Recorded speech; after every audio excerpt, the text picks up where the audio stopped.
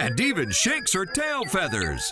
Her cheerful lilting song can keep you company. Ooh, good morning, everybody. Suppose some... Okay, sorry, I might be a little distracted. I'm starting earlier than usual. Usually I start at noon with like 4 hours on the clock. But because I'm such a gracious gamer, generous God gamer, endlessly giving streamer. Also, I just really want to play Call of Duty. It's time for the Call of Duty subathon. Hold on, I made a thing for this. Bark, bark. I really needed to add audio, huh? But I can just do my own. Bark, bark. It's always musical to me. Bark, bark, bark, bark. That's always how it goes. If I edited it, that's exactly the sounds I would have put there every time. There's still time. There's a lot of Call of Duty to play. In fact, there are 29 campaigns. There's only one expansion in the entire series, believe it or not, and it's to the first Call of Duty, United Offensive. There are spin-off games and stuff like that. Yeah, I want to play through zombies because I never have. But I was already kind of hard-pressed to make this readable with that. So, anyway. Also, it's a subathon. So, dude, it's Bert. Thank you very much for the sub. We're going to LFG indeed. Shadow, thanks for gifting 10 subs. Oh, yes, indeed. Every time we get up to 50 subs, excuse me, it adds an hour to the clock. And, we read a chapter from Turbid's novel, which I have to remind everyone has no incest. Sorry. Famis, thank you very much for the sub as well. Okay, I think all the graphics are maxed. I've applied the INI tweaks to make it widescreen. And I'm gonna play on regular. Because, man, these games are a different experience on veteran or higher. And it can be fun if you're really trying to squeeze the value out of your gaming dollar. But in terms of like playing through 29 of them, I don't want that. I barely wanted that when they were coming out, and I really needed to play the campaign like 4 times. August 9th, 1942, Camp Talca, Georgia. More long marches tomorrow than obstacles with Captain Foley and weapon training with Sergeant Moody. Everyone is dead tired. Another guy got RTU, returned to unit yesterday. He begged the sergeant to let him stay. My unit, the 506th Paratrooper Regiment, is an all-volunteer unit. I'm lucky to serve with these guys. There's no one I'd rather have watching my back. Our officers drill us continuously. Do they now? I've trained for months, and I haven't even jumped out of an airplane yet. The Army has never been an airborne unit before, or never had an airborne unit before, and that makes the brass nervous. And what makes the brass nervous makes us drill even harder. This is making your brass nervous? Listen up. Private Martin, you're on the obstacle course and doing weapons training today. Before starting the obstacle course, read each of these important signs and do what they tell you. Yes, we've been warped back to 2003. A simpler time. Whoa. Got it? That is Steve Blum. Being a little less gravel, or a little less rumbly than usual. Objectives. That's it. Close enough. You will notice that objective is checked off, and you now have a new one. All right, Martin. Open the gate and run the obstacle course. Go, go, go! There's a lot of interesting history to this game, because we've actually played the origin of Call of Duty. Yes, of course, I'm referring to the Sin expansion pack, Wages of Sin, the first title made by 2015, who would go on to make Medal of Honor Allied Assault. And then the top executive development team at 2015 would leave to found Infinity Ward. I think I have that name right. It's kind of hard to keep them all straight at some point. Yes, it's Infinity Ward, right?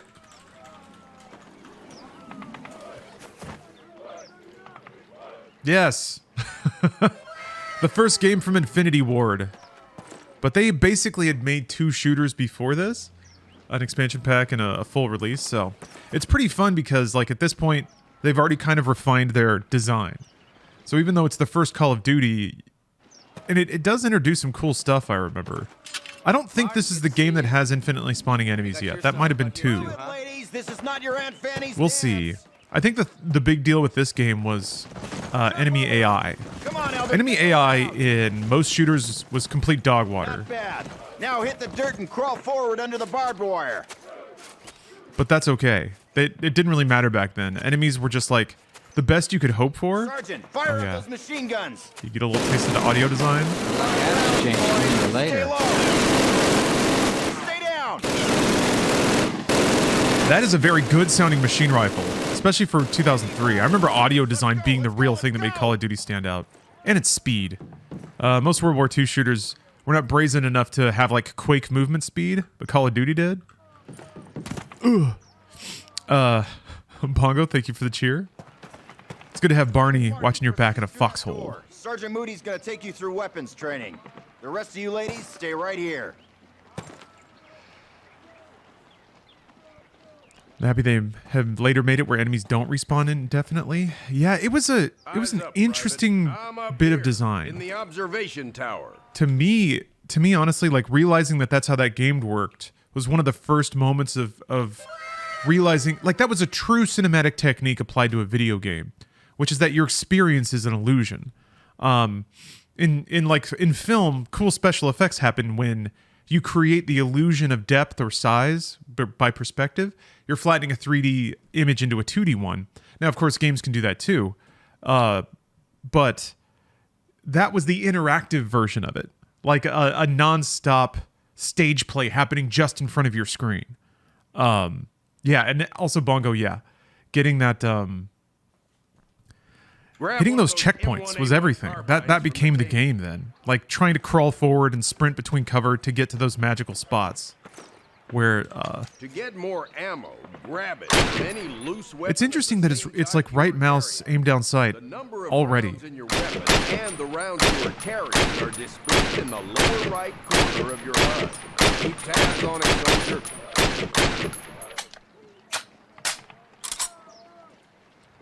I expected there to be more like control weirdness, but I think Call of Duty 2003 might have been like a standard setter. Approach the fence and fire 6 rounds at your target. No. Your accuracy will be defined by the tightness of your crosshairs. Fire 6 more rounds at your target in different stances and while moving. You will be more accurate while not moving and in the crouching or prone position. Surprisingly modern looking. Could mean your life. That's the beauty of Quake, baby. Yeah, this is the Quake 3 engine. This is back when it wasn't like crazy modified a whole ton. Most like Quake 3 kind of got passed around. Developers would add on features and like rendering techniques. And then they would, I don't even know how the business of that worked. Like I guess id Software might have been involved and done some like middle licensing or something. Pick up a Springfield. Okay then. All right. Am I already holding it? Nope. I was not listening to my drill instructor. Where's my Springfield? Is it here? There's something over there. Oh, you can jump over this. Hup. Maybe not. Hup. Hup.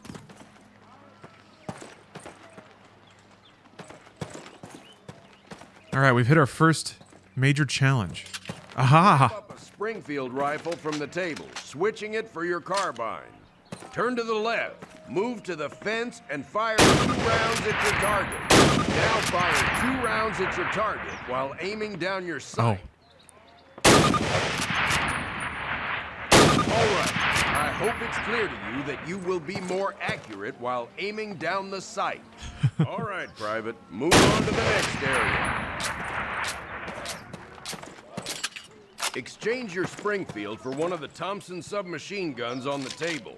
Unless you've got 3 hands, you can only carry 2 weapons, besides your sidearm and grenades. Fire 10 rounds. That makes more sense in this game, but why can't Master Chief carry, like, a lot of guns? Compare your accuracy. Get used to firing both ways. You will notice a slight... Oh, we always fire both ways in America's Army. Oh, thank you for the hype train, everybody, by the way. Steps while aiming down your sight. You're gonna move in close quarters combat. Master Chief has 2 hands as well. He also has a robot suit and superhuman This strength. is called a melee attack. Try it with your Thompson. Did you forget about those? Screw around, kid. This is for real. Forget about his robot Now suit? switch weapons, Private. Unless you're You could put Velcro all over that or thing. ugly, it may dawn on you that each weapon is good for different situations. Make the wrong choice and you could buy the farm. The drill Fire instructor 3 more said 2 rounds at your hands. target. They could add robo arms to Master Chief.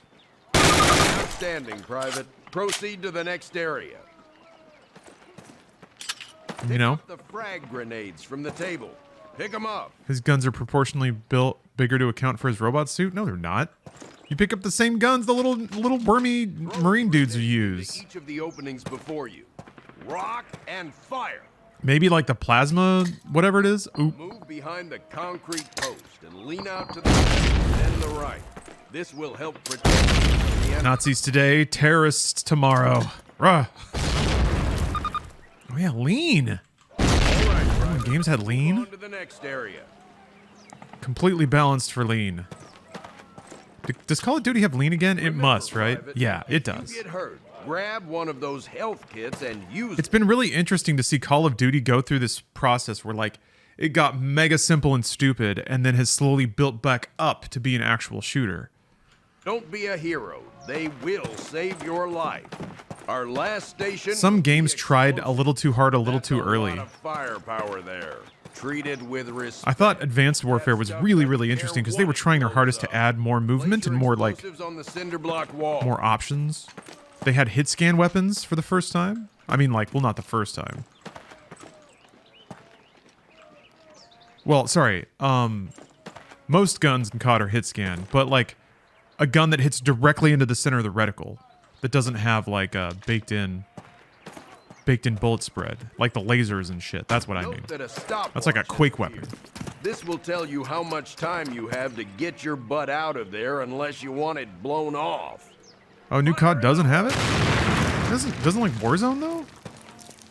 Good job, Private. Well done. Keep your weapons with you and clean at all times. You are dismissed. Damn. I didn't know that. All wars are civil wars because all men are brothers. I do like that they still do the quotes. I hope they never stop that. That may be the one thing, straight up the one thing every Call of Duty game has in common. You forgot about the quotes? Oh, it's the best. It's the super best. Fucking Winston Churchill and shit. I love it because it invites you to remember that Call of Duty used to be, or to like have shreds of authenticity or reverence, and then like new Call of Duty's cyber ninjas backflipping and and like hacking nuclear bombs and shit. It's the best. Baker Company, listen up. This is the big one.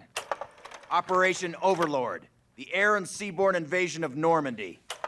On H-hour D-Day, seaborne infantry will attack 5 beaches codenamed Utah, Omaha, Gold, Juneau. I feel like and something should be Sword here on the visible coast of here that Normandy. isn't.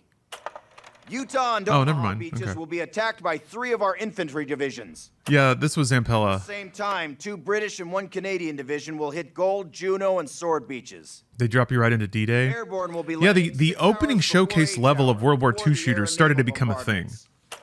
The British 6th It's like Airborne the Division will first be level landing was here. also the E3 At the same demo, time, the which meant it had to be the most 101st scripted, Airborne will be cinematic, landing stupid, in these explosion-filled thing. The Dews River estuary here divides Utah and Yeah, Omaha the Normandy Beach. level. The mission of the 101st is to capture the Dews River crossings linking Utah and Omaha Beach. I mean, after Saving Protect Private the flanks of Ryan, Utah Beach. the This road Normandy, here is the main highway like, that connects the entire Cotentin Normandy Peninsula. Beach became a Germans video have game troop set piece concentrations in this because there was region. like such Those troops are a mobilized weird, into a like it's weird. counterattack on the Games for a beaches. while They'll have to pursue move along this road. The fantasy of 101st is gonna recreating make a sure that cinematic doesn't moment. happen. Baker Company, It's like making an entire that's us. video game out of Been like assigned this a causeway scene. Here. The Pathfinders, like Private Martin, They don't do that dropped anymore. ahead of the main force and will plant beacons on the ground to mark the landing zones. Games are However, less there's directed no by telling what will happen once developers' we're on the fantasies ground. these days, I think. So I want all of you to learn the objectives of every unit in both the 101st and 82nd. I also want you to study these maps and photographs until you've memorized them. We will be landing behind the Atlantic Wall, between several German garrisons. We can't expect to be relieved until at least several hours after H hour. This is what we've been training for. Good luck. What's already interesting also about 2003's Call of Duty, they're using imagery they don't have the rights to. Those posters you look at on the training course, there's no way they could use that stuff now. I mean,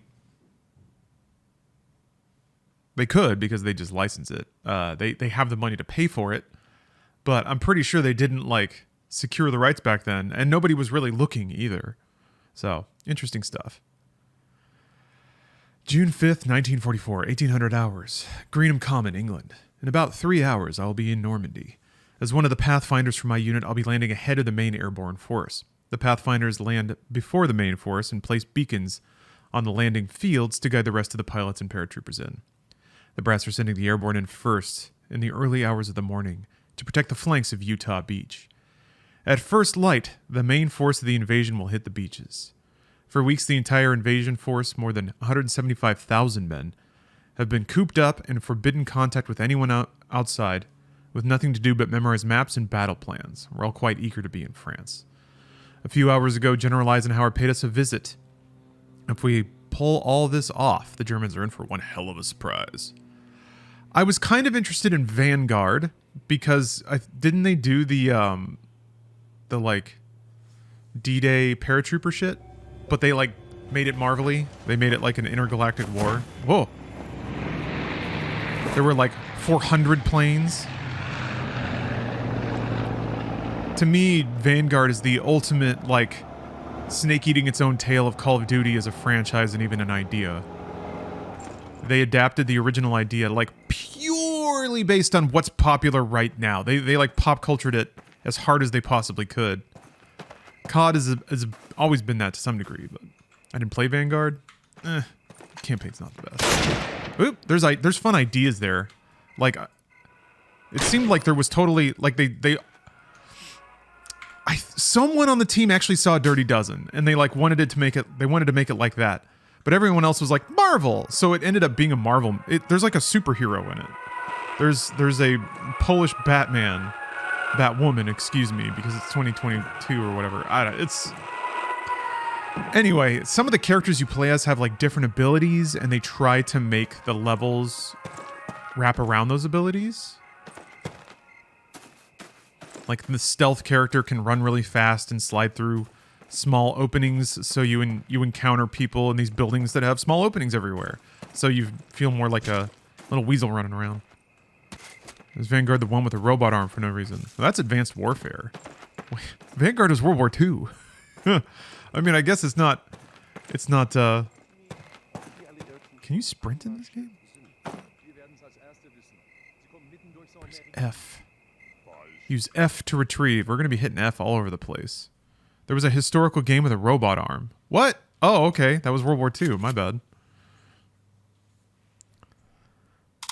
Vanguard literally had a VTuber gun? Like in the campaign?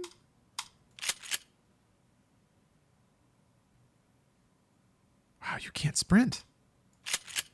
There is one movement speed and it is go. Okay.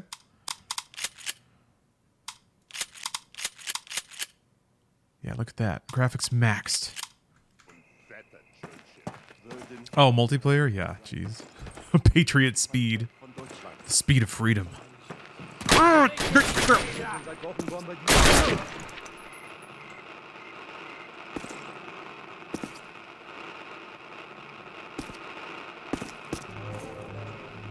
Ooh, got a little score creeping in.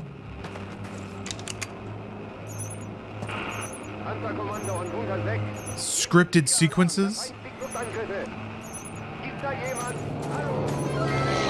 Oh, Papa Dozer. Wait, Papa Dobozer. Thank you very much for the sub. Yeah, man.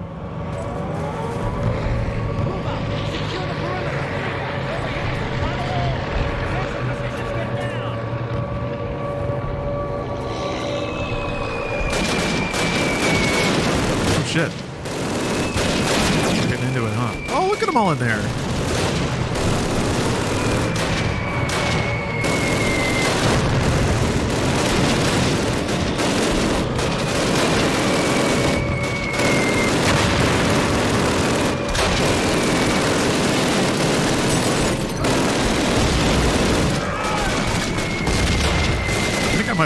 through the other window. Nope, we're good. I'm realizing now just how, like, baked into my brain random German shouting is for a solid, like, 5 to 6 years. Just hearing Nazis shout random things at you.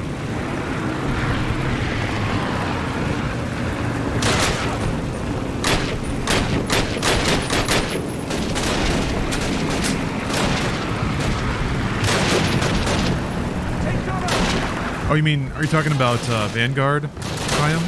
Disrespectful is the wrong word. It's more just like commercial.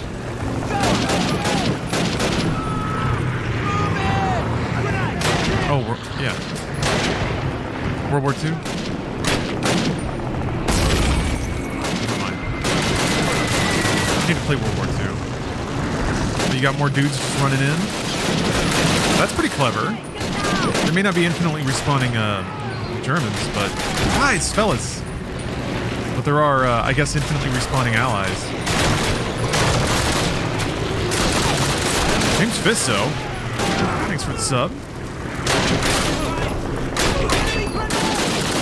Man, I don't remember this game being this run and gun.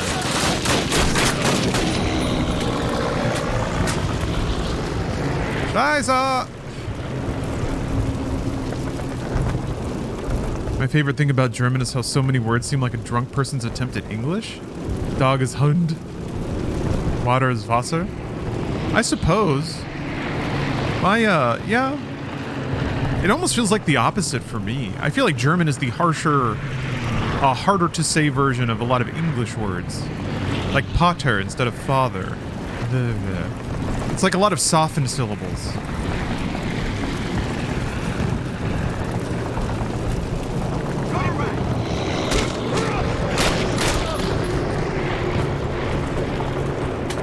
Dancing. Come on! Doing the freedom dance. That run animation's a little chunky.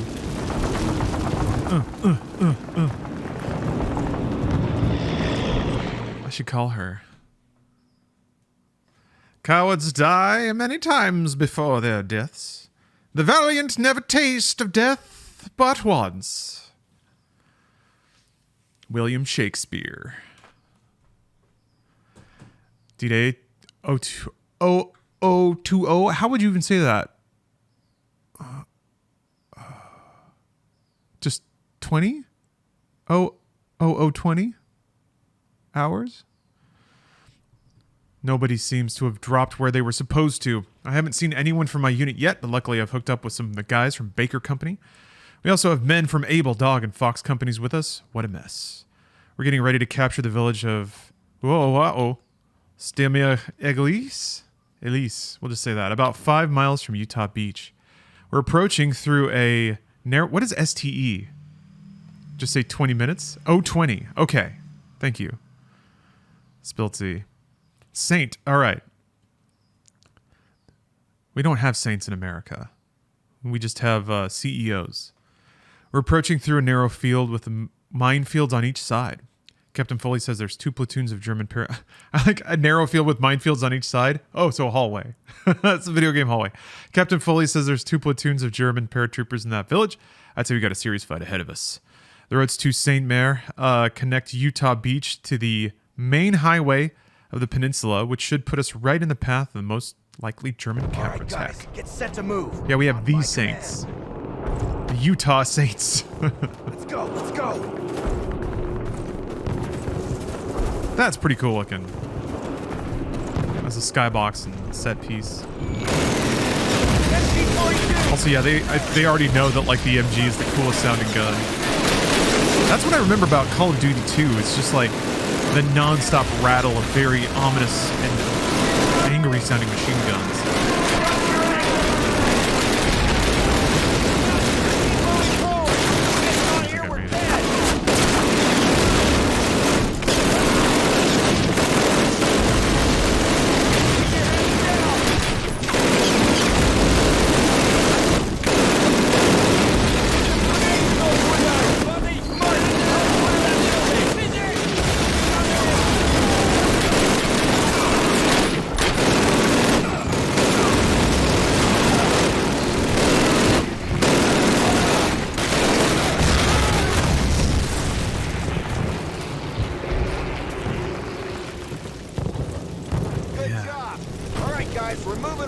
it's like, I remember even back then being like, there are a lot of World War II shooters. Call of Duty, just like its sound design, is a mark above. And I think that's what people responded to.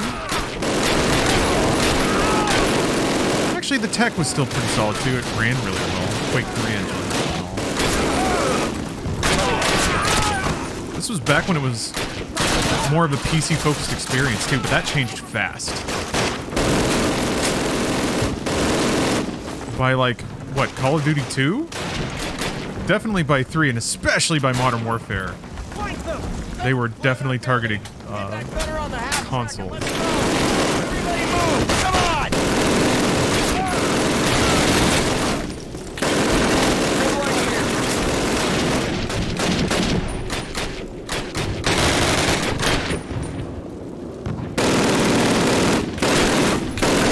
Oh yeah, that's the other thing.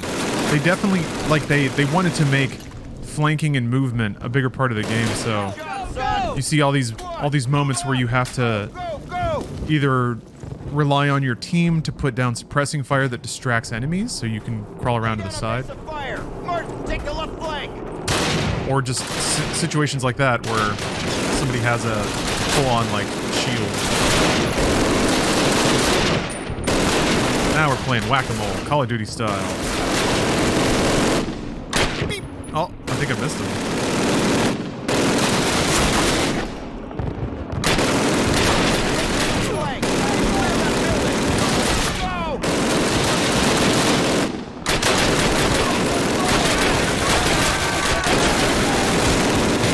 Oh. Not the butt. It's shit. It's shit. Ah! It is foolish and wrong to mourn the men who died. Rather, we should thank God that such men lived. Oh boy, that's a rough checkpoint. We got it. We got it.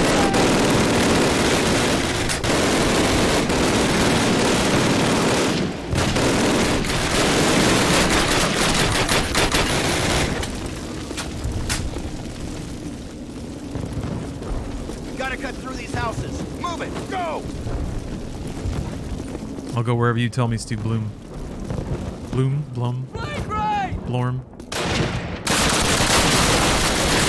How was it? Gearbox's shooter literalized that. Brothers in Arms? Hey, cover me!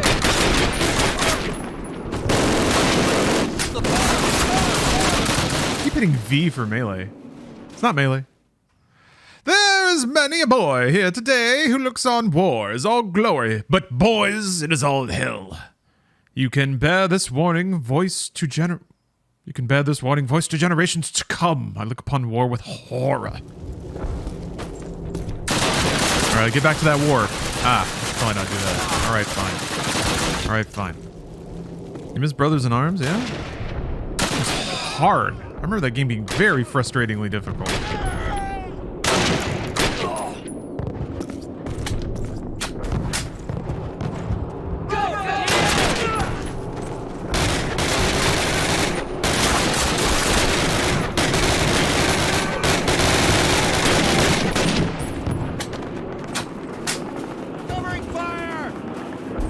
I can't imagine playing with a controller. Holy cow.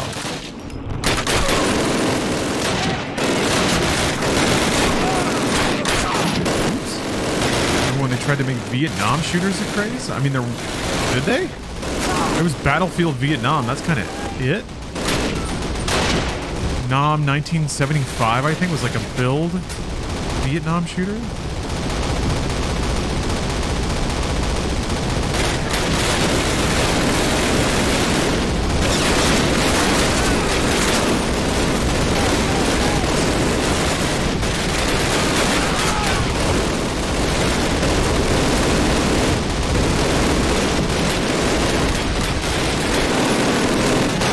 Definitely a period where they tried to make a couple of Vietnam shooters during the World War II craze. What were they? I don't remember that many. I'm sure a lot of developers tried. I mean, there was a Call of Duty Vietnam in development.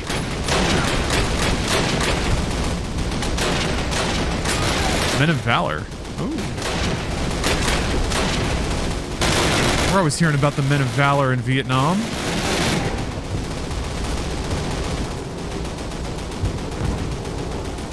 Men of valor. I forgot about that one. They're waiting for me. Martin, plan your... Let me just show them how it's done. Take that flak panzer out.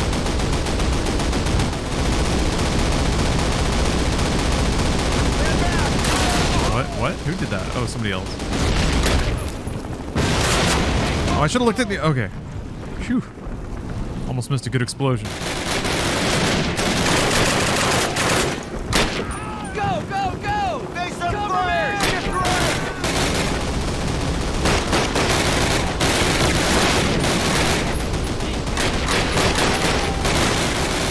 I keep hitting shift. I keep hitting shift. Whoop! Okay. Not as invincible as I think. America, war is an ugly thing, but not the ugliest of things. The decayed and degraded state of moral and patriotic feeling which thinks that nothing is worth war is much worse. The person who has nothing for which he is willing to fight, nothing which is more important than his own personal safety, is a miserable creature, and has no chance of being free, unless made or kept so by the exertions of better man than himself. Ooh, ow. Covering fire! I guess that attitude can lead people to seek out causes that maybe don't need fixing. I feel like they've earned their manhood, though.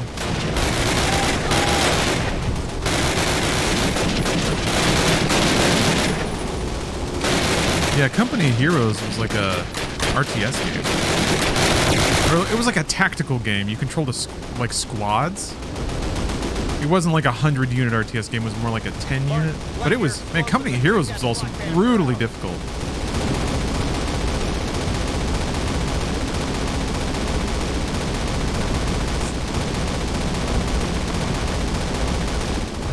Do I have to do it? That's kind of interesting. Stand back! They do it for you if you pass this.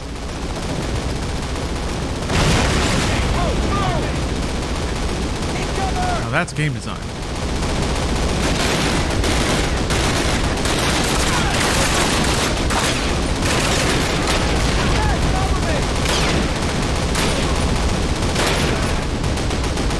Guys, practice this. Zoltron. Thank you very much for the sub. Ooh, Verbose Toast. Thank you for the sub as well. It's going to be a day of good media, quality literature all around.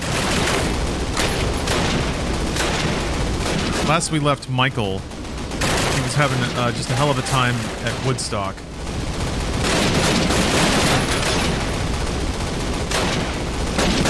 He's got to get laid, right? Our man's got to get laid. He's got to find a crunchy, earthy hippie who accepts him for who he is. I think he missed his shot with that one dude's wife, but he already threatened him with a gun. So Yeah. but no. But here, Barney, it's too much gunfire. This is the real hell of war. Is that you can't hear what Barney's saying. Unless you co-op with Steph later. I would like to play zombies with Steph. Now, the practicality of that might be a bit more challenging because I'm going to be on PC. But I can try. I can try. Oh yeah, I was going to change. See if I can... We only just started Zezanizzle.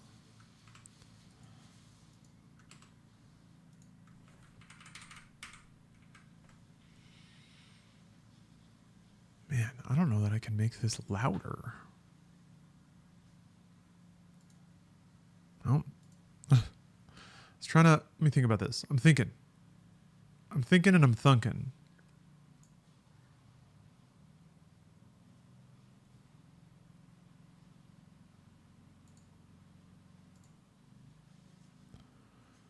Okay. Yes, I can make it louder. I can. All right. Let's try this. Yes, thank you, Chaim. Thank you for reminding everybody. The book has no incest. Although we're relying on Turbid's definition of incest there. Oh, you mostly end up watching VOD, so I tend to be behind on the goings on. Yeah, I could also be a lot more current with my VOD uploads. Oh. Ooh! I also need to write a note to remind myself to, like, accurately cut and start recording. That really got me in trouble.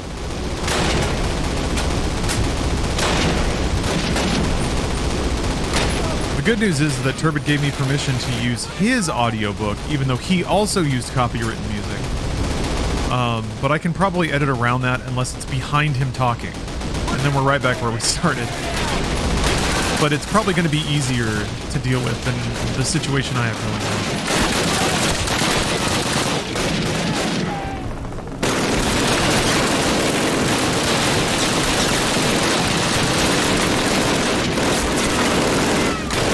Lean! Lean! Alright. That wasn't a good idea.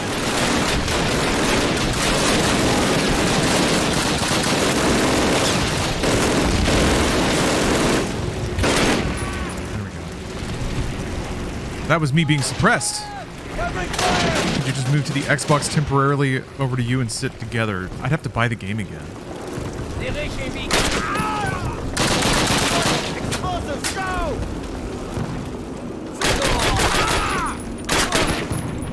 Oh no, this game has lean.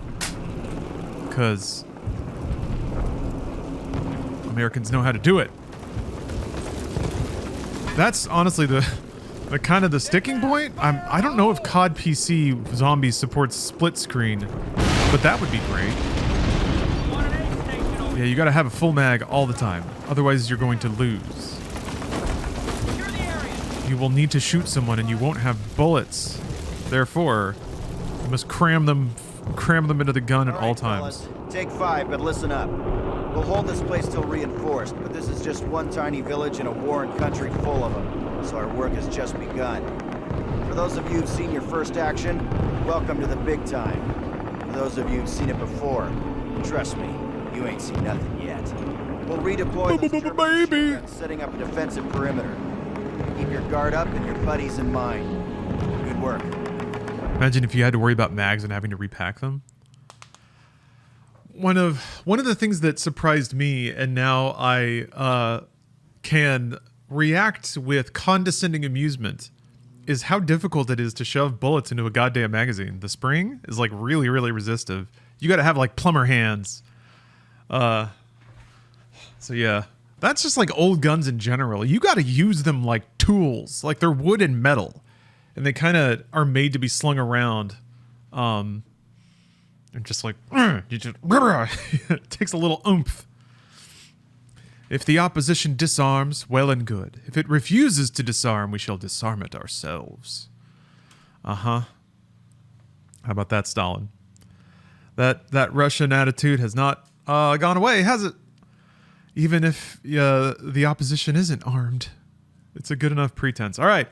0500, I know that one. The boys on the beaches must have landed by now. They're only a few miles away, but right now that seems like a million. We don't have radio and are completely cut off. Captain Foley was right. We did face a platoon or more of German paratroopers when we took this village last night. Today we hold it against German counterattack. Our defenses are all stolen. MG-42s, Panzerfausts for anti-tank defense in the village itself. The Air Force and Navy put on quite a show this morning, pounding the hell out of those beaches. One thing is certain, the Germans know we're here. Whether that means they'll turn tail and run or come swarming out of the woodwork, we're about to find out. Up, get up, wake and shake it. Oh, there are loading tools to make it easier to load? Yeah? Like to push the... That's kind of interesting. All right, the mortars are taking a break. Johnson, go have a look. Right, Captain. The level opens with you getting shelled and having to run. None of this character development. Got him. Uh-oh. Damn. No, I can't wait to get to my girl back in Palmdale. Back in Americasville, America. We got company.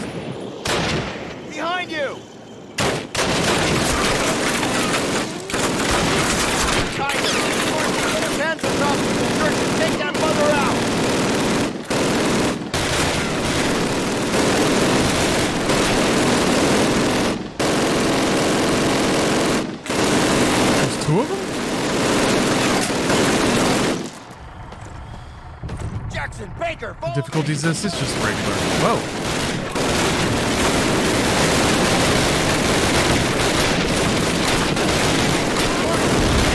Whoa, look at them all flying over.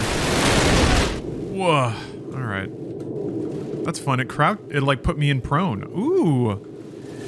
Revolution dead. Never in the field of human conflict was so much owed by so much owed by so many to so few. Thank you, Winston. All right, the mortars are taking a break. Johnson, go have a look. Right, Captain. Steve Blum is married to my childhood crush. She was a 1998 Invisible Dad, and I just thought she was really pretty. Got him. Damn. Good job, Steve Blum. I mean, what lady wouldn't be drawn to that beautiful voice? Company! Tiger moving in from the east! Behind you! That's a tiger! Martin, get a Panzer from the church and take that mother out! Ow. Ow, you're alive.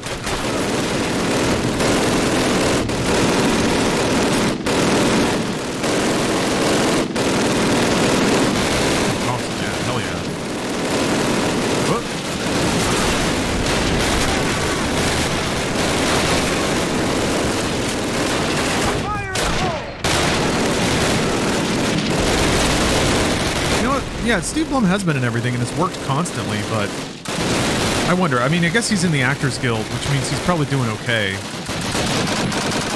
I feel like it's quite possible to just like be working constantly, but have all those projects be mostly hand to mouth. There's a guy there. There's a guy there, fellas. Just standing there. All right. Oops. That wasn't. That was. Nope. That wasn't it.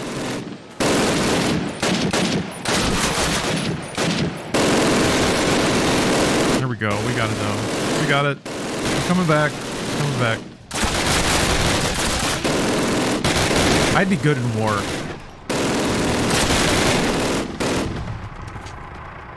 All right, here we go. Martin, back to the hold this position!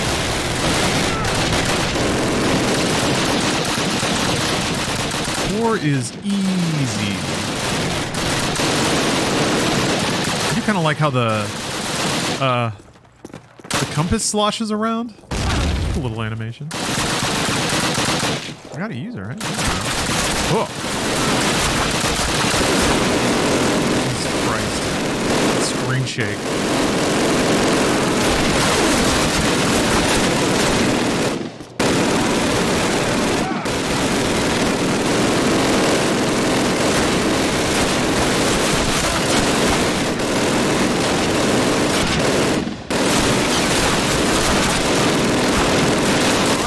Dead, actually. Oh! Anybody else want to get on that? Yeah, there we go.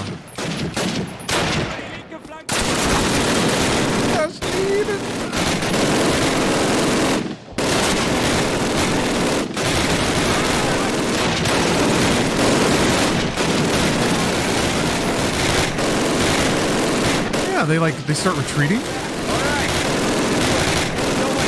Oh, there's loud noises, all right. That's Call of Duty, baby. Everyone else, follow me! That's the one thing I remember from classic Call of Duty is the non-stop, like, just snare rattle of loud guns.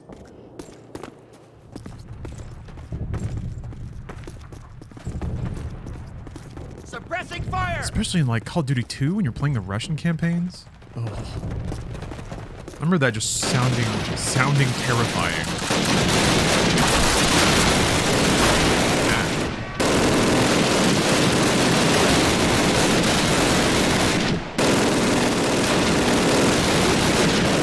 Is there a freedom volume slider? Never. I can turn it down. I can do that.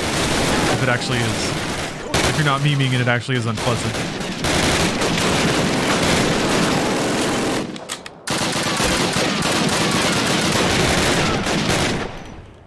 They're falling back. Push them out of here. Move. can't turn down freedom. I agree.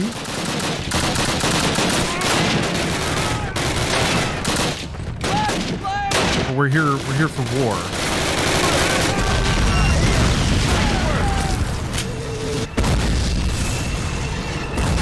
Here for a good time. A war good time. People love war. Love it.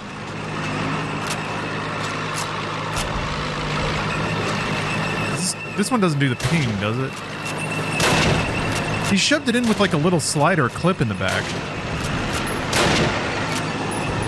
Yeah, wonder where that goes. Oh!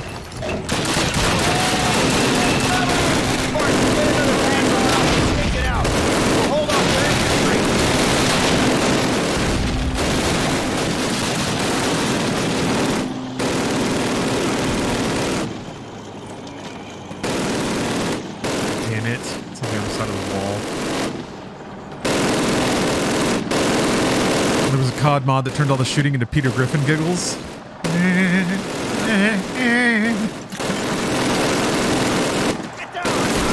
fuck, where's the... What? Oh, it's here. Damn it.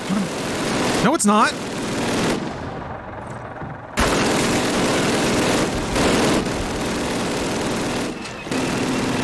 You gotta run all the way back through... This is like such a small level, but they're making you run back and forth across it multiple... Okay. Ah! They have scripted sequences, though. And the level actually changes. I guess that's the gimmick. Is instead of making like a full level you run through, the buildings get like exploded. Which is pretty neat. Strip clip does not go in the gun. Okay. They just don't show him like picking it off. That's right. I remember there are other shooters that show somebody loading that gun and then just like flicking the clip away.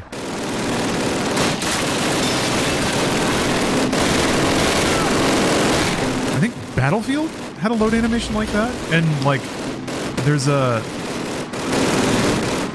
like an Easter egg reload, or I think like a third arm comes out to grab it. I don't know. These are all dusty memories. Shoom!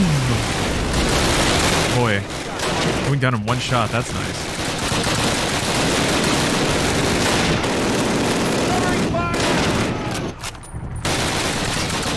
Yeah, RE4 had it. All the reload animations in our Resident Evil 4 are so on point. Holy crap, I can't get over it. Even like the way Leon handles the weapons is really, really cool to see. It's almost like Kojima levels of gun fetishization. What are the Easter eggs of someone getting the Garen thumb? Oh, like they get their thumb caught in the slide or something? What's the Garen thumb? Oh yeah, Separate Ways or whatever, the Ada Wong DLC. Hi. Surely nerds on the internet aren't going to be weird about that. Yeah, the Red 9 where he like flicks the gun to knock the clip off. Ugh. The classic Resident Evil 4 Red 9 reload was a thing of beauty. I mean, just the guns they had in RE4 were really, really good. Ting. Oh, man.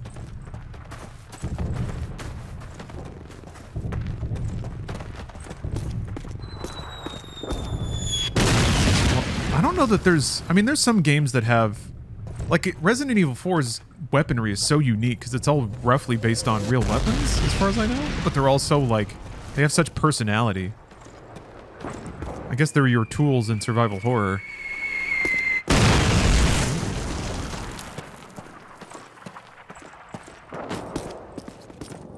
I wish I had the Thompson again. Ugh.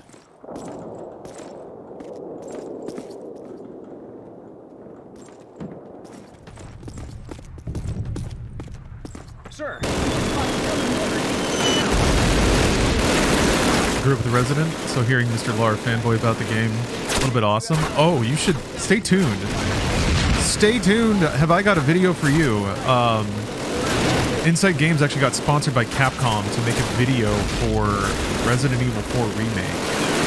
So I did a fair amount of dorking out about how good both the original and the remake are.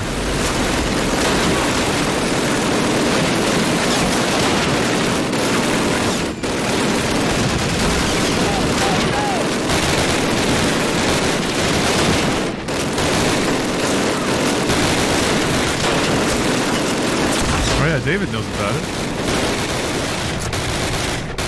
What better opportunity is there in this world? Oh, here we go.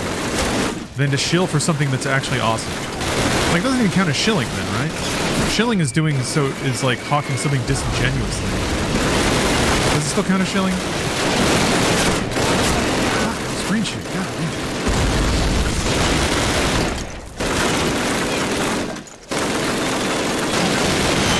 Now we're playing COD. There we go. This is my memory of Call of Duty. Just peeking around corners to hit that one pixel of an enemy.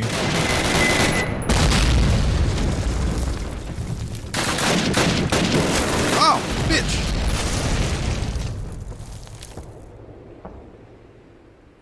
Is there a way to turn the game audio down? Yeah, of course. Call of Duty is a loud game. Believe it or not, this game is exactly as loud as every other game that I've played in terms of volume. But it's not.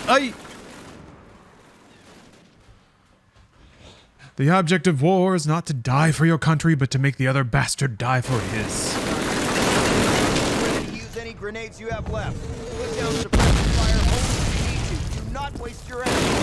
Right.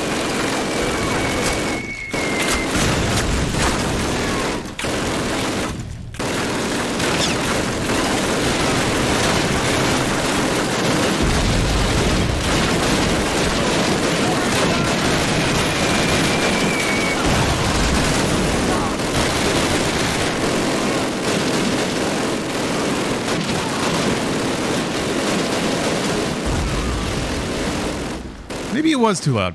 Tom Scott did a really interesting video about actual volume versus perceived volume, specifically in ads and such. Yes. Now, as an editor, it became pretty clear to me. What I noticed that in microphones, like spoken audio, some audio would just sound way louder than others, even though it was the exact same decibel level. So I had to kind of balance different mics and different people's speaking registers. What the how was somebody even hitting me there?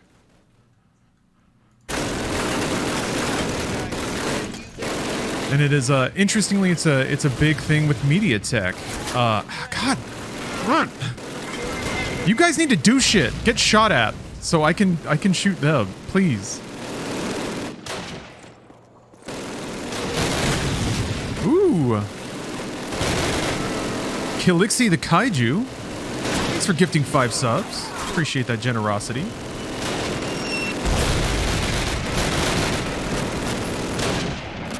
Appreciate your dedication to literature.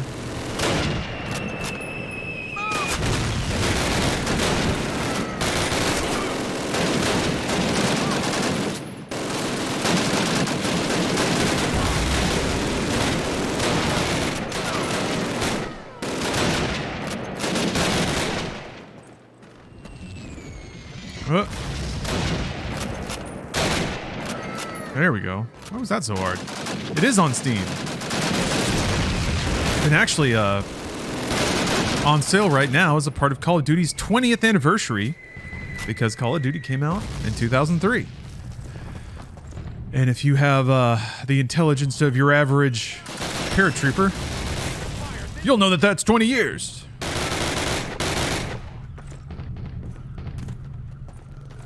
Now, it is an Activision sale, which means that even games that are 20 years old still cost $15 or $10. It's not like a Steam sale.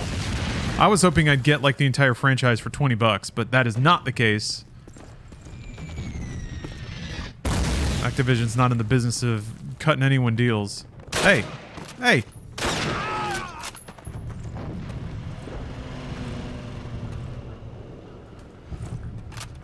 Mark, over here.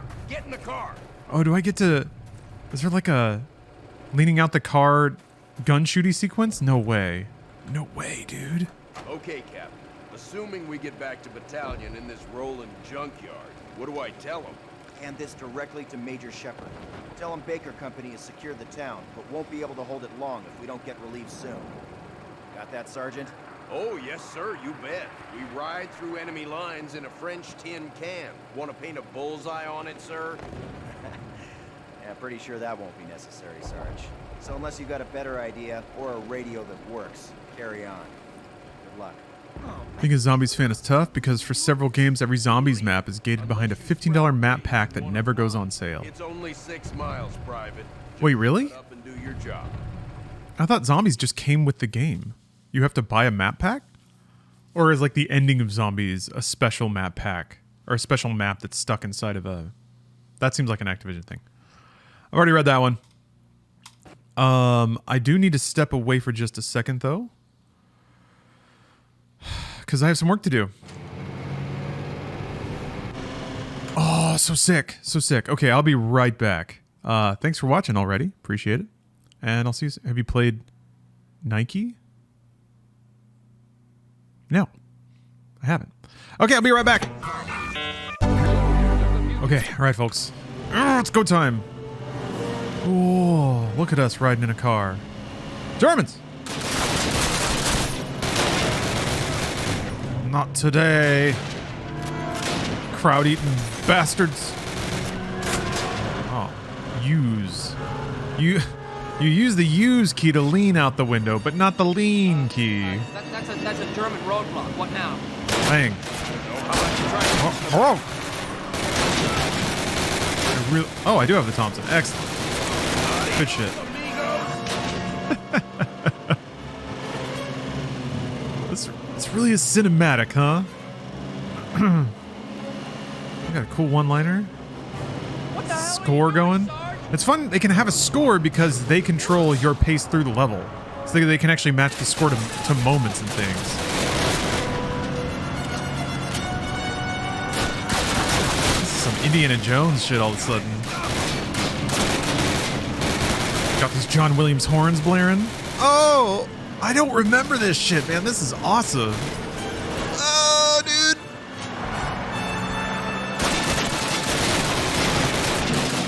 Yeah, this is Call of Duty 1, OJ, dude. 2003's immaculate Call of Duty 1. They've never made a Call of Duty 1, have they? Like Battlefield 1 or Mortal Kombat 1?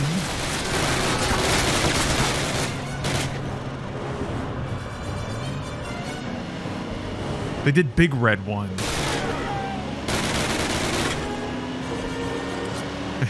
Call of Duty Xbox One. I just realized, oh my god.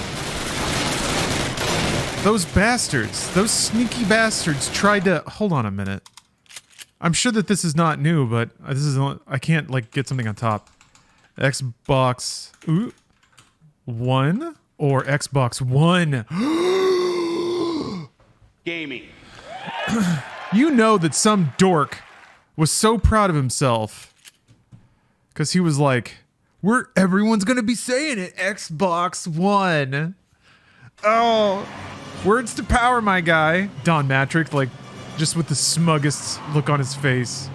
Cat that just, like, caught a mouse in the canteen in Seattle. Everybody's like, man, Don's really happy with himself today. What was that all about? Oh, this tank! Go, go, go!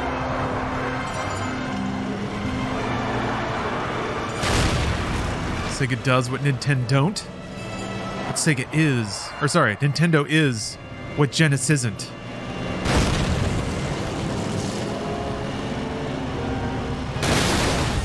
Oh, hey, great. Good move. Remind me to thank the captain. Shut up, Elder, and get your ass out! Let's go, Martin! Move it, move! I can't believe I... Gamer's gonna be all hopped up after an action sequence like that. It's called Xbox 360 because when you see it, you turn around in 360 degrees and walk away. Dude, dumb gamer copy pasta is some of my favorite shit.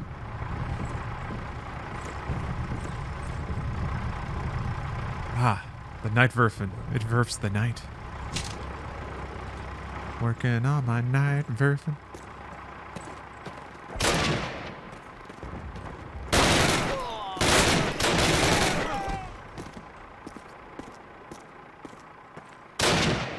Fire at will!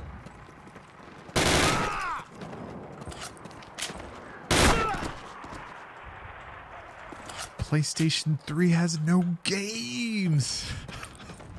Where are the games on PlayStation 3? Hold on, now I really got to look up the frickin'... Okay, good. At least I have this.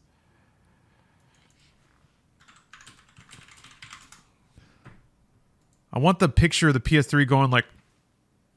with the little lip pinched. Damn it. There's like a... There's a comic book... There's a comic somebody drew a million years ago of like a PS3 trying to hit on a girl at a bar, and she's like, no thanks. And then the last one's like, PS3 got no game. Damn it. Here we go. There it is. This is my favorite PS3 with his little arms.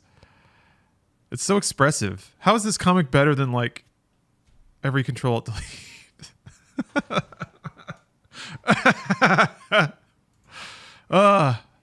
The classic memes. PS4. Oh, there was an update. Okay.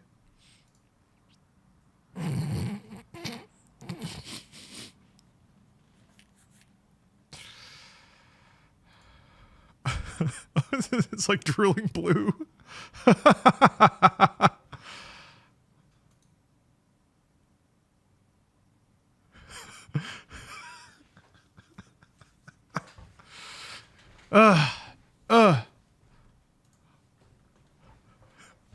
Now it's just Xbox. Oh, how the turns have tabled. Huh? Xbox got no game! I guess it's got Starfield now. It's got Starfield and Redfall. How can you say no? Only when I need one, Sarge.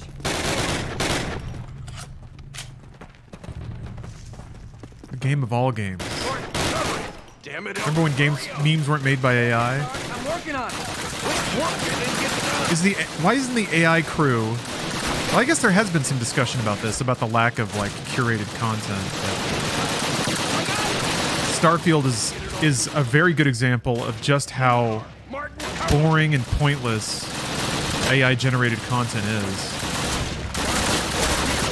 Like, I've done a few Radiant style quests and they're like pointless trash wastes of time. Sometimes you incidentally get like a good drop in the process of doing a quest where somebody's like, find me that thing. And then like the planets look bad. They do. The first one looks good because they probably really worked on it. But all that environment tech that they talked about doesn't exist in the rest of the game. Like it's either foggy or it looks bad. None of that like light filtering through in atmosphere. Where is that? That's not in the game. It's in the one planet. I said you can slow down. Oh, yeah, right. Anyway, maybe there's prettier planets out there, but I swear to God, 99% of them don't look good. Right turn, right. And like, even if it was a question of turning the knobs properly so they looked better, they probably could have turned the knobs better. I'm assuming a little too much there, but... Some of the curated quest content fucking sucks ass. It's so surface level, do this and only this. Oh yeah, you're on rails the whole time. You're not there to make decisions. Well, sort of. In a cyberpunk way, the decisions aren't so much what you do, it's how you do it, if that makes sense. So, it's whether or not you're using a katana or a pistol. I guess even though Cyberpunk had a little more MSIM shit going on, well, some things in Starfield, there's like robot controls behind locked doors. The thing is, it's always that. It's always one vent or one locked door with one laptop behind it that controls the turrets and robots. There's probably like, maybe you can like steal keys. There's like dialogue sometimes that you can do. I have never advocated war except as a means of peace. Battalion headquarters is a mess. All the companies are way under strength due to misdrops everywhere. Hopefully Foley knows what he is doing, because I don't think we're going to be getting much help from here. Meanwhile, we already have a new mission. A German artillery battery a few miles north of here has opened fire on the beaches. CO wants it silenced, and he picked us to do it. We're going in without air or artillery support and way outnumbered, but that seems par for the course at this point. Yeah, Cyberpunk has an attitude and a vibe. And it has great writing, great performances. There's a lot of artistic virtues to Cyberpunk that are devoid in Starfield. And comparisons are silly because they are kind of trying to be the same game a little bit. Camera work. My God. The camera work in Conversations, the framing of characters and their backdrops and the lighting across them is light years ahead of Starfield. And that's something that was frustratingly not even acknowledged, not even talked about. How good it is. I like how good the dialogue. Like, what's interesting is Cyberpunk's Conversations really throw back to the original Fallout, where you had this like shot of a CG character with minimum animation, but there was care put into the backdrop and the framing of that character. You see a lot of that stuff in Cyberpunk, and then you have Starfield where it's just directly down the barrel of the camera, locked off. They just couldn't, like, there's too much. I get it. You can't like hand curate every single conversation. Anyway, I know you said you aren't that super interested in Final Fantasy VII Beyond Midgar, but what did you think of the new release date trailer for Rebirth? I haven't seen it. Second squad, hit him from the right. I haven't seen it. I am interested in Remake Part 2 simply because I believe it's going to diverge. And if it doesn't, that's a mistake. But I think they sowed the seeds pretty expertly in Part 1 to make people okay with it diverging. And that's the only reason I'd be interested in it. The problem is, I'm not super interested, like, I haven't been interested in a whole lot in, oh, that's the good shit. All of the expanded universe stuff around Final Fantasy VII has yet to entice me at all. So I'm more open to the idea that the game's going to diverge and do other things. But so far, whatever other things they've done with Final Fantasy VII's universe, I haven't really cared about. But still, I feel like there's more potential in doing something new than trying to like redo the calm to where would the Part 2 cutoff be? Maybe with Cloud like going into a coma? That'd be a good like Part 2. It's like an Empire Strikes Back sort of leave off. I just want to see Cloud in that wheelchair. I guess he was on a Segway, and that's kind of like a wheelchair. I've seen the memes of the Segway. God bless him. Hold on, I gotta pull up the one. Hold on. Yeah, meteor reveal. Yeah, you raise the stakes. You get your hero at his lowest point. That's when you can like. That's a good end to episode. But like, what does that mean? It means it's a lot of walking around Midgar. It's meeting Sid. It's doing the Shinra parade. The weapon doesn't attack by then. That's after that. It's the Forest of the Ancients, which could be pretty cool in a remake, or whatever that place is called.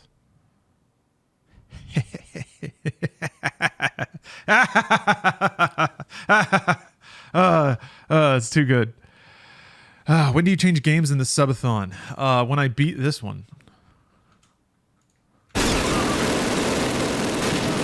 When we've saved Europe. Then we go to the expansion pack for Call of Duty.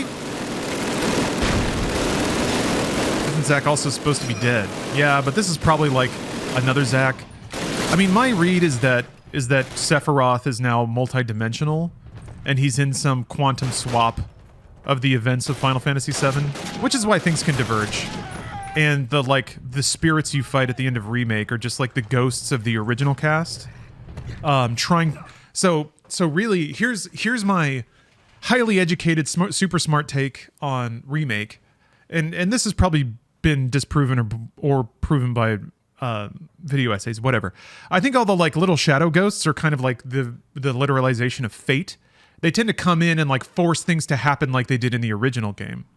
And then I think Sephiroth is kind of like blinking between versions of the Final Fantasy VII storyline. So he has knowledge of how the original game played out, which is kind of plays into some of the cryptic things he says. And I think he just wants, like, he probably wants to break the cycle or whatever that means. Maybe getting Shinra cells in him gave him a good, like, multi-dimensional brain set. Anyway, at the end of Remake Part 1, you end up fighting the literalization of plot convergence. So the ghosts all try to make things happen the same way. They kind of like get visualized as Final Fantasy VII characters, and you fight them. You actually like change you are forcibly put on the side of changing things, which I thought was really smart. They make you as the player buy into changing the timeline, even though I don't think most players thought that that's what that was. That was what I thought it was, which was also to me a pretty strong tell that the future of the series was going to diverge, which is also just smart from a business sense because, like I said, I think there's plenty of opportunity to improve what happened in Final Fantasy VII after you leave Midgar. It's a really tight, amazing experience until then, and then it gets a little funky. I think it loses focus and its tone kind of starts flying all over the place. So, with the Mastercraft developers at Square, I'm sure they can find a way to take all of those beats and reinterpret them into a game that actually is a little more consistent and cool. We'll see. I haven't played Remake in a while. I need to finish the original because I really wanted to play through the campaign on hard. That sounded like such a cool challenge. Having limited MP. Yes! Ding!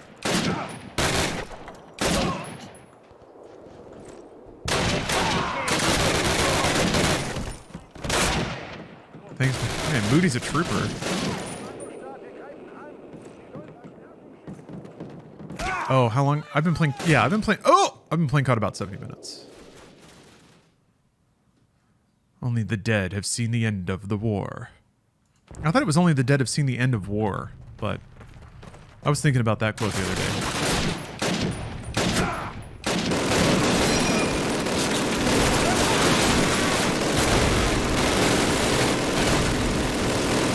It's a good quote.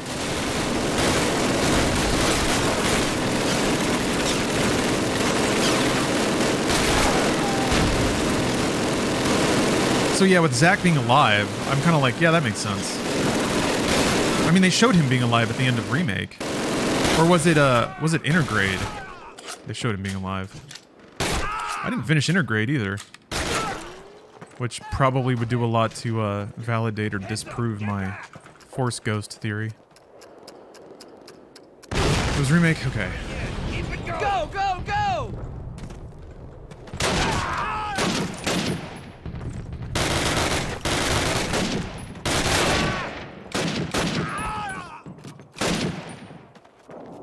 Da sind sie!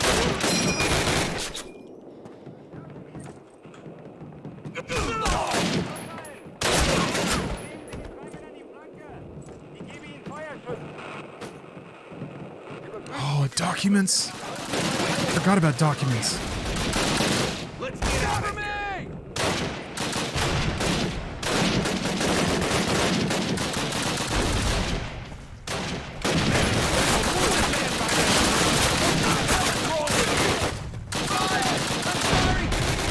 Uh-oh. Somebody's freaking out. Oh. I can't. Oh God! Move it! If only he had been properly desensitized playing Call of Duty growing up. Oh. Okay, yeah. Another Saving Private Ryan moment.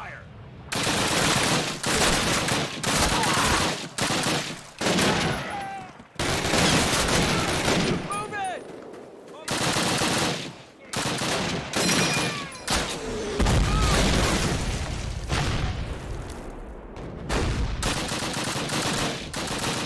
Is this one of them historically accurate games? You bet your ass. Every Call of Duty is a rigorously, historically accurate experience. Oh. Alright then.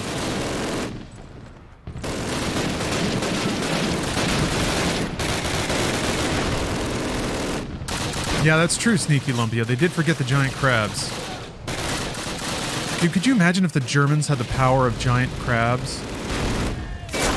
I'm sure that they were researching it.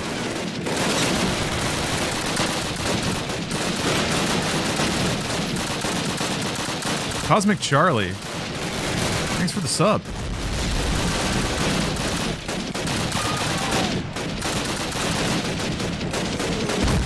Hey, Keanu, please. Thank you for the sub. You're not late. I actually started early. I wanted to play COD, man. Guess what I'm doing? Playing COD. Today's Mexico's Independence Day. Can I get a Viva Mexico, cabrones! Hiya!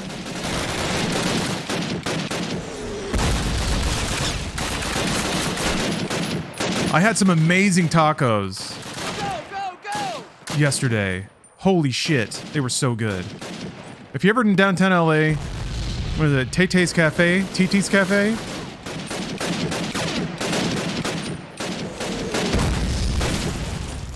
There's a Oaxacan restaurant near, or sorry, no, a restaurant that's Zacatecan cuisine, which honestly is pretty close to Tex-Mex that I remember growing up. More Central Mexican food. It's very nostalgic. Not healthy. Sometimes you can get like a good pollo asada, but God, now I'm getting hungry. You guys move on with 2 squad. Martin, take these explosives and try to shut Mexico rules. God, the thing is that no one in the United States appreciates is that we're actually between 2 fucking awesome countries. We get all of our good comedians from Canada, and we get like all of our good food and drink from Mexico. Move it! And music.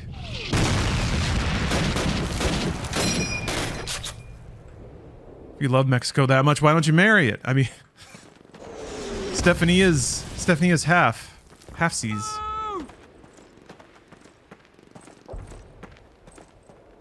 She's got that quality I have a Mexican mom baggage. Oh, thank you, David. I don't know, I try not to overdo it. I'm a white dude. I'm not gonna not sound like a white guy. So I gotta embrace it a little bit. Where do you get the frickin'... Oh, I had it. When did I pick that up? Is the other half from Canada? No, Germany.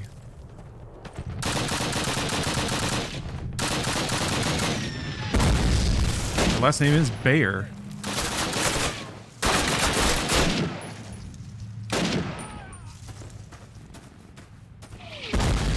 Yes, Teton, I did. Ada DLC? Does she have grappling hook? I didn't see State of Play, so I'm a little behind.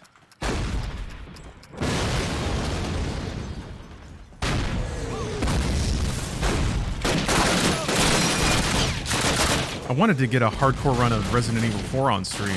That game is so fun to play on hard difficulties. It's a little it's very rough to get a takeoff in that game if you're not doing New Game Plus. That like village ambush on hardcore on a new game is tense. You got to be on point. I tried to do it on controller and I couldn't even do it. Like I couldn't.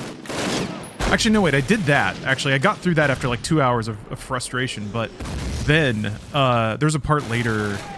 It's like the first kind of open area you go to. It's got like the rope bridges hanging over canyons and stuff. There's so many enemies there, and they just like dog you down. Somebody's actually playing COD 1 in the COD 1 category. Is that uncommon? Do people accidentally pick this when they're playing Warzone or something? No, we respect Call of Duty here. Allow me to prove it by bringing up the best boy. Bark, bark, bark, bark, bark. All right, thank you, Riley. You can go. Bark, bark. I'm gonna add some borks. It needs borks, right? It'll evolve, much like Call of Duty. Could add a clip of Kevin Spacey smiling at the camera. Go, go, go! I am not a monster. Move in and secure these buildings now. Let's go. He was acquitted. We all have to accept him. I have 10 grenades. I have 2 hands, but 10 grenades. Call of Duty has done little more than devolve. It did for a minute, but I think it's honestly built back up. I think it's back to being a proper shooter again.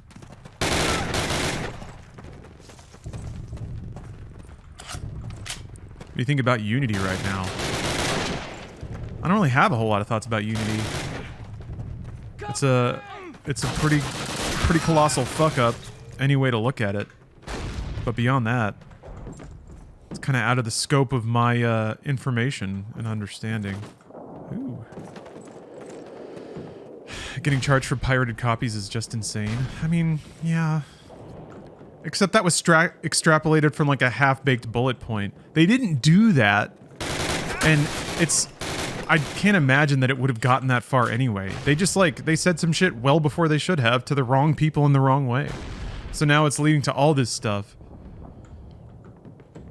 Private, heads up, Jerry's outside. Drive that MG42 and use it. It's just a full, like, this is what happens when communications are bad, by the way. If you've ever wondered why companies have communications officers, it's because of shit like this. Now, I don't want to put it... I'm sure Unity has a communications officer, and I don't even want to, like... I don't want to imply that it was all that person's fault. Because who knows? Maybe the executives just pushed it out without even consulting with them. But it's a complete failure in communication. All around. It's entirely possible that the business plan that they have is workable when applied to the right people. But, like... None of that information needed to be public. And it absolutely didn't need to get announced in the way it was. Oh yeah, Deonix. It's... Everybody's suddenly remembering who John Riccitiello is. Riccitiello. He presided over the shittiest era in EA. And everyone just kind of forgot. But now people are like going back and cherry picking these like... These moments. Didn't... He closed Black Box, I'm pretty sure. He shuttered tons of... He burned out BioWare. They can't ship games anymore because everyone left. He was definitely in the release as many software titles as fast as possible camp.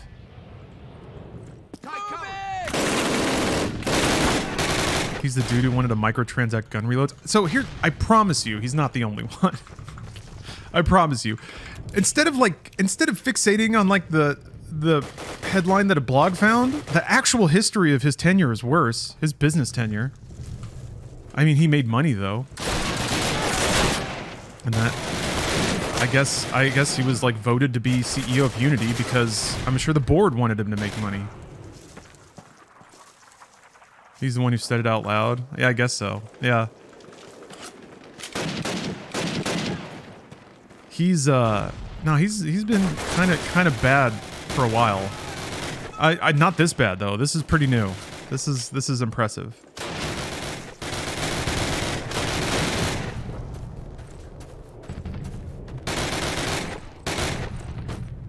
Rip my career short term? Oh, is all your dev experience in Unity? That's the real shit. Like, it's...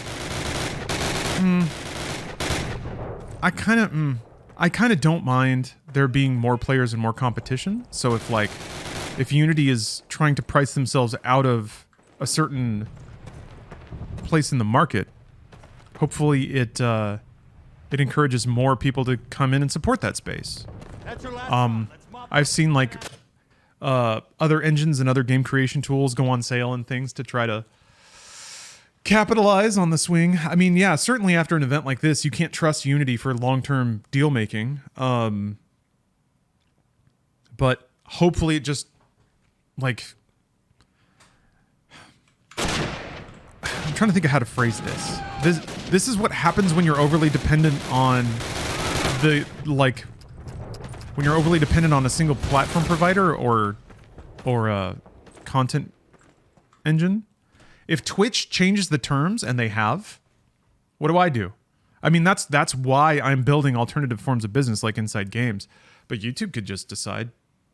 Like, I'm utterly dependent on a few different exterior companies that I have no say and no control over. So you kind of have to diversify your tech base and your skill base, and I hope that this leads to that happening.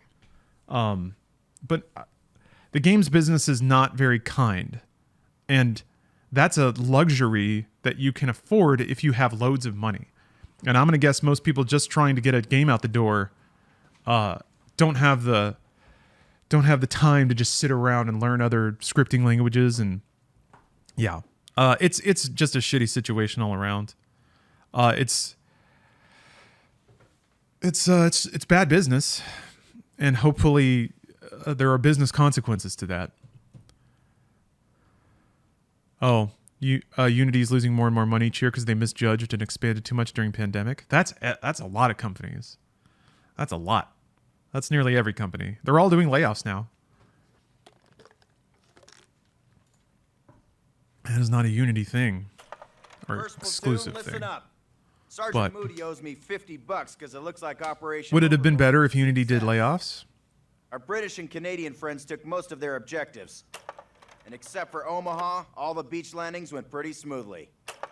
The airborne was misdropped everywhere, but the men formed mixed units and accomplished most of the airborne D-Day objectives. Consider, Extremely proud of here's all a of version of events. Good guy Rick Tiello No, Sergeant Moody didn't want a and Private single Delaware Martin burnt Unity the German employee lines to get word to battalion laid off. headquarters. If it wasn't for their success, so he came up with a very brave probably monetization would not have structure. sent the reinforcements that helped us hold Ste-Mère-Église. At headquarters, Moody, Elder, and Martin were assigned to silence a German battery at Brecourt Manor and faced an entire platoon of Germans with only a Yeah, handful of men. Ascendant Studios laid off half Well, their it seems staff someone because at no one gave command two noticed shits your about actions. Our unit has been detached Immortals. from the rest of the 101st No. so that it can be used for some special missions behind enemy Immortals Rise of Avium. Immortals of lines. Avium, there we go. Brush up on your German, gentlemen, and enjoy your No one bought the R&R game. while you can. It's aggravating because I see people being like, I just want a 7-hour game again. No, you don't. You don't, though. They made one. No one bought it. Literally no one bought it. No one was into it at all. It could have been predicted, unfortunately, but I just want a good Gen 7 game again. Oh, but not like that. Not like that. Not actually like that. No, I just meant I like thinking about it. Okay. Bavarian Alps. Oh, we're in the Alps, eh? It seems that a couple of British officers, a Captain Price. Oh, I need to add a sound effect of the level up, huh?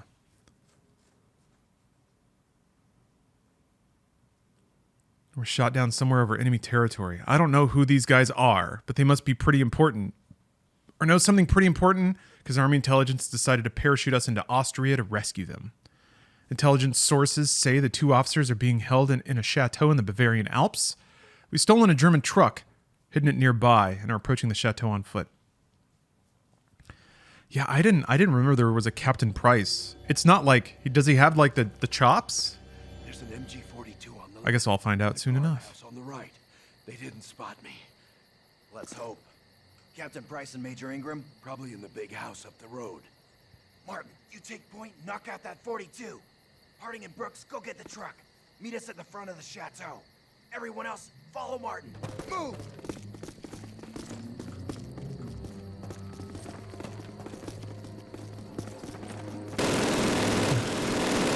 MG is already going. That's the sound of COD.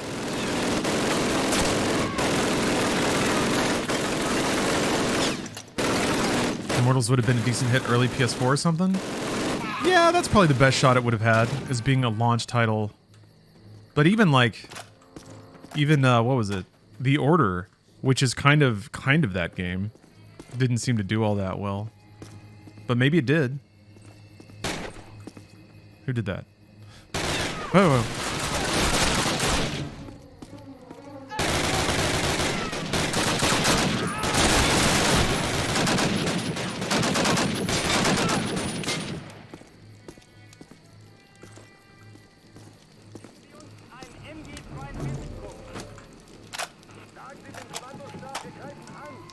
The Order was fun.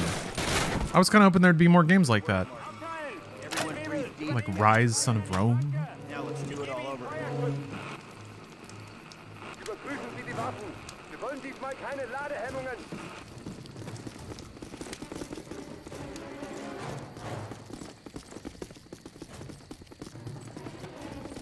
The AI pathfinding is pretty good, especially for the time. They're not really getting caught on stuff. They're finding their way to cover.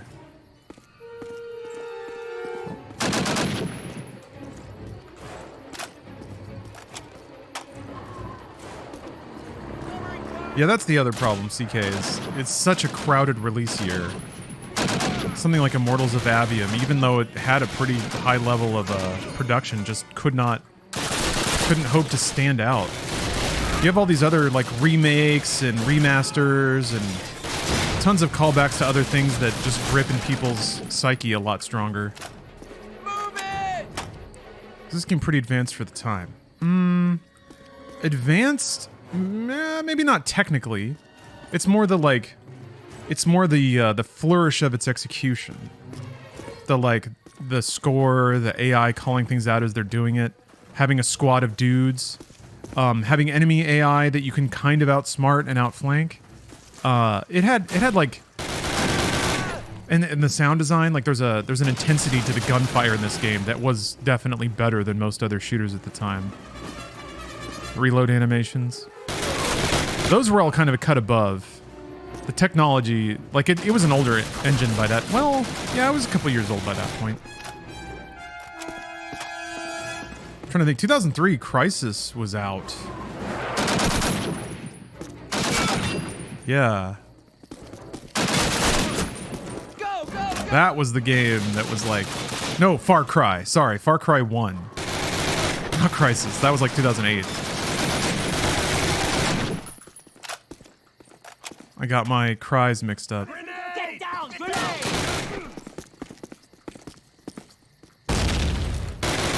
Was it 04? Ooh, oh, hello, boys.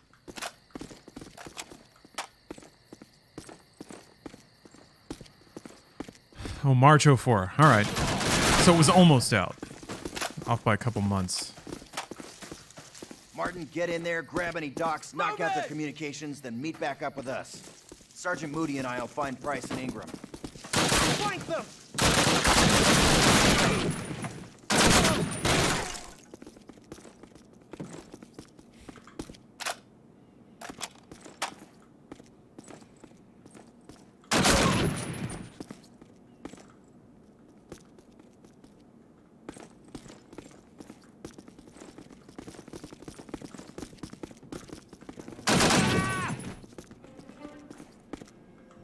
Clearing houses is a pretty fun thing to do in this game. First Far Cry is weird. It's pretty weird, yeah. Move it! You start off just fighting army dudes, and then you start fighting mutants that like jump around a lot. It was pretty cool though, like pretty much had the biggest playable environments at the time, unless you're counting something like Daggerfall or Tribes. But the AI was like next level. You could get into real like sniper battles with AI dudes. There's mutants in Far Cry 1, yeah, if you get far enough.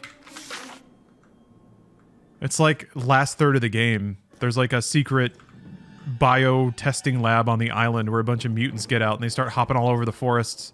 So instead of fighting dudes that just kind of run around, you're fighting these mutants that like jump all over the place with big claw arms. Yeah, Far Cry.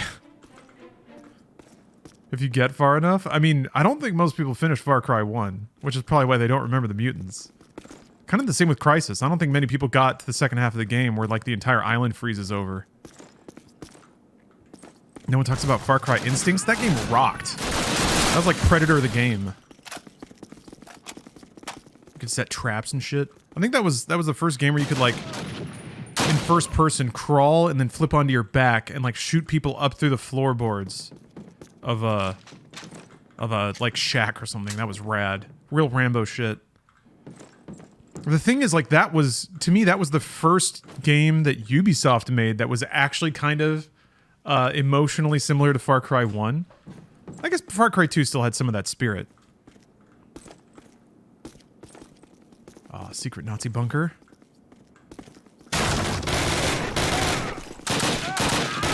But yeah, in Far Cry 1, you definitely felt, you know, it was very Predator. You were crawling around in the jungle, stalking hapless NPC soldier mans. Crisis had that, you know, times a million, because you literally had a Predator suit that could, like, stealth and run fast and toss dudes around.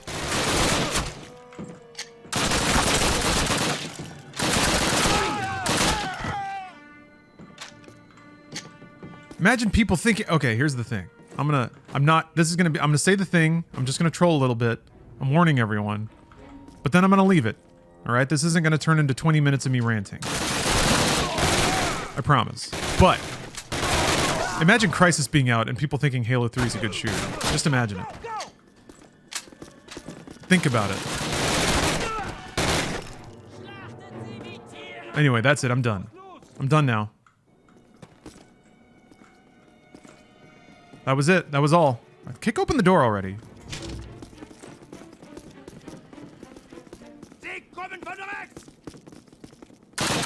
Crisis dude also have 2 arms? Actually, yes.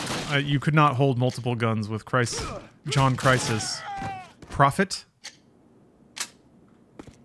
I said that was it. I said I'm done. Why is everybody rolling their eyes and acting a fool? I said that was it. That's all. Look at this Indiana Jones shit. For real? Is it? Oh! Yeah. That's awesome.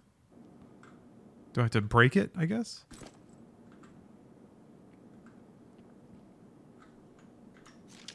Oh, Nomad, yeah. That's right, Prophet was the other guy. And Psycho,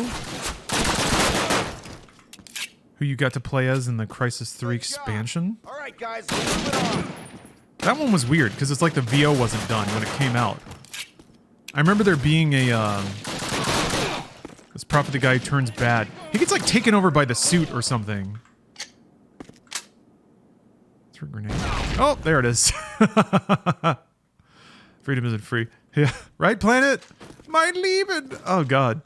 The comical shouts of Germans is something that used to be every video game, and it's been so long. Ah! Mein Lieben! Yeah, you get taken over by the suit. It's true. Well, you're playing as Prophet in Crisis 2 when that happens, and then I think in Crisis 3, Prophet's taken over by aliens and is running around. I'm trying to remember. Because you take the suit off of Crisis 1 protagonist. Alcatraz gets taken over by Prophet. That's right. Yeah, that's right. His sentience is in the suit, and then it just takes over your brain. Crisis had some, like, interesting and weirdly pointlessly upsetting story beats. Where it's just like you lose your humanity or your mind gets taken over by alien tech.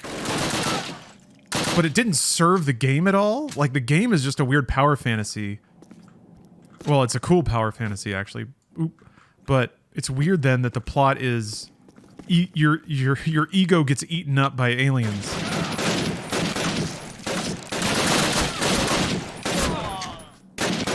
The Crisis is so good. How come it has fewer games than Halo? Checkmate atheists. Yeah, you're right. Only 3. 3 was pretty cool. 3 was more of a Rambo game. You had that bow. Yeah, the game's main narrative is just you trying to fight the aliens on Earth, right? And I guess you end up fighting... Well, oh, there's me. Americans. Oh, yeah. Look at those chops! Goodness me. Hold on. New tab.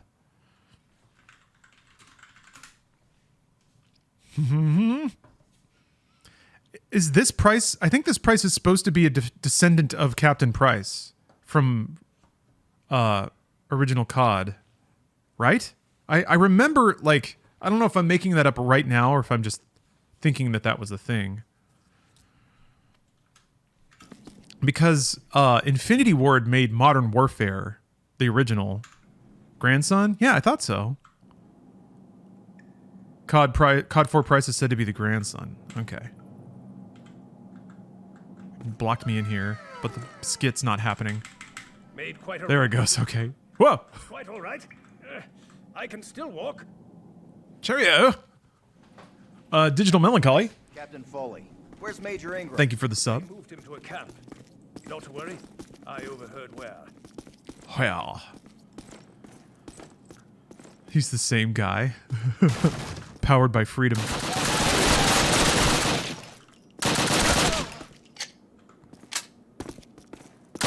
Wait, he's British. Powered by tea. If only the Brits knew what freedom was like. Hip, hip, hip, hip, hip, hip.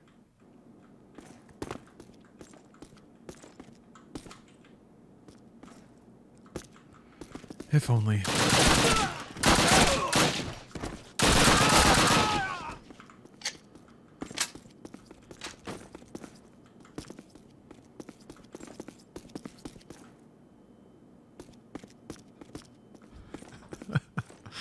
like his injured duck walk. Digital Melancholy, thanks for gifting a sub. Oh, to Brandon. Hey. Oh.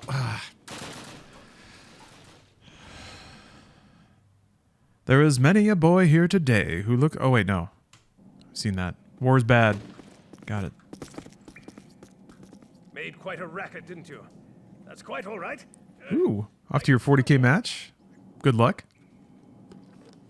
Captain Price, Captain Foley. Where's Major Ingram? If you lose, remember, you can just go to the parking lot and slash people's tires. That's what the Emperor would want. Hey, I bet you didn't think about that, did you? You didn't think that you could just do that. Bring a knife. Bring a knife and just stick it in the tires. Definitely make sure to take the knife with you, though, when you leave. Damn, man. Shoot, Schnell! Schnell!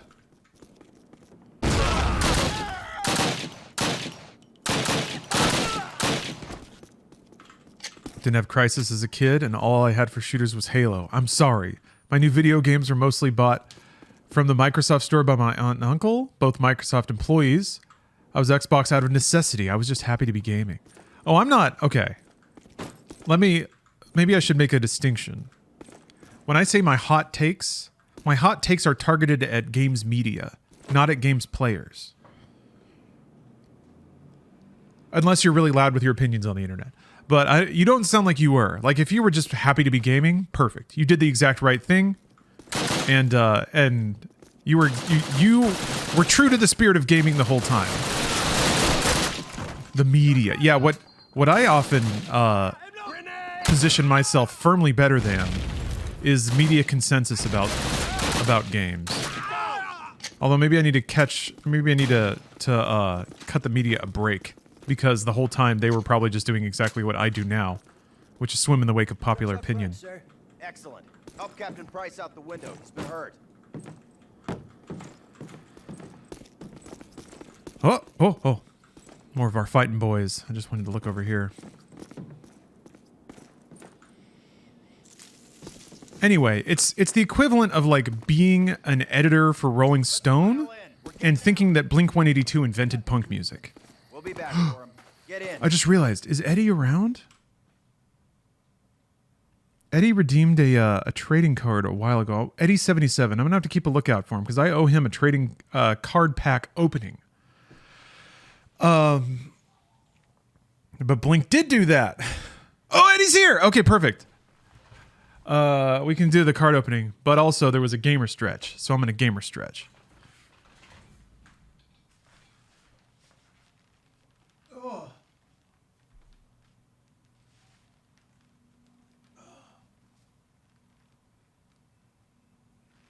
Oh, gamer stretch. Good shit. It was 2 cards for forgetting? Well, you said that, Blarg. I did not.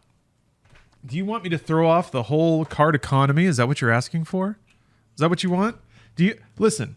We've just seen and we're just discussing. Oh, Caveman has gifted 10 subs, which gets us to the first extension too. Okay, so we got some activities to partake in.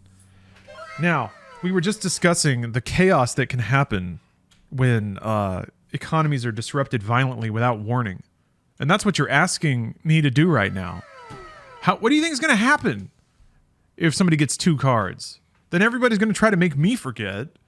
It's too much value to send to one person, right? His taxes are going to be ridiculous.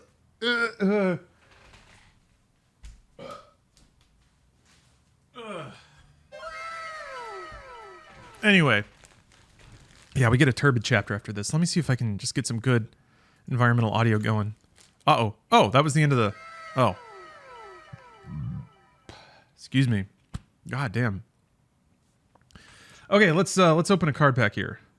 As soon as I remember where that is. Here we go. Here we go. Okay. You can see my vermints. I meant to take those to the event yesterday, and then I forgot. So they're just on my desk, and everyone got to deal with my taco breath. Because I ate tacos. All right, here's your card pack. Ooh. Ooh. Let me hold on.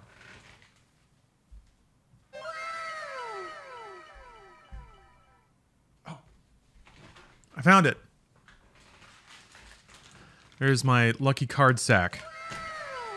Pocahontas.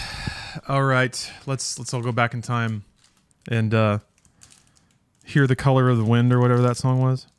Odds of finding pop-out cards are 1 in every pack. Dufex cards, approximately 1 in 36 packs. Stated odds reflect the average of entire production run. There was no guaranteed number of bonus cards per box or case. They actually have to put that disclosure on trading cards back in the day, but they got away with not disclosing the odds and Gamba shit for like a decade. Damn, man. What are these cards? They are Pocahontas cards. That's it. All right, now as is usual with card pack openings, you don't get to see both sides. You only get to see both sides if it's drawn for you to win. So instead we get to behold the front. Wow. Wow. Wow. Wow. Oh, this is the pop out here. Grandmother Willow. Oh, I showed the back. That wasn't cool. Completely violated my own rule. What? Was this like a two-parter? You can put them side by side, I guess. Wow. It looks like she cut John Smith out of this photo, right? It's like her dating photo. It's her Tinder. She's like, don't worry about that guy. I would feel like that too. Wow. Okay. And wow. Okay. Now here's the thing. Eddie gets one of these cards. In addition to sharing with us all the excitement of opening up a new card pack. Which one's it going to be? It's going to be this one. Oh, the pop-up. Look at that. Congratulations. Congratulations. And the rest of them go into the card sack for card drawing. Grinder PFP. Just redistribute them in there. Yeah, chick blick. Literally just scenes from the movie printed onto picture paper. That is what it is. That's in fact what it is. The 90s were dumb. People invented NFTs because they missed wasting resources on collectible bullshit. Okay, let's see what we got here. Instructions. Punch out figure leaving figure attached at A, fold card back at B and C. Insert slots D and E together with panel F behind panel G. Okay, 10 of 12. So you've got some collecting to do, but imagine these all popped up on your mantle. How classy that'll be. Huh? Congratulations, Eddie, on winning your Grandmother Willow pop-up card. That see what I mean though? That card has additional value. It's additionally rare because of its utility. So just imagine if he had gotten that one and another one. Can you even imagine it? No, you can't. Sourdough, thanks for the sub. Let me take that down in my notes here.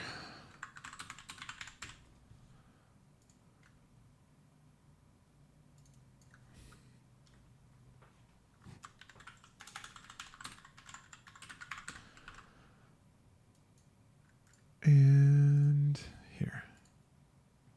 We happy few, we band of brothers, for he today that sheds his blood with me shall be my brother.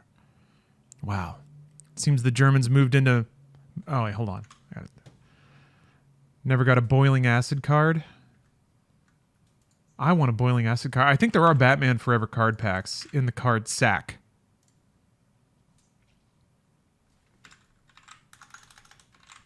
It's boiling acid.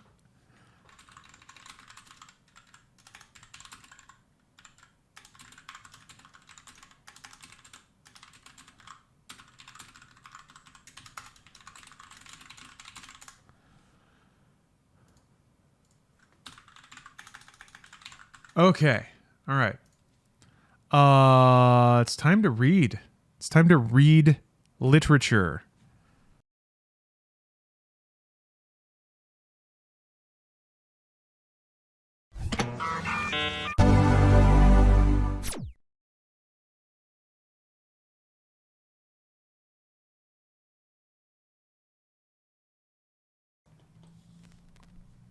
There was no audio.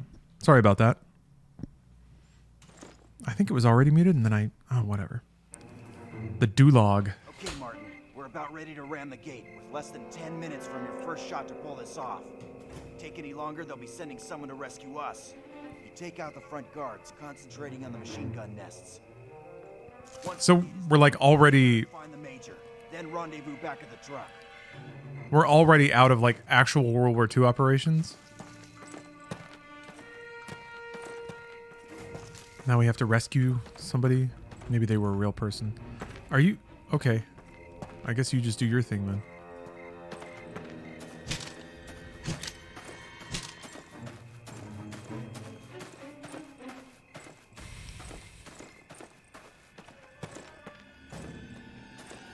The score, jeez.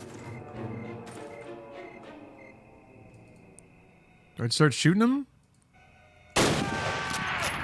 Oh, okay.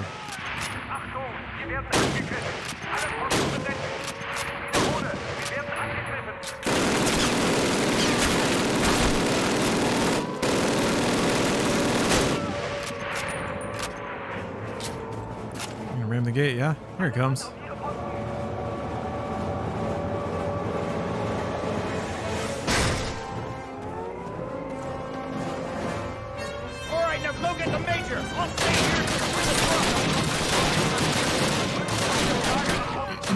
Damn right, war's hell. War's hell.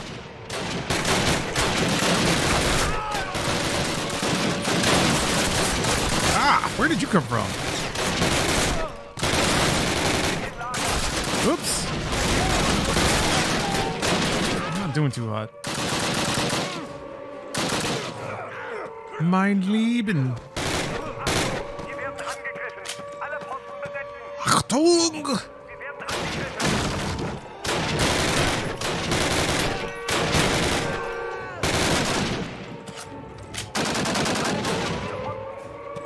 You guys hearing all this war? Oh. I see health over there. Right.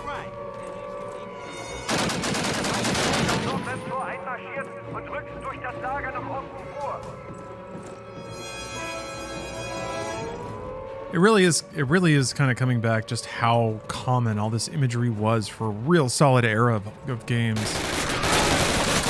I guess solid meaning more length of time, not necessarily quality of game. Remember when World War II shooter was like a whole thing?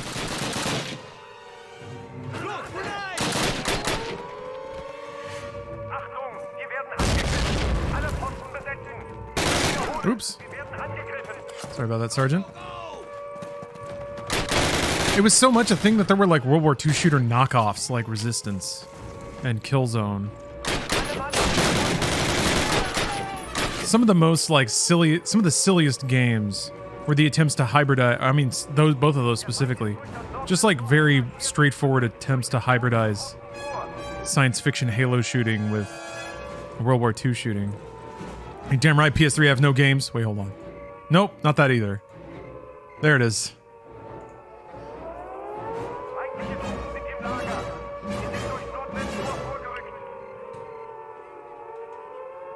No games. No game. Was it, man, History Channel? Uber Soldier, hell yeah. Uber Soldier's more of a Wolfenstein. But I guess, yeah, no, I guess that all counts.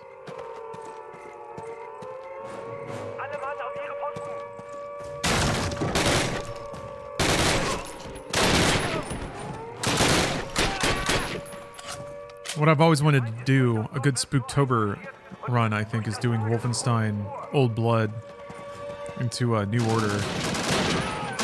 Back to back, that's like the sickest game ever. And a lot of like, Old Blood has a lot of more like classic sentiment and more old school Wolfenstein feel. So, I don't know, if you consider them like one whole package, it's pretty incredible. They have like, yeah, it's the zombie one. Nazi wizard science. But if you like bolt them together, play one and then the other, because Old Blood ends exactly where New Order begins. Together they're like the most epic, reboot, remake, reinterpretation. I guess, I mean, Doom 2016 and Eternal were really, really good. But man. It's so bizarre, too, because some of the writing almost... Like, there's a lot of writing stuff that's referenced in New Order that, like... especially for coming out in, like, what, 2013? Like, they reference a lot of stuff that's fully, like, established and explained in Old Blood. I've always had a theory. I've always had a headcanon that they actually wanted that to be the whole game, as both of them together. And at some point they had to just, like, cut it off to be able to ship it. So they picked like, the mission before the whole thing swaps. Oh man, that's awesome. Come to collect me, have you? Yeah, BJ's inner monologue is so good. Oh my god. Caroline, lend me your wings. He's just like rasping poetry to himself. What an amazing bit of character work. He doesn't talk because BJ Blazkowicz never talked. Kind of the same with Doom Guy. But instead, he's just always mumbling to himself. Reading poetry and thinking eloquently about the horrors of man. It's just too good. He's like a warrior poet. But he's just a thick boy from Texas. Yeah, Youngblood was a little rough. I mean, they were trying different stuff. That was the whole thing, I think. I think they didn't want to make, like, story-based first-person shooters anymore. They wanted to bite off new challenges.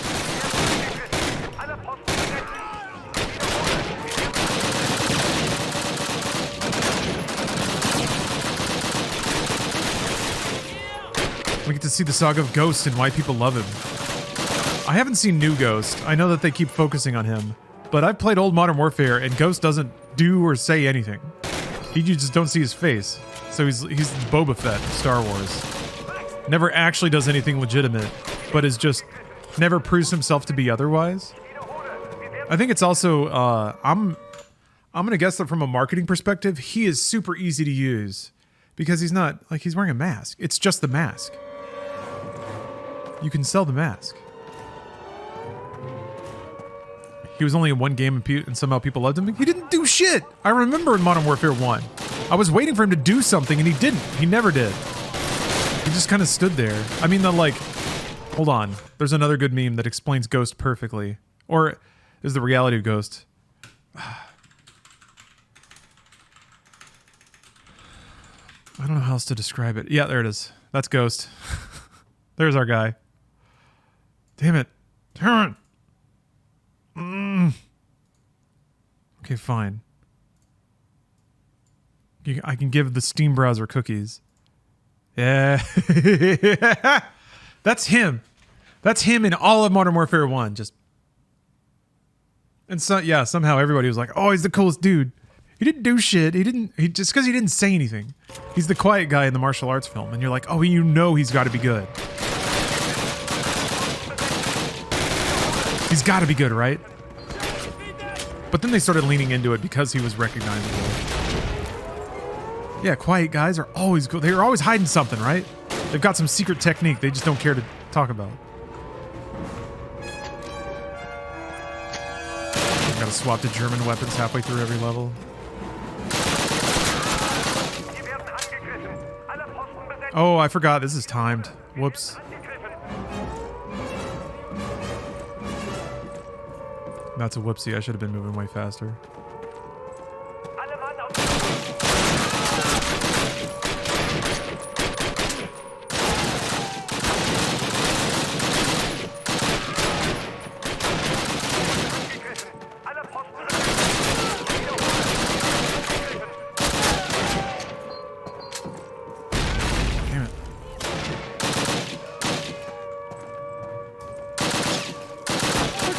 Treating like that. That was pretty cool. Radiant AI or whatever. Oh. Wait. Oh, okay. We gotta get him back. That's right. Well done.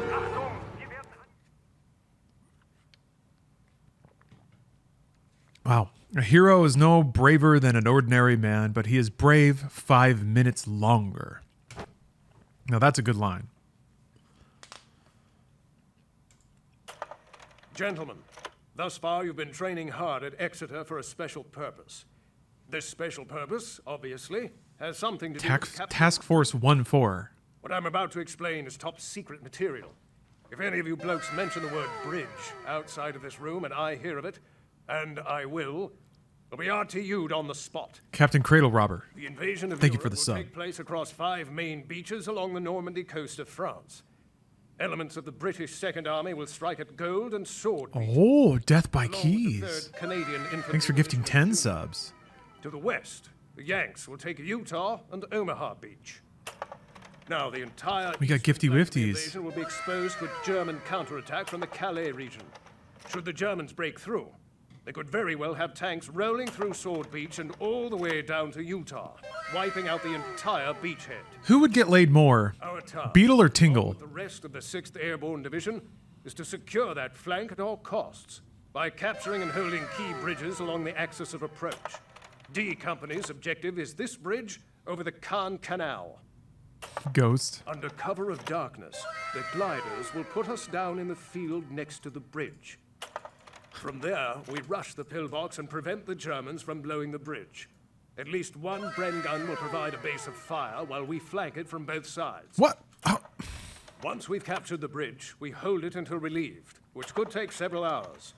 During that time, we may find ourselves using the Germans Sprute. against them. wow. I suggest Thank you for the sub. familiarize yourselves with the captured ones we have on base.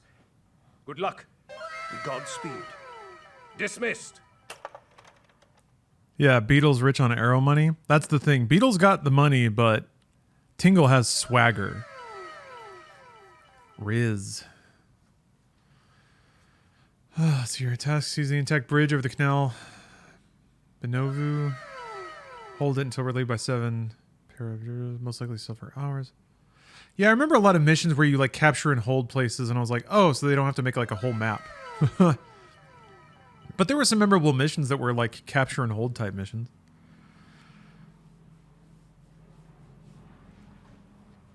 Insertion via Horsa glider. Cool. Capture the bridge will be a coup de main op, depending largely on surprise, speed, and dash for success. Your difficulties will arise in holding off enemy counterattack until you're relieved. Alright. Hey, thank you, Star Vandal. That's right, it's a Freedom Day. Except now we're British, so we have to pretend that there's freedom.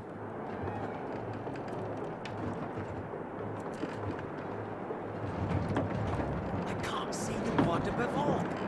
Oh, for God's sake, Jack. It's the biggest forest in Normandy. Pay attention. I am. It's not there. Oh, like the difference in loading screen? US was a diary, Brits are a memo? Of course. You'll want to bank north 2 Huh, degrees. that is kinda cool. 5, 4, 3, 2, 1, and bingo. Bingo. Degrees starboard onto course.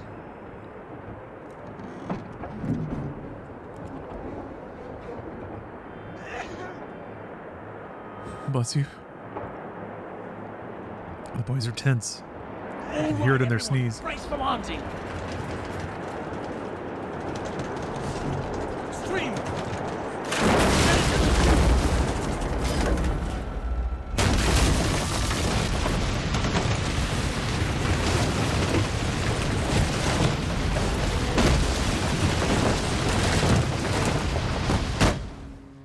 That was cool. Is everyone all right? Mills? Yeah, fine, just great. Button up. Let's go. Let's go. Move, move. Come on.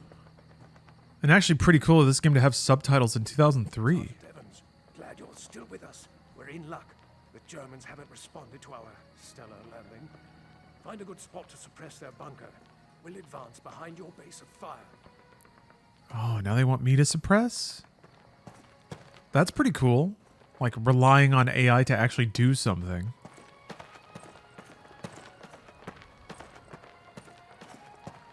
Yeah, it's a glider. It said it was a glider. But I don't know if that means, I don't know if gliders had steering wheels. Oh boy, I should have stayed back. Oh god, we'll play it through. Everything's fine.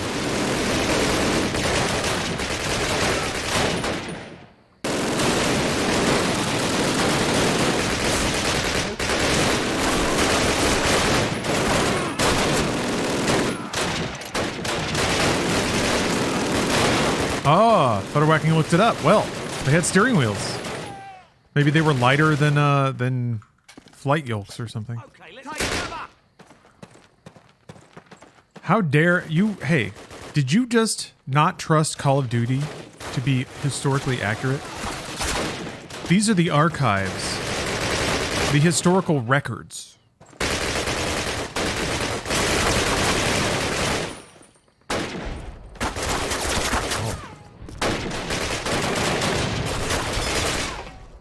That's right. Historians refer to COD. I'm gonna guess when you looked it up, there was just a screenshot from the game and it said gliders have wheels.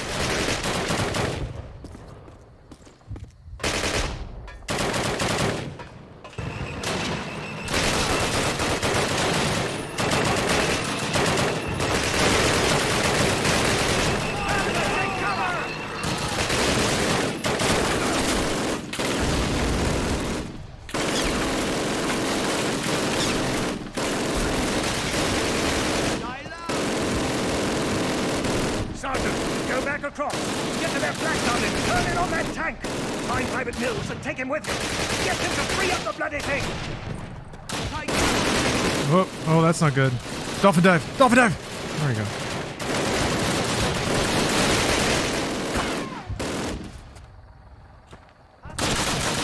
No problem. I'll get it working. Follow me. Oh, wait, what? Okay.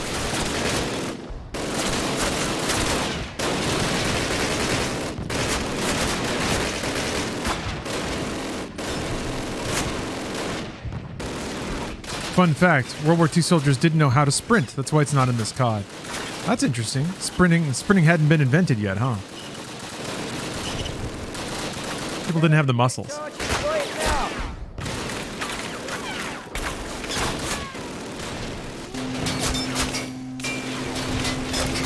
We've been waiting this whole time. It wasn't until steroids, actually, that human beings could sprint. And that's why Germany lost. They blew out their legs trying this bold new technique of going faster than a quick walk. You see, like, war veterans, their legs gone? It's because they tried to run. Objective outdated, right? Steer both into the bridge. Oop. Bran LMG. Who doesn't love a Sten, though?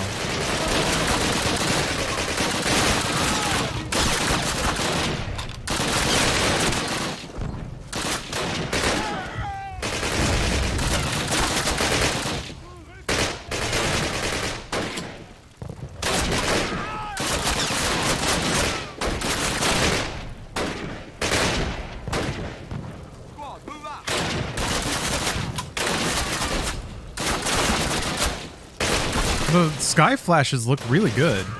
Solid effect.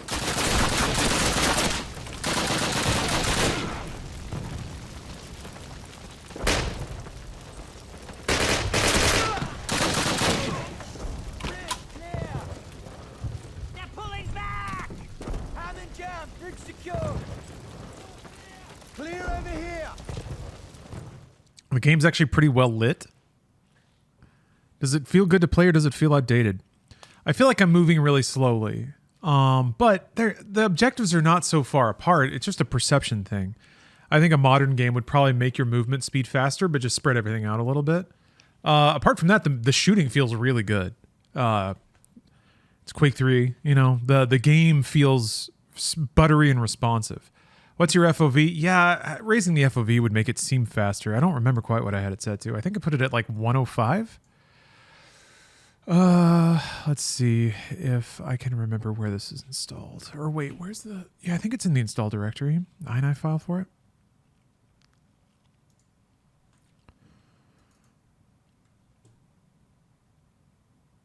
Or is it in a documents folder? There is an I don't remember. Courage is being scared to death, but saddling up anyway. Shut up, John Wayne. Shut the fuck up. Shut the fuck up, John Wayne. You did not go to war, you piece of shit. Anyway, God. Fucking John Wayne. Captain Price noticed a strange thing this morning. They had the bridge wired, but no explosives were in the holders. Found them securely stowed by the pillbox. Oh. That's kind of cool that as the mission goes on, they like scribble notes down on the memo. Very, very cool. You mean Marion? Yeah. Yup. 8 to 12 tanks. Several platoons expected to the west. We redeployed the sandbags and MG-42s. Had to bin most of the mags? MGs. The barrels were too badly worn from overheating.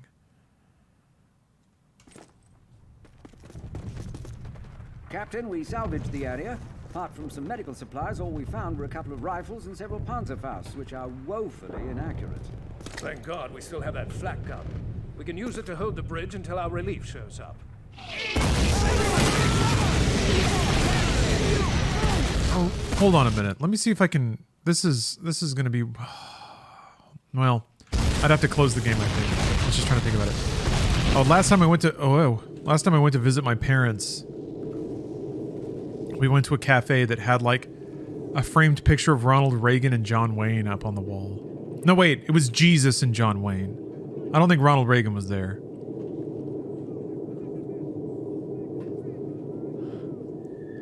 It was perfect. And not ironic at all. Because it was probably put there like 30 years ago. I took a picture of it. And I wanted to pull it up, but Call of Duty is always on top. Weird little quirk of this game. Little Windows XP fun.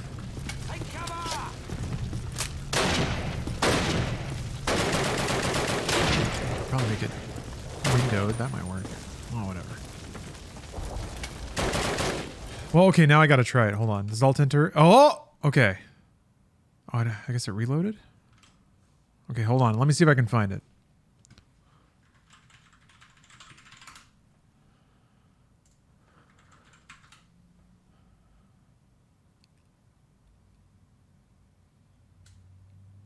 I have to rely on Google to accurately identify.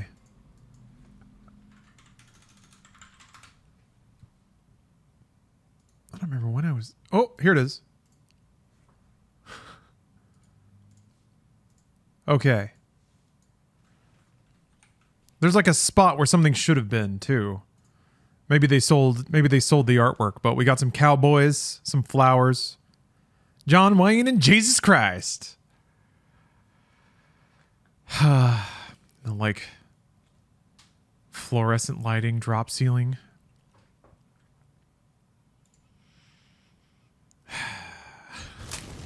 I saw an accent saying the southern I saw an article saying the southern accent is dying. Yeah, I saw that I didn't read it, but I did see that article as well. It makes sense, honestly. My accent went away the second I started the second I was like not around it all the time. When it was just like my parents and school and church. Very, very strong accent.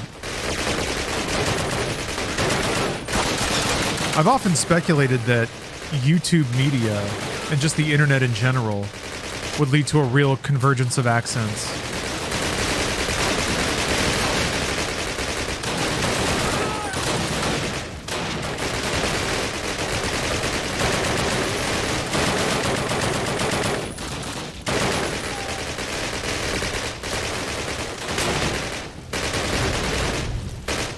Teton, you're not fond of the southern accents? It can be charming. One of my favorite things is when an elderly gentleman with a very strong southern accent has a large vocabulary. Or they're like eloquent. I suppose that could... I know that like it's unfair to always associate it with low intelligence, but... Let's be real. Anyway, I think it was... Who is it? Jeff Nippard? I'm like the godfather of powerlifting, basically. Was one of those folks with like a really deep voice and a big old mustache who uses big words appropriately, and I'm super about it. And then you have your small-time Tennessee attorney, something like that. Not Tennessee. Elvis is from Tennessee. Walton Goggins and Justified, yes. Walton Goggins is the best example we've got that the Southern accent needs to be preserved. I watched Striptease last night, which is a terrible, terrible, terrible film. Wow, it's bad. And it's like, it's one of those... Well, I won't get too distracted, but... yeah, Baby Billy. Burt Reynolds is in that movie playing a Southern senator who's a little unhinged. And Walton Goggins would have made that role 3,000% better. But we had to sit through Burt Reynolds. I couldn't stop thinking about it. How much better. Oh yeah, well, Michael Shannon, that's pretty good. Wait, hold on. In Striptease? I saw Michael Shannon in Pearl Harbor. I was like, what the hell are you doing here, Michael Shannon?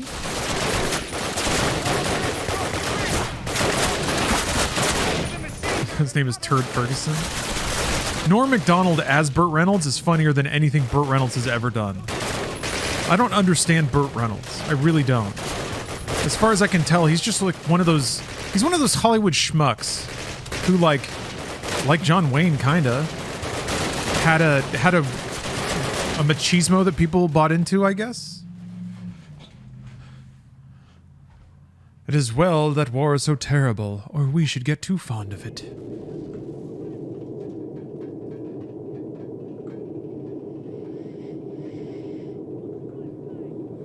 Maybe I gotta look at, maybe I gotta watch more Burt Reynolds movies, but I kinda don't want to.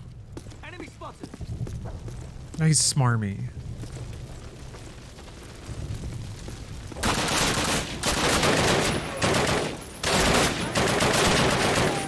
But anyway, apparently Striptease is based on a book, so I was thinking about getting the book for a subathon. Because if it's like the movie, it's going to describe the main character dancing for like 20 pages at a time, multiple times, including when she's in her bedroom alone.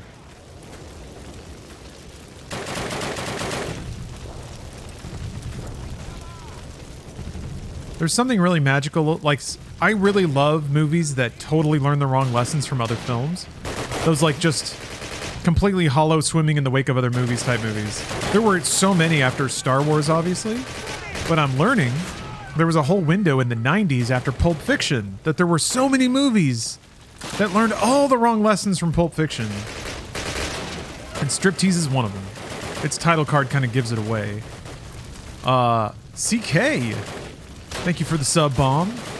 Yeah, I gotta get down and cover all these sub bombs dropping in. Don't worry, I'll defend America.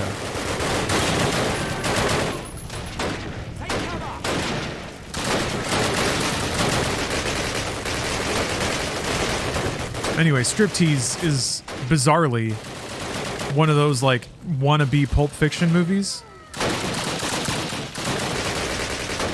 And it's like there's something that's just like so repulsive about it that the thing that people try to zoom in on and do so terribly is mix like cartoonish whimsy with grown-up adult situations. Pulp Fiction did it really well.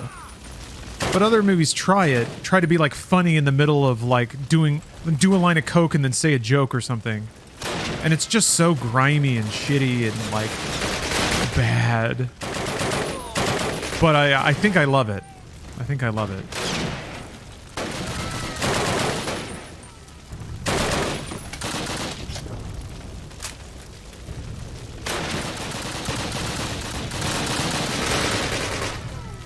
Are you guys talking about Boondock Saints? I don't think Boondock Saints kicked off a trend. Indie action, maybe? But that was already pretty healthy.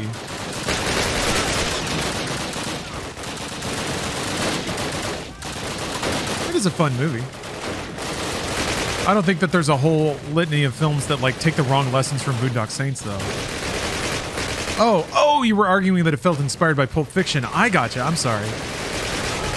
Yes, I think you're right about that. I think. I almost got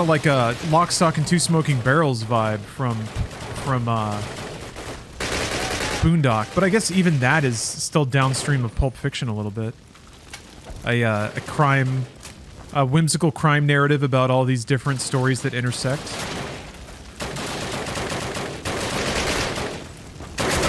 Back to the bridge! Pull back to the bridge! Let's go! Whoa. Oh man, that was the checkpoint too!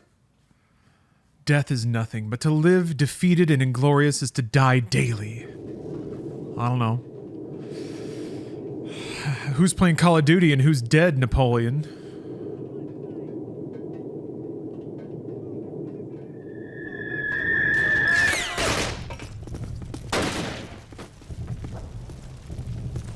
And it got his ass. Grenades.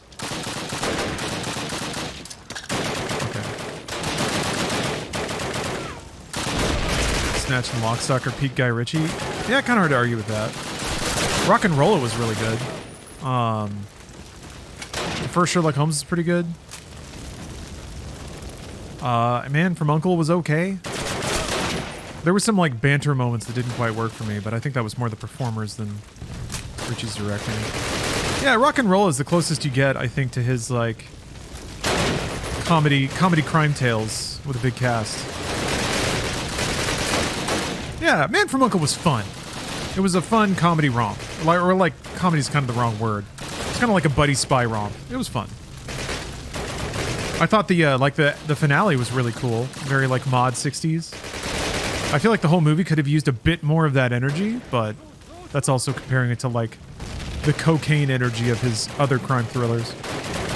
In an enjoyable Pulp Fictious kind of way. Pulp Fictious. But no, yeah, I guess Man from U.N.C.L.E. is literally Pulp Fiction. Yeah, Tegsay, I kind of agree. Lockstock is kind of the best. Its tone isn't so, forced? Chelsea, thank you for gifting 5 subs. Good to see you. Oh.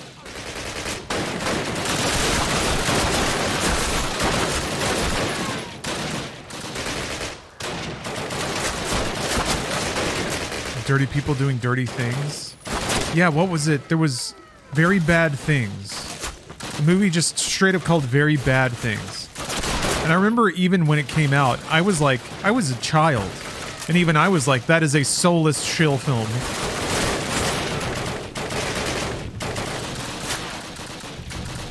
I think I got Christian Slater and Cameron Diaz for that shit.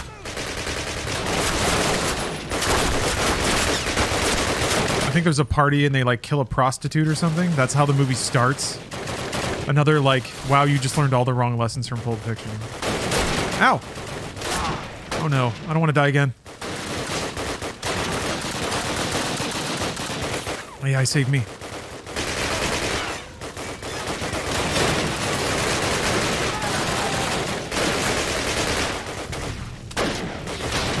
Could you guys kill more Germans, please?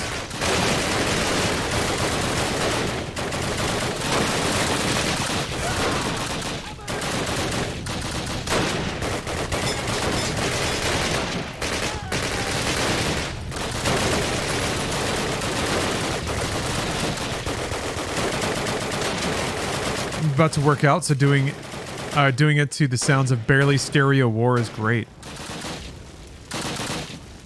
Regroup there. Yes. Back to the bridge. Pull back to the bridge. Let's go.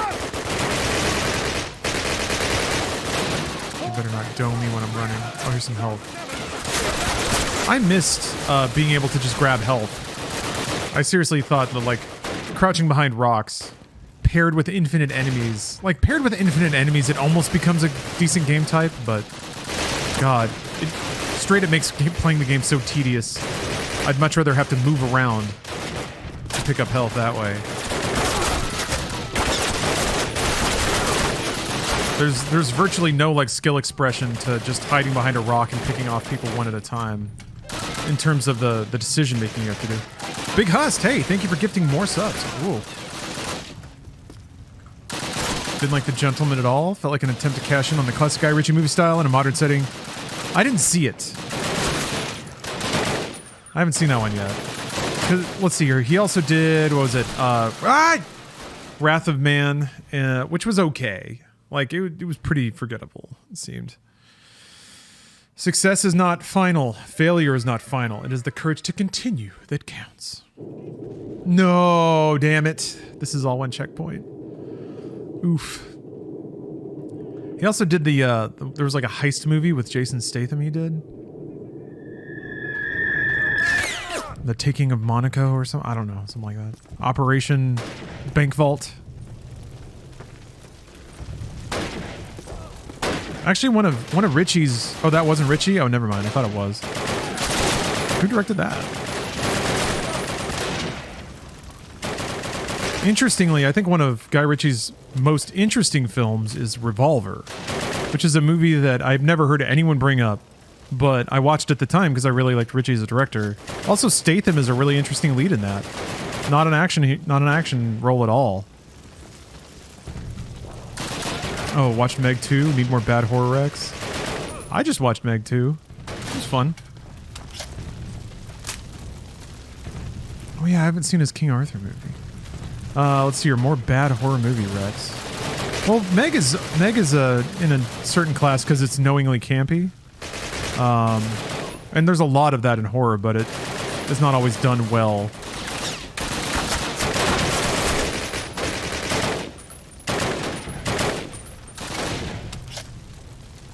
Yeah, Meg 2 was way wackier.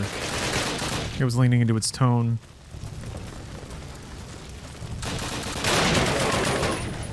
It was weird. Like, it was wackier, but it also tried to have... I don't know, it had like weird... It spent a weird amount of screen time on establishing characters that you knew you weren't going to give a shit about. And the movie knew... Like, the movie knew too, but it felt like the movie had to go through a song and dance to make you care. But it's okay. It's all still kind of in that Roland Emmerich. You're just kind of sitting through the character establishment because you know that aliens are going to show up and blow everything up.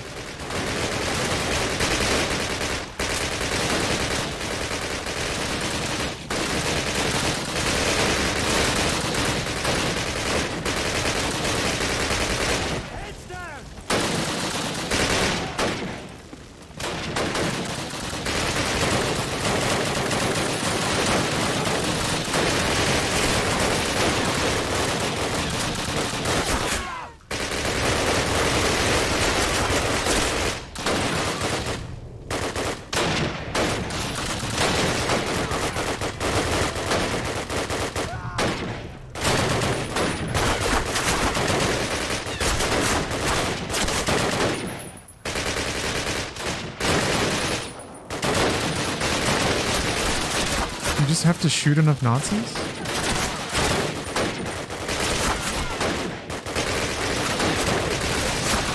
Damn it. Ooh, anonymous gift to Star Vandal. Thank you, Anonymous. Someone out there loves books.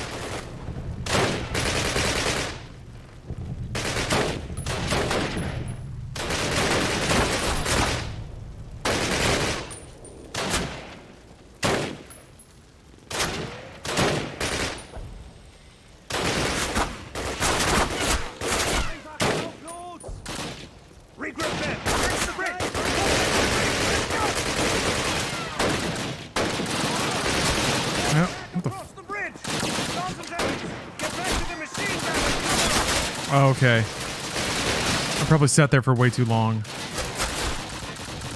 Should have been paying attention. Should have followed orders.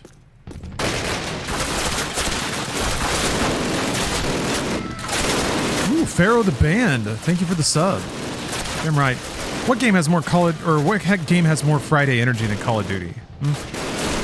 Guitar Hero, maybe? Really just any game by Treyarch. Spider-Man.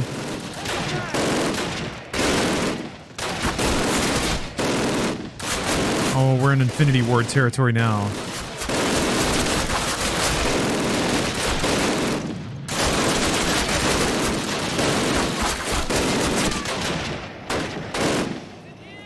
Yeah, I remember a fair amount of these particular missions.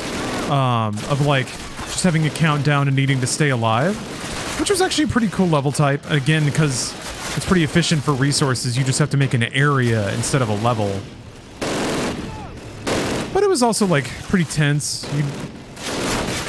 You'd be trying to wait it out and more tanks would roll up and it'd just get more and more stressful and outrageous. This game does hold up pretty well.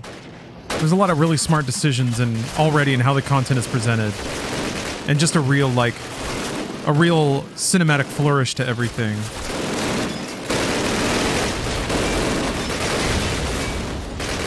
All right.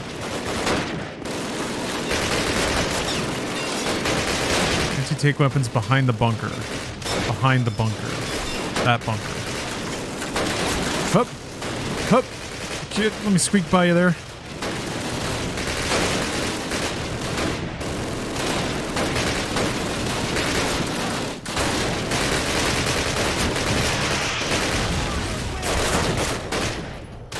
Germans. The Germans.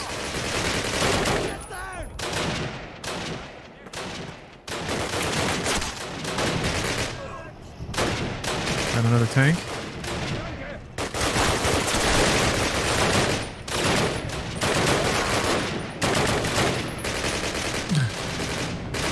Why do gamers love Mountain Dew? Green. It's green like Joker's hair. You're a tank. Where is it?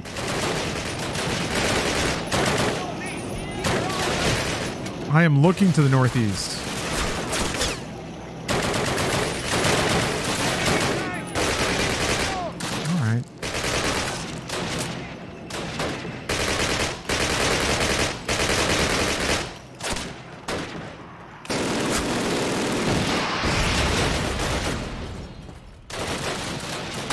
Health inside the bunker? Oh, here we go.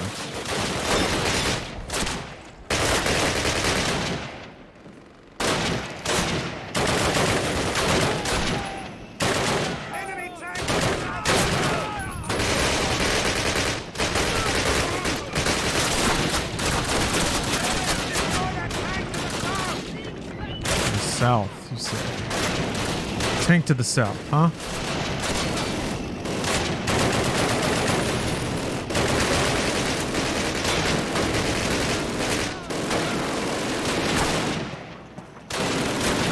There she is. I missed. Shit.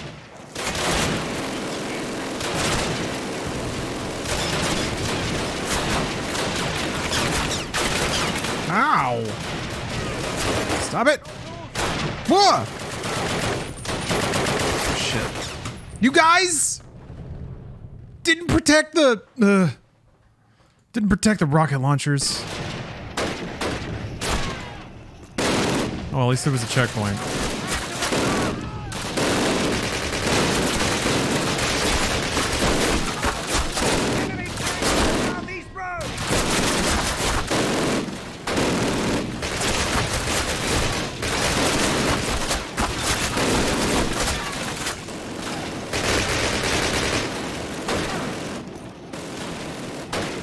That's right, Private Futterwhacking. I'm getting into the Call of Duty mindset. It's my team. Shit team. So inaccurate. Garbage Russian rocket launcher.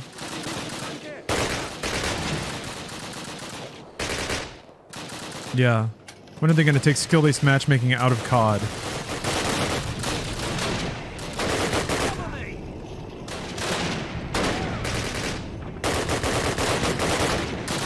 Man.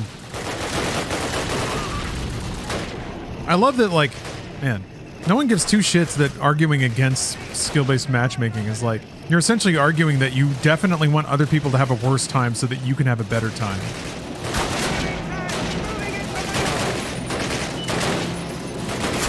Or really, it seems like it's just people putting a word to their nostalgia. It must be this thing. Skill-based matchmaking is the COD equivalent of Halo shoulder pads. As the bizarre, illogical vent for why the game doesn't feel like it used to anymore.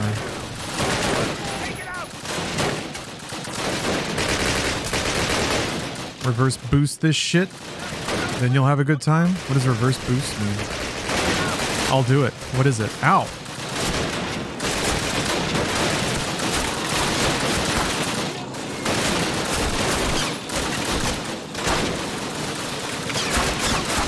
Oh, it's, yeah, I don't want to sweat for every game, so don't. I've never understood that shit. Don't, then. Don't. Just don't. You can just not do that and accept the like results. Unless the actual answer is, I don't want to sweat and also I want to win. Well then, I have bad news for you. Boy, do I have bad news about how everything works on this world. The people who try more tend to win.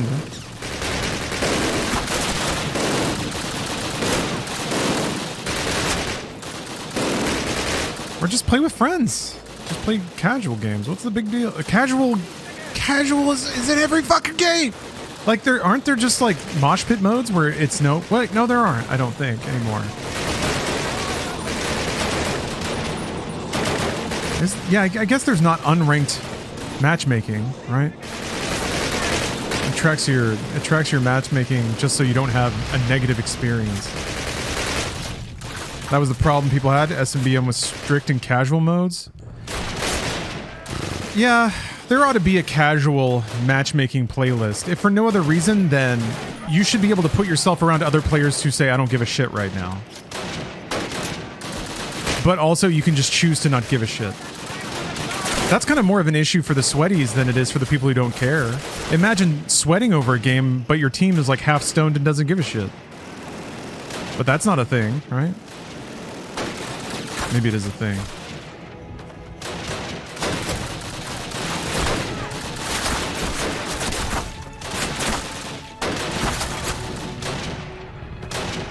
The music's kicking up. Oh, there's another tank, huh? Oh yeah, there. That one way over there. I play Fortnite Baked. Good for you. You should be proud.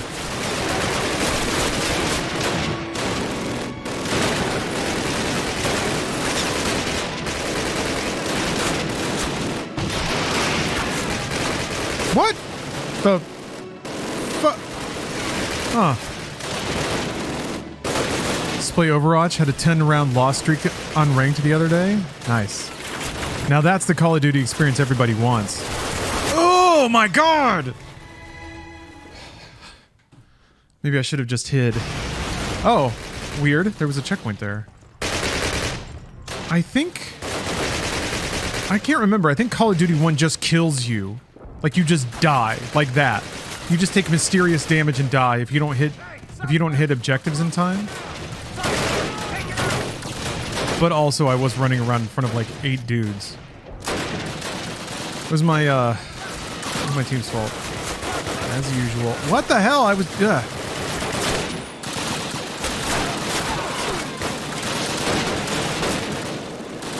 Blanche Fleur. Thanks for the sub.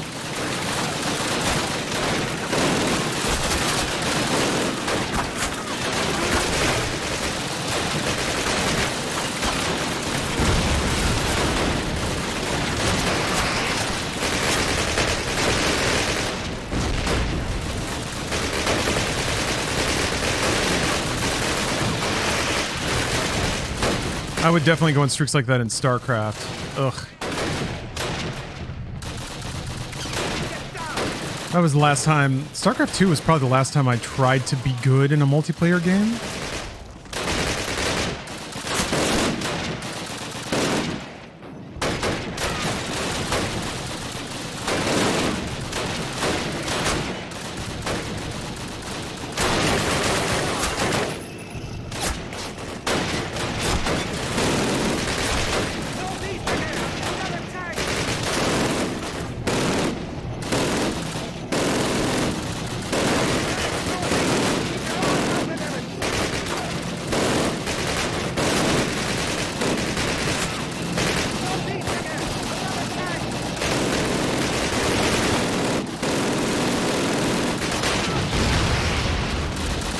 Can I go get that health without dying? No! No! No!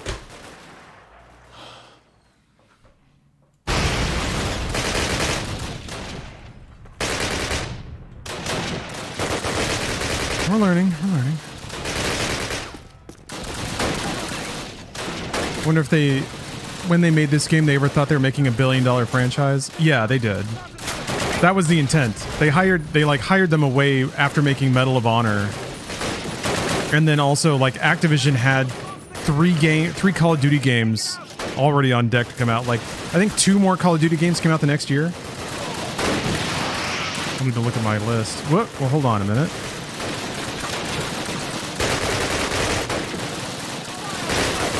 Yeah.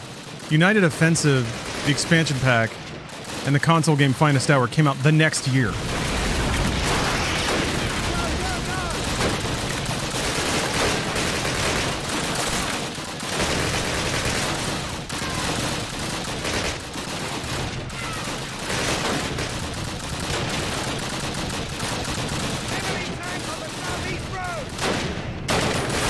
So it's like, I think Activision knew once they had gotten the talent that they got making Call of Duty, that they knew Call of Duty would be their like World War II shooter brand, and they had already kicked up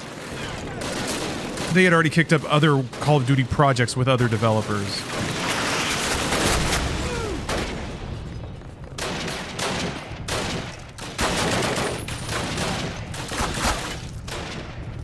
Hey Jess, welcome. Oh!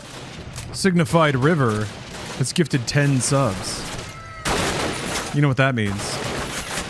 Literature! Let's see if I can beat this level. Subathon extend! Turbot has got to get laid. Sorry, Michael. We're all pulling for Michael.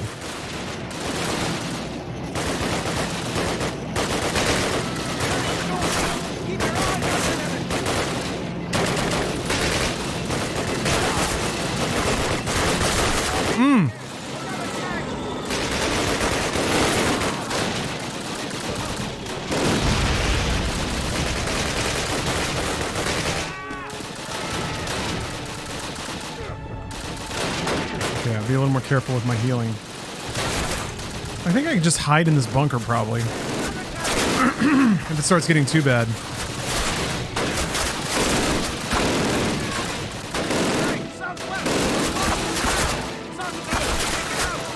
Another tank, huh?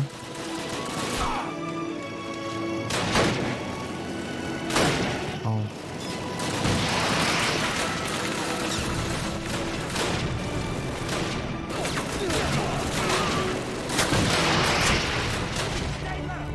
One of these has got a hit.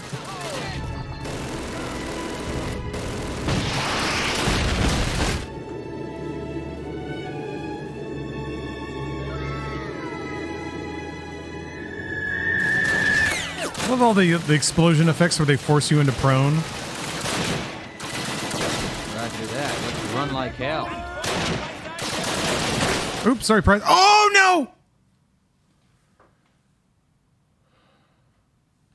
It was just one bullet. You're not hard enough to eat one bullet for freedom? God damn it.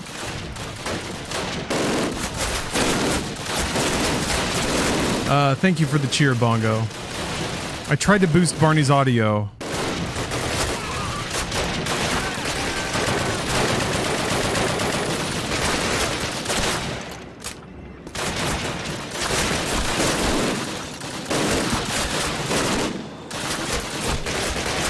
Oops! Oh, that's fine.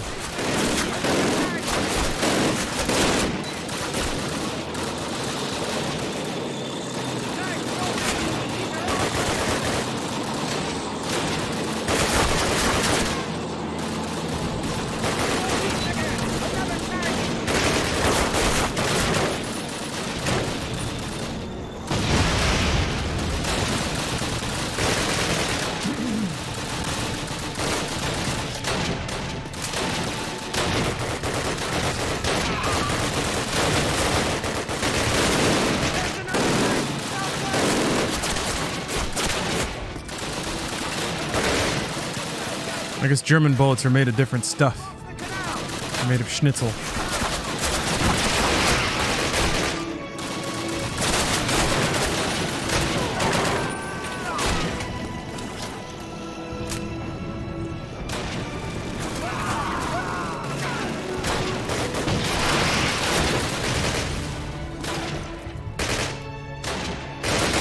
Do you think I'll get exploded at the same time? I thought it happened when I hit that tank, but maybe it was the tank firing its main cannon.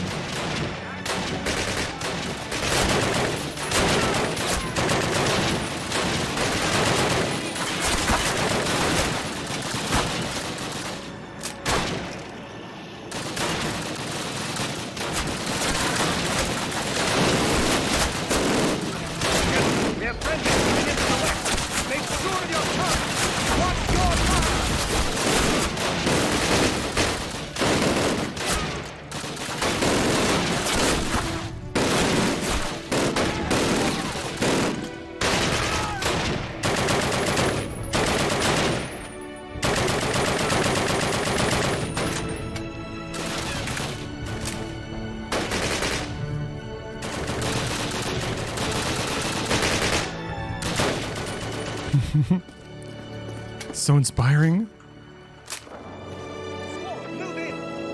When they called that duty. I believe that's the last of them. Excellent work, lads. Bloody well done. Squad, base of fire. This position. History will be kind to me, for I intend to rewrite it. Oh, I intend to write it. Well, he was right. If I win this war, I'll get to be in loading screens in video games. All right, settle down. We've got new orders. I knew Jason Statham was in this game. Transfers from the 6th Airborne to help us carry them out. I thought it was either this or I 2. recommend them for this operation as a result of their actions on D-Day. Captain Price. This is a fun fact I like to drop on people and they don't remember. Now, let's get down to business. Now. These are the locations of the major hydroelectric dams in the Ruhr industrial region of Germany. Their main purpose is to provide electrical power to the factories and cities throughout the area. Last year, a clever fellow by the name of Dr. Barnes Wallace created an odd sort Interestingly, this was like Call of Duty's they started casting a lot of known talent. Busters from 617 Squadron successfully breached the But they always were, baby. causing extensive flooding and damage to the industrial heart of Germany. The bad news is the bastards have already repaired the damage done. And Bomber Command wants to have another crack at these targets. I see Hobbs or Shaw. He's Shaw. Come on now. We're to make a night drop on this one. From He's the both. DZ, it's a day's tab through unpopulated areas around the dam. How many action franchises does Jason Statham have to come in and save? He's like the only leading man that other leading men seem to get along The with. mission is to locate as many of these anti-air guns as possible, wipe them out so that the bombers can make their runs. This building at the foot of the dam houses the electrical generators. Our orders are to blow this structure in the event that the bombers fail to breach the dam. We set the explosives on a short timer, then get the hell out of there by truck to a nearby airfield and appropriate suitable air transport from the enemy. You all know what to do. Check and test your magazines, zero your sights, and review the maps and photographs carefully. We'll receive signals and embarkation details within the next 2 hours. Good luck. Reboot Police Story with Jason Statham, but keep it in Chinese. I mean, yeah. The Meg. You got to get that HK Brothers money. And you have to have like a raven-haired beauty in the cast who loves their parents and is very smart and has 2 doctorates. In porcelain skin. Awesome. All right, let's I nearly watched Hard Boiled last night, should I? Yes, you should watch Hard Boiled. Transferred to SAS with Captain Price on orders from SOE 3 weeks ago. Haven't seen any others from 6AB aside from him. The men here are as competent as any I've ever met, especially Sergeant Waters. We'll have to do my best to keep up. All right, hold on. It's literature time. Call of Duty. I guess I'm still the Brits. Yeah, that's right. I'm in Statham Land. I don't think he talks during the missions, though. I think he only delivers... I don't think he's a character in the game. I think he only delivers briefings, but I could be wrong. Look at that Quake water. Still not transparent, though. Haven't done that one yet.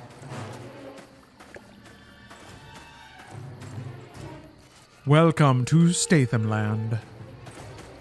Oops!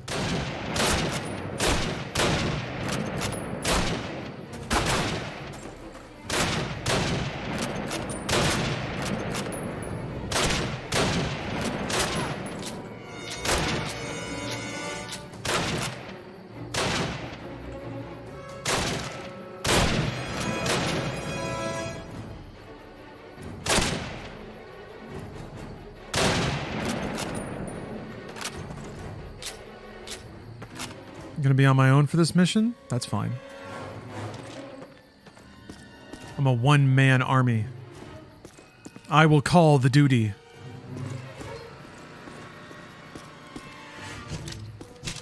That's the melee.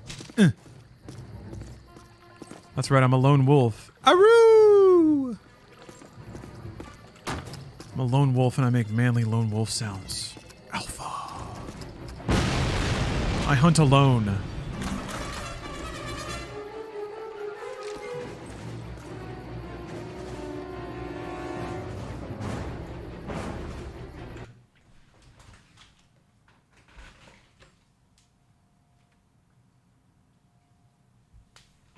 All right.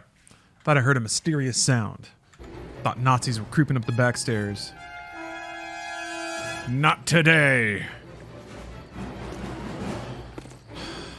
Yeah, it's very John Williams-y music. I mean, there's sequences that have heavily borrowed from Indiana Jones twice now. Last Crusade specifically.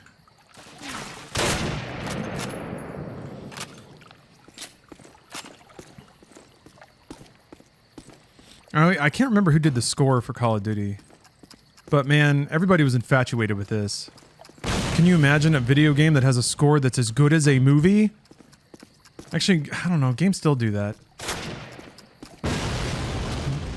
I wish games would be wackier with their soundtrack. I wish movies would be wackier with their music. Jesus Christ. Juan Gilliams. Oh, he's good. Senor Spielbergo.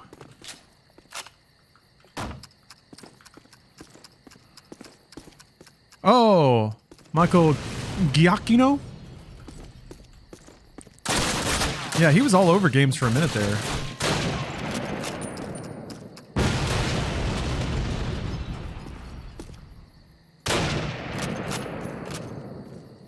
Trying to think. I think Harry Gregson Williams doing Metal Gear might have been the first time that, like, well, I guess there was Trent Reznor with Quake.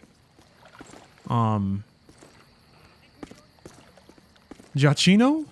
Giacchino.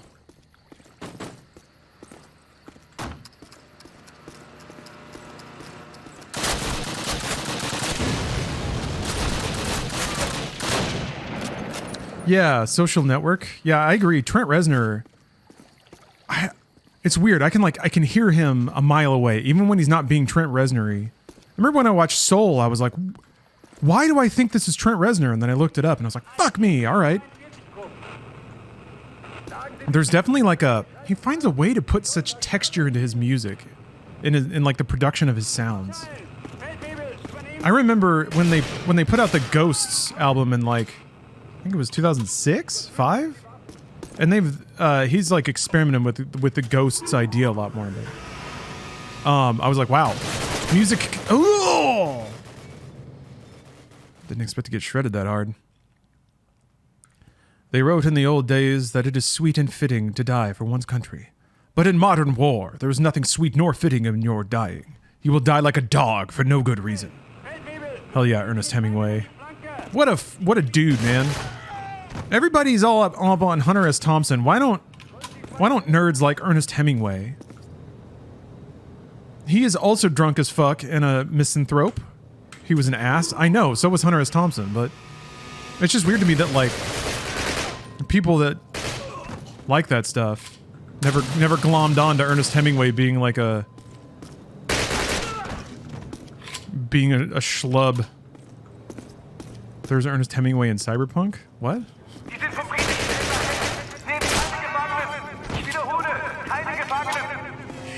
Oh. Reznor did the soundtrack for Mutant Mayhem? That's pretty cool.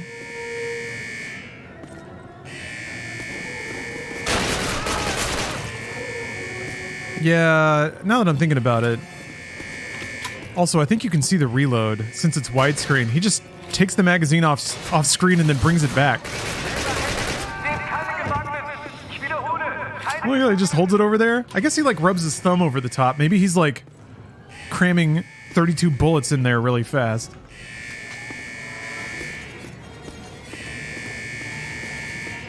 Never meant to not be 4x3.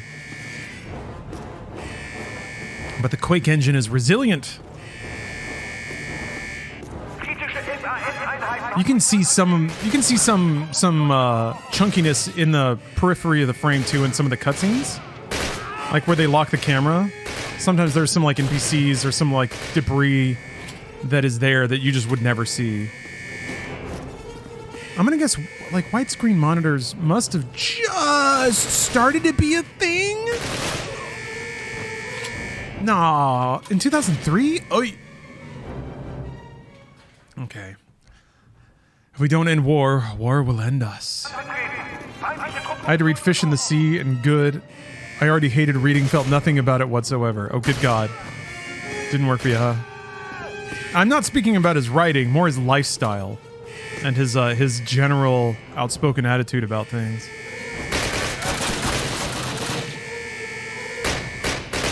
I fully get why his writing's not that interesting. I guess that's the other thing is Hunter S. Thompson's right, like gonzo journalism was eminently more readable and approachable.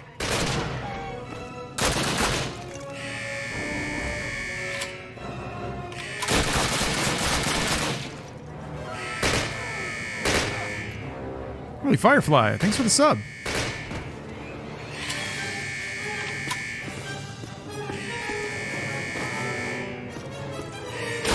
Nazi bastards.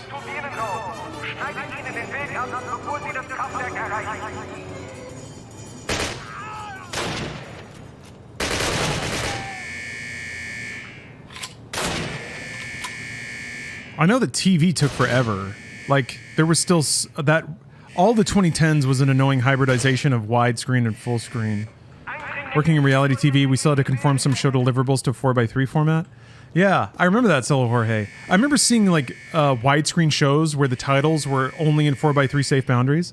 So they would show up, like, in a really awkward, like, just left of center. But they would still be left justified lower thirds and stuff. My favorite was, like, the widescreen stuff that was then shoved into 4x3, but then moved back into widescreen.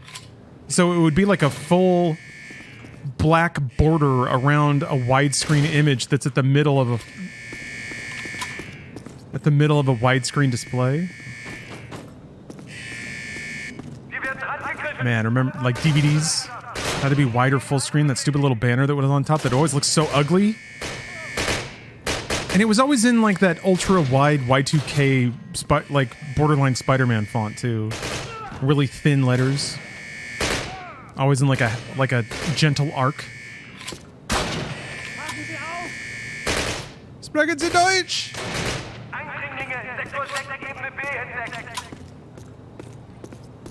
Bongo, that is a sick Mortal Kombat logo. When does Mortal Kombat 1 actually come out? Streamers lock that shit down. I'm not on that mailing list for some reason. I gotta figure that out.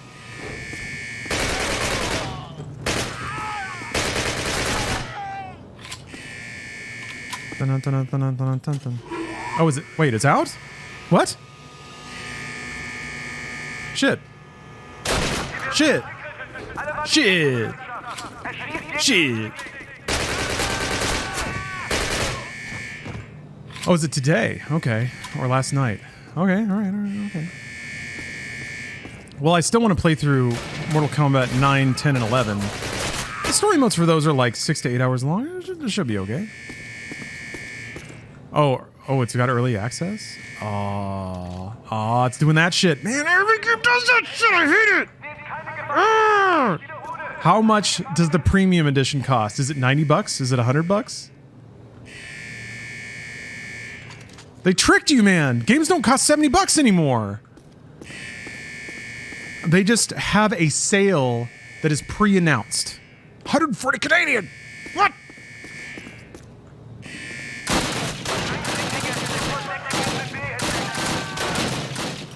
$110 US. No, it's not $110. No. Is the launch date this week? When is the actual launch date for MK1?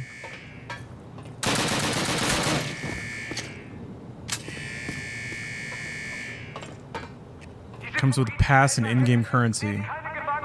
Okay, I have to admit NetherRealm games are usually pretty good about fulfilling DLC. Oh, September 19th. Okay, so next week. Yeah, that's about right. Look at this hallway. That's a pretty cool looking hallway.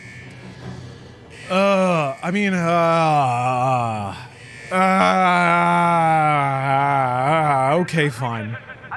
As long as it has to stay less than a week, right? I'm just worried that as perceptions get eroded, I don't know. It just feels gross, man. Like they figured out a way to sort of trick people into being okay with it. And since streamers and stuff usually get blanketed with codes early, kind of like with Starfield, they don't have a reason to be upset about it. Again, I just like, man. It's this coordinated system to not only rewrite people's perception about when a launch date is and how much games cost, but they even managed to like pave over the people who would be the loudest about it, or speak to the most people and make them not mad about it either, because they actually get beneficial treatment. It's exactly what used to happen with games media. Games media would get codes early, and so there would be like an incentive to not speak ill against the thing that was giving you the lifeblood of your business. And I'm not saying that streamers rely on early access, but that's certainly how they can get views and exposure they wouldn't get otherwise. Same with a game review. Man, it's the exact same. I guess the difference is a lot of streamers have built and maintained audiences that go to them specifically, whereas games media outlets kind of didn't. I know that individual reviewers would get like reputations and stuff, but outlets never really curated that. Lies of P is out now for early access. Nice. There was a bounty for Lies of P. I could have gotten paid to pay Lies of P. Maybe I should. But I want to play Call of Duty because I have integrity. I give Activision money instead of giving nobody money.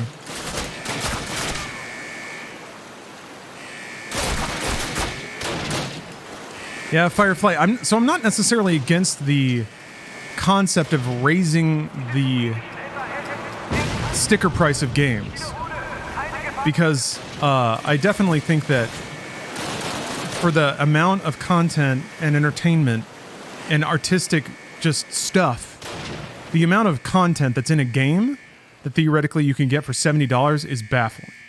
It's so, like, the trade-off is so much higher than really any other form of media at any other price point.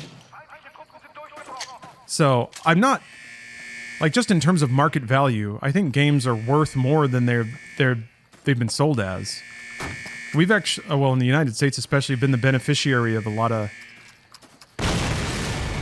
market trends. I know that in other territories, the price has gone way higher. And even in Japan, there's been more tolerance for games costing more if they're seen as a premium experience. Or less if they're not. Whereas in America, it was pretty rigid. Like, your game is either $60 or it's a budget title. Steam sales and, like, digital sales help bust that up a little bit. And now, thankfully, we have a really healthy, like, $30, $20 game layer. Favorite utterly stupid 4x3 legacy thing I had to deal with were rough cuts, fine cuts, and picture locks that would be for producers and network. Because the network, usually Bravo, wanted their exports in 4x3, but we edited in 16:9. We had to toss on a 4x3 squish filter that would look like trash, but the export setting would stretch 4x3 back to 16:9 to get the look right. So you had to put it 4x3 and then you'd like export in anamorphic or something? Oh, did I miss a gun? Oh.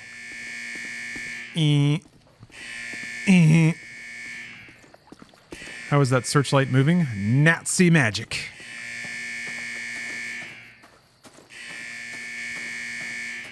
Did they want me to run all the way back?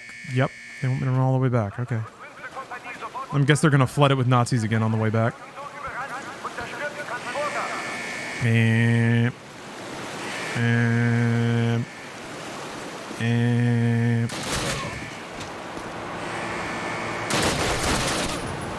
I'm already, like, this game is already really clever about extracting a lot of game time from the assets they've created. So making you run back through maps, like the aforementioned maps where you sit and hold points.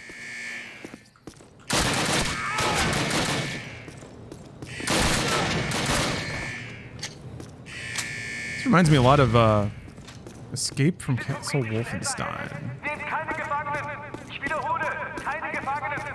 Games have been $60 since 2005. Eventually it's fine if these big and more epic, expansive games cost $70+. Yeah. Games better never be over 60. Nobody ever enjoyed it when something got more expensive. And even if I'm like cucking myself into being okay with it. Jesus Christ.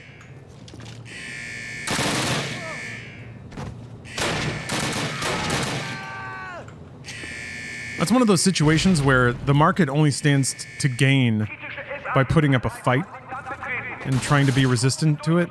And saying words on the internet is free, so why not? Why not be like, this is bullshit? Maybe somebody will listen and lower the price of their game. Damn it.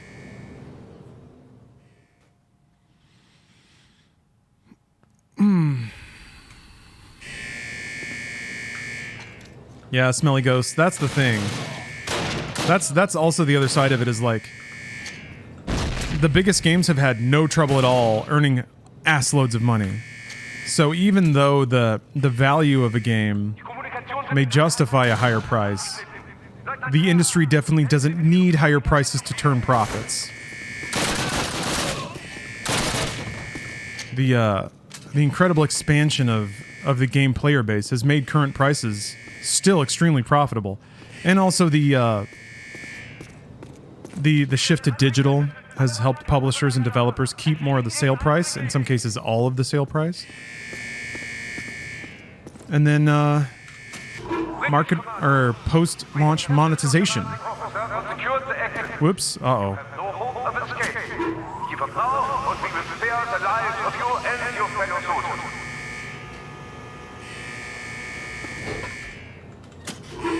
Uh-oh. But yeah, now you can sell people a game for $70 and then also sell them like $30 more of content that cost way less resources to make than the $70 game. So it's almost like a printer ink situation. Even though the printer is also profitable, but you get that in people's hands so that the 15 to 20% of folks who are willing to just dump money into it do.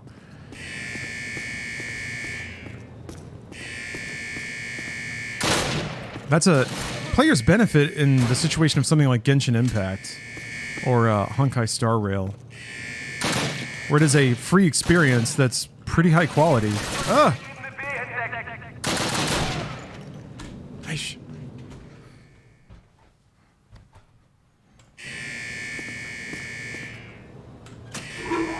British Commando, we have captured your commanding officer and secured the exit. You have no hope of escape. But we will spare the lives of you and your fellow soldiers.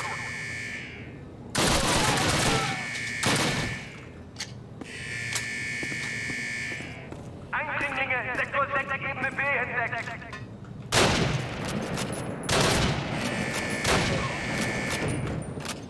Man, that was a good little sidestep he just did. Whoop.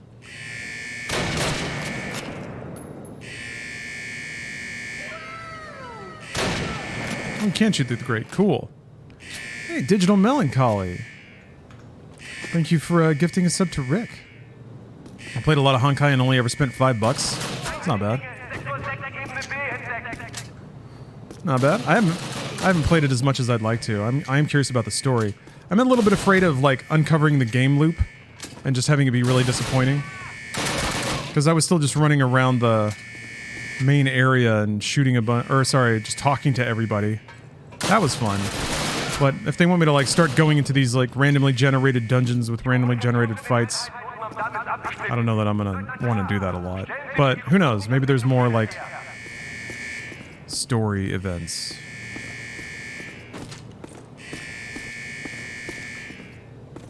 I definitely don't want to do dailies or anything like that.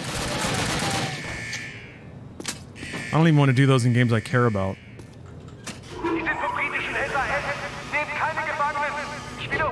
I see what you mean. Free to try is probably more accurate.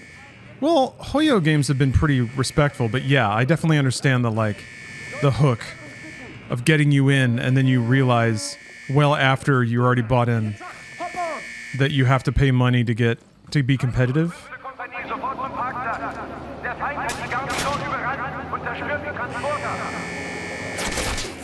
So now people are okay with that, though. Nice.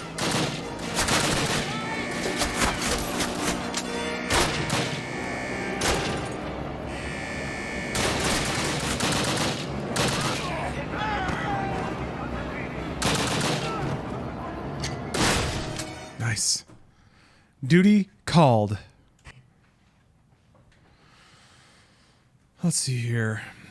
The lorry we stole was apparently carrying a large shipment of Panzerfaust 60s, a sort of short-range, single-use disposable anti-tank weapon. They'll come in handy if pursued. Not a bad find at all. Oh, is this another riding in a car mission? Yes! Yes! Oh, there's Statham! You don't know what to do.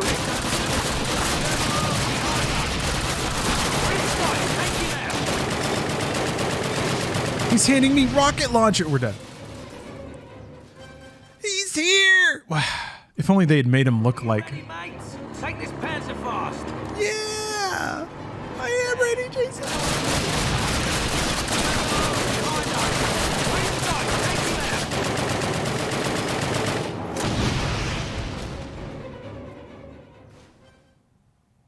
Are you ready, mates? Take this Panzerfaust. Alright, let's wait for the truck to pull up alongside. Always I want to be with you and make believe with you and live in harmony, harmony, harmony. Oop.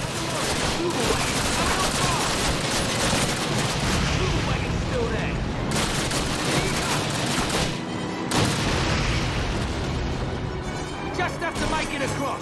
It's booby traps to fly when we... The blown up car had to hit the point where it flipped. Hey, give me that. Jason.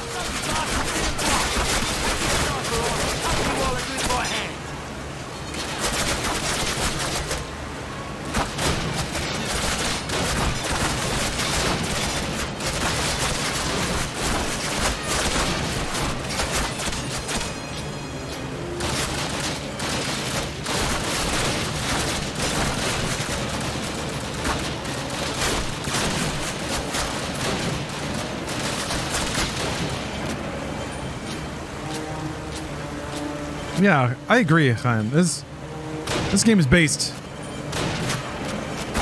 absolutely murdering Nazis. Oh, what? Did they get Jason? Oh no!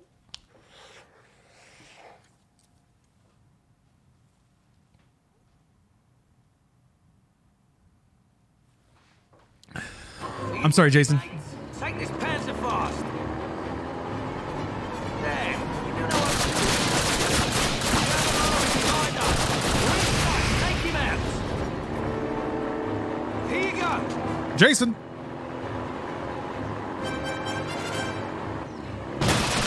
Aw. Wanted the quick kill. Oh.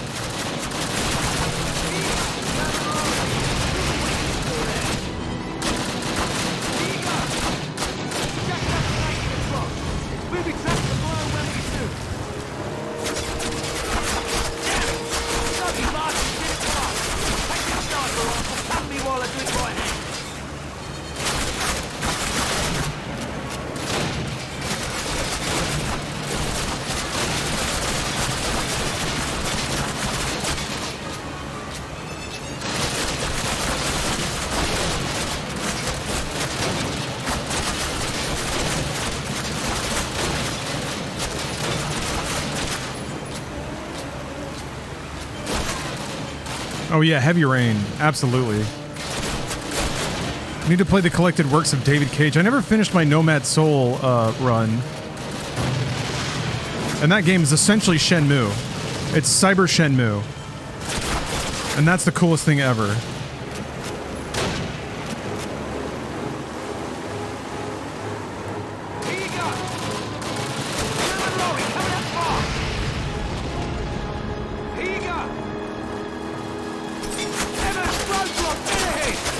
inside!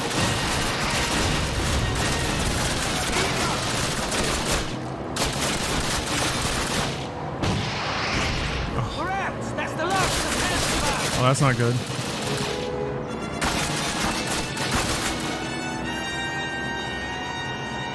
I never played Beyond Two Souls either. That game looked like trash.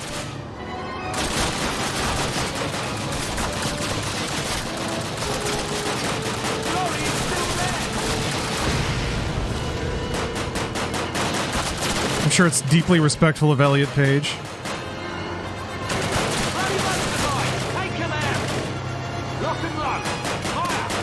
Yeah, it has Willem Dafoe. Webcam has a default title on top. Yeah, you mean this little guy? It's style. Whoa.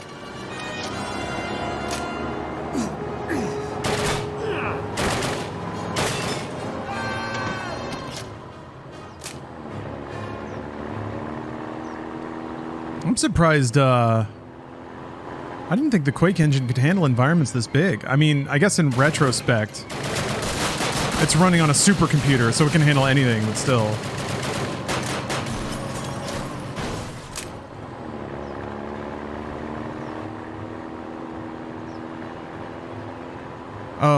Oh, the other David Cage? Yeah, Fahrenheit. Or Indigo Prophecy, yes. Gotta finish that up too.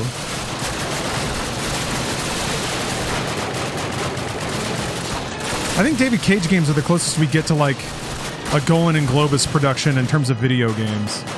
Like they're so deeply trapped by their own fantasies, which are uniquely male and like a bit schlubby. My gosh, we made it! I don't bloody believe it. We made it. What's the name of Statham's accent? He's playing it up a little bit in this role, and he was a little more like whatever that is back then. A little more accenty. Where the rest of the team has assembled. They radioed that they're finding us an escape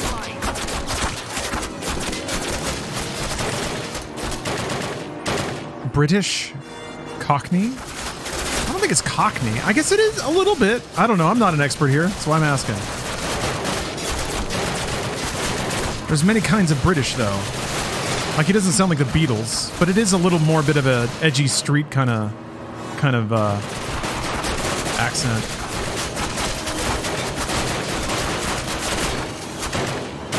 I don't think you can shoot the drivers?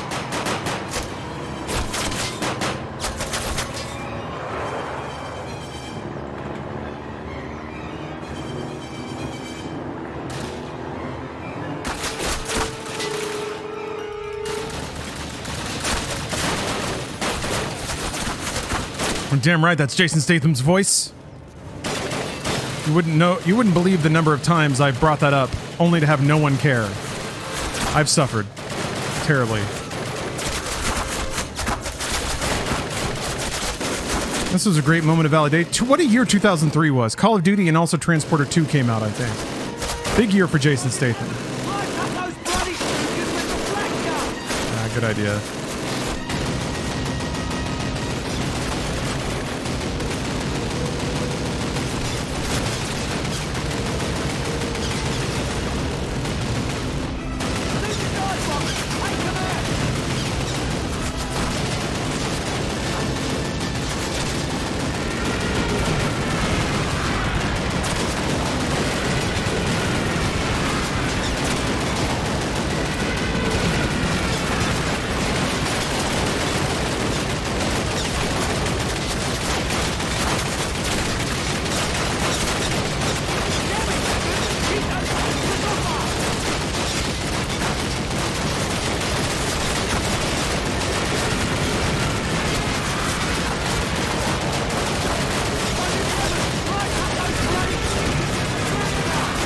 Working on it.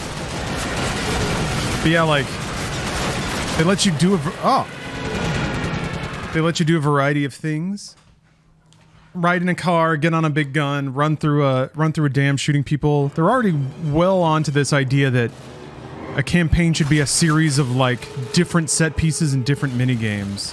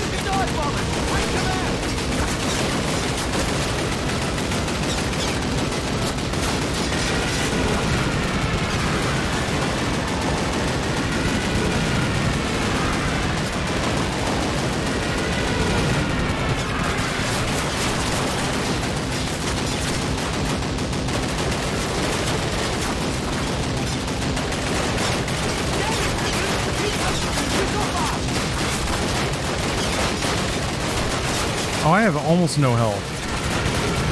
That's why. Shit, man. I can't. I'm gonna get shot to death.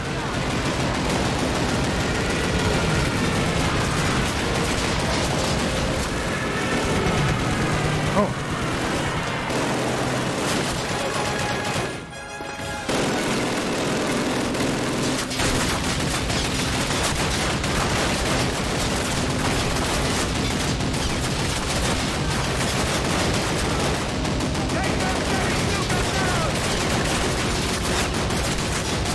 You're not dying. Uh-oh.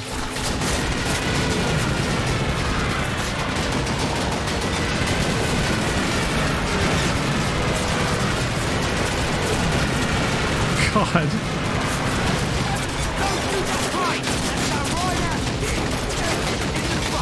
Run out of time. We've got to go. Now.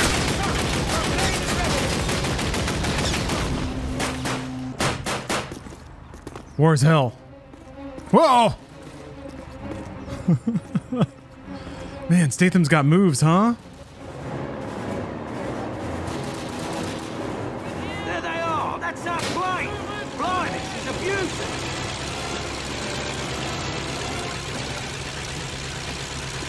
I get to be in a plane now? There is no substitute for victory. So manly.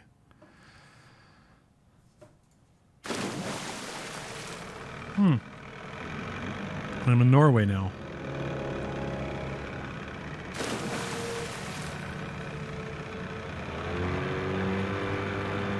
Still with Statham, though. Gonna get that Jason. Pip pip. Steady as she goes. This is the Tirpitz mission. What does that mean? What's a Tirpitz? That's a nice sweater or romper, thank you. And yes, it is indeed a romper. Boat. Ah. You were telling me that it's a boat mission.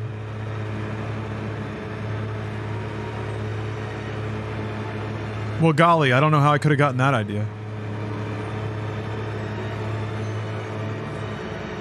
Hold right here.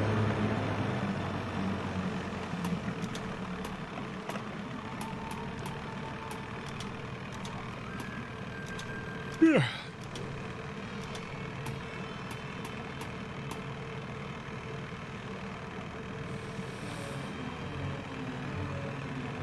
Okay, we're clear to approach. Evans, you and I will need to get below decks and find the armor before we can crypt the entrance. Stick with me. It's so weird that everyone says Star Warsy when John Williams scored movies that are much closer to this game. Stay here. Be ready to leave. But I guess I get it. It's the most prominent John Williams sound. Why didn't he change his name to Star Wars Williams?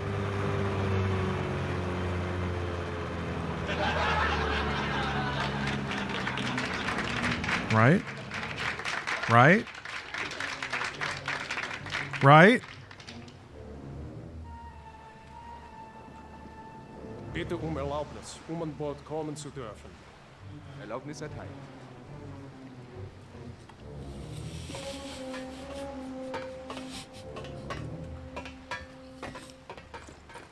I'm an online comedian. Oh, look at that. If you come down here, it looks like he's doing the, like... He's doing the smooth criminaline. Hold on. Real quick. Google Translate. Let's see here. English to German. Smooth criminal. Glatter Krimineller. Glatter Krimineller. Okay. Oh, I have to play the Riddick copy pasta now. Second time today. But it's just that kind of day. Fridays need two Riddicks. It's a 2 Riddick Friday.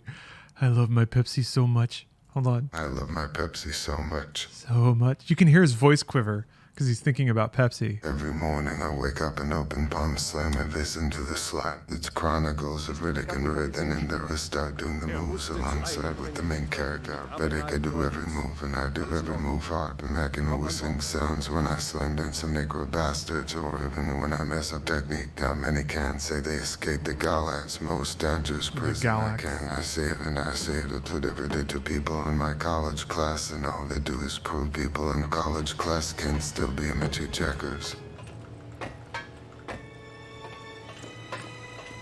Remember playing this on my weak laptop?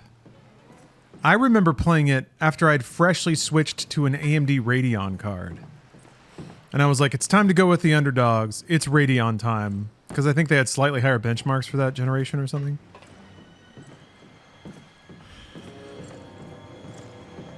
Hey, Ferret King.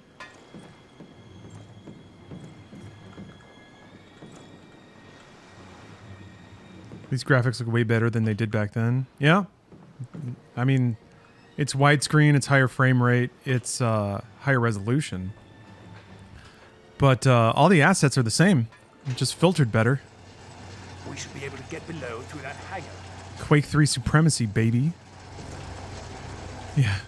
And now AMD is back with Starfield. AMD's back. I mean, I'm honestly happy for AMD owners. They should get one, right? They deserve one.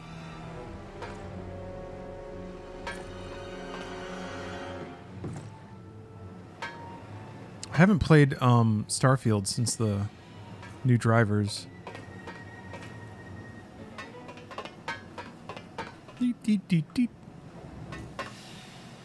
AMD's back. What's extra weird is like, I don't know, the Starfield situation was funky. They withheld the codes from some European outlets. And I mean, as soon as that came out, I was like, yeah, that makes sense. Eurogamer's not going to review this well. And lo and behold, they didn't. But yeah, definitely a case of Bethesda working the angles there. At least we presume that that's what it was. We don't really know, but they don't have to tell us, and they won't. And that's probably going to be the case in the future. Same with like giving early access to streamers. You're only going to pick the ones who are going to like, oh, there was no reason for me to get early access for Starfield, but I did anyway. Which kind of pokes a hole in that theory, but I got mine through an agency. But I am fascinated to death about manipulating public sentiment. Nice. Grab a weapon and explosives, quick! The ship's boilers line these passageways. Place your charges as we go. This place. We're all fine here. How are you?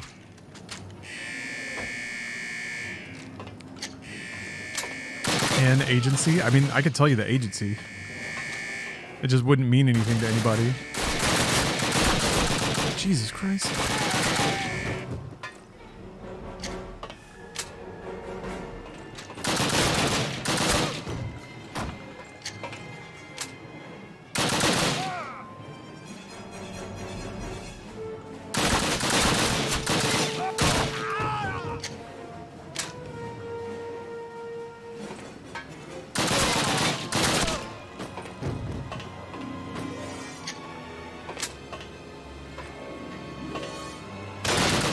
Todd couldn't resist.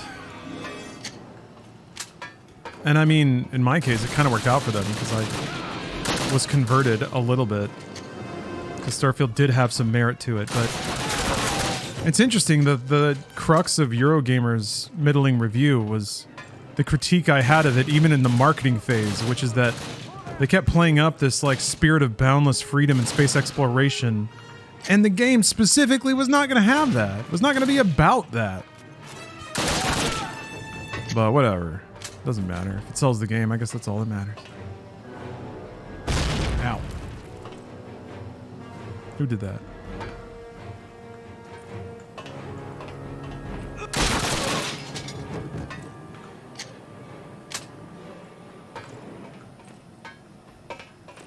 So let's see here. That's 2 video game events next week then that I wanted to tie some games, streaming games to. The 2.0 launch for Cyberpunk and then also Mortal Kombat 1. So, whoa! Ah, shucks. Maybe it won't be like just a full non-stop playthrough of all the CODs. I mean, there's more games than I thought, so I think I'll just take it in breaks or in shifts. Yeah, Soul Eater. I was expecting Starfield to be a 7.5 game. That's probably a fair place to put in my mind based on what I've heard. That's fair. It's just a question of like expectation and marketing. And Bethesda did not a great job of either. Was there a reason why 2.0 releases before the DLC? Because 2.0 is an update coming to all owners of the game, and the DLC doesn't take place at the beginning of the story. So it's kind of staggered out, I guess, as an intentional way to give people a chance to play through the game with the 2.0 update if they want to.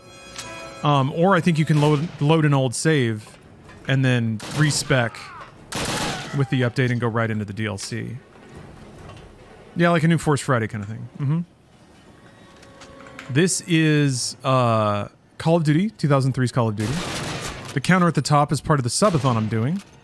Every 50 subs extends the stream by an hour, up to 24 hours, and unlocks a dramatic novel read. Ow! Who is that? From longtime community member, Turbid TG1. Who shoot? Who shoot?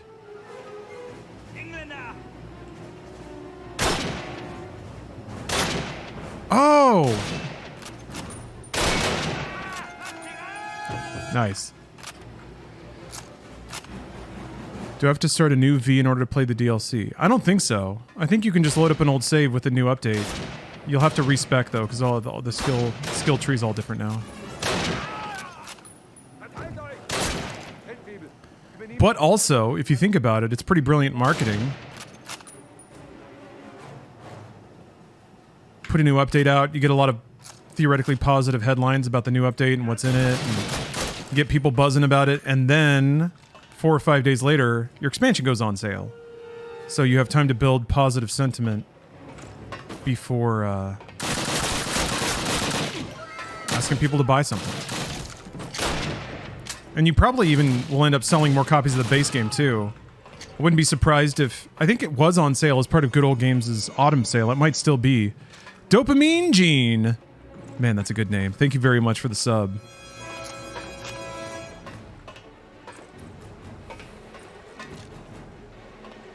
Oh, it is? So there you go. Yeah, like, everything's coming together. So yeah, they put out a free update. Base Cyberpunk's on sale. You get media coverage, you get streamers, you get YouTubers chatting it up. You drive interest towards the base game that has the update. And then either people just buy the base game and become potential customers in the future for the update, or they play through it and buy the update right away. Nice. Oh, the bullet casings. That's awesome. Or the bullet holes. Oh, is that a Neil Breen emote? God bless. I still have the Volume 1 retrospective in my DVD drive. Which, hold on a minute. Which I forgot, because when I looked at Explorer, I was like, what the fuck is Retro NTSC Part 1? That's Sandy Ravage with a Neil Breen emote? God bless. But yeah.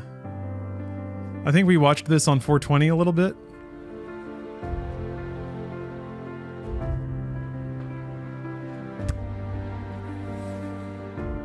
It's such touching music. Have you seen the new one? No, it's still like in limited release, is my understanding. I can't remember. It's not Twisted Pair. That was the last one. Is it? No. What is it called? What's the new one? Wait, no. Wait. It was Cade to the Tortured Crossing. Oh, it was in Austin? Damn. It did come through LA, but it sold out long before I got there, so... Oh, it's Cade the Tortured Crossing. That's the next one? Okay. The first direct sequel. Guys. The Neil Breen-averse is alive. Sort of. It's as alive as Neil Breen is, which is arguable. Which one is it a sequel to? The last one, Twisted Pair. Twisted Pair was about Cade. Wait, I can't remember the pair. Cade was one of them. There was some spirit beings, an astral plane or two. The last movie was quite difficult to follow, more than usual. Not just in like a, this sounds like a 13-year-old trying to write a Bond film kind of way, but in an actual, I think Neil Breen might have done weed once and decided to make like a impressionistic story journey. But also I think it was about a bunch of migrants stuck in like in containers or something. Is that the one about all the immigrants?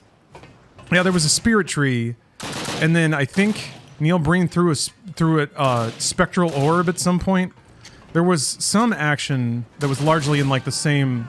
It seemed like it was all filmed in a community college. It was Cade and Kale. Thank you. The Immigrants was another one. Ah, okay. Thank you. Thank you very much for explaining these things. Gotta keep the stream accurate and up to date.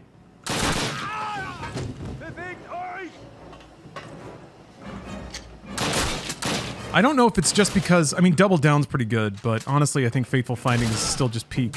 It doesn't get better than that. All the laptops, man, so many laptops. You can't beat 4 laptops.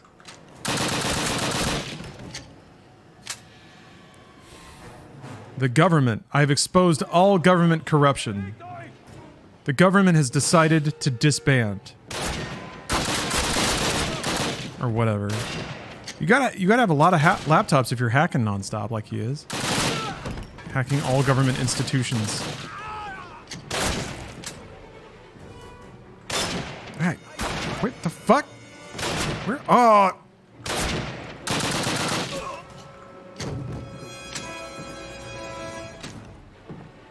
I mean, are Neil Breen films on Amazon Prime? I guess you could do a watch party for that. Maybe I can call it Bruce. We can do a Neil Breen quadrilogy before the Cade CU started, the CCU. It doesn't stand for concurrent users. It's the Cade CU. That's the new acronym we're all getting on board with. They're all on YouTube. Yeah, a lot of them are. But I mean, I don't want to steal from Neilithan Breen. He's a lawyer. No, wait, he's a real estate agent. We lost the captain.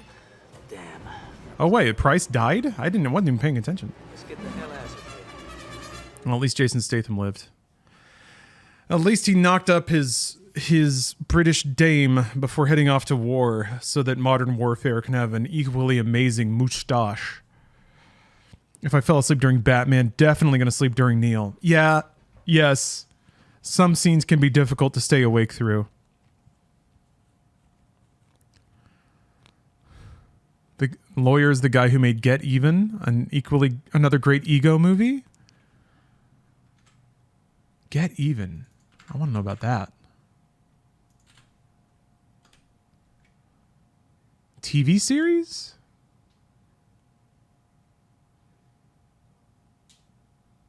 It's also a game? Not Get Even. Get Tevin. Oh, so no space. Get Tevin.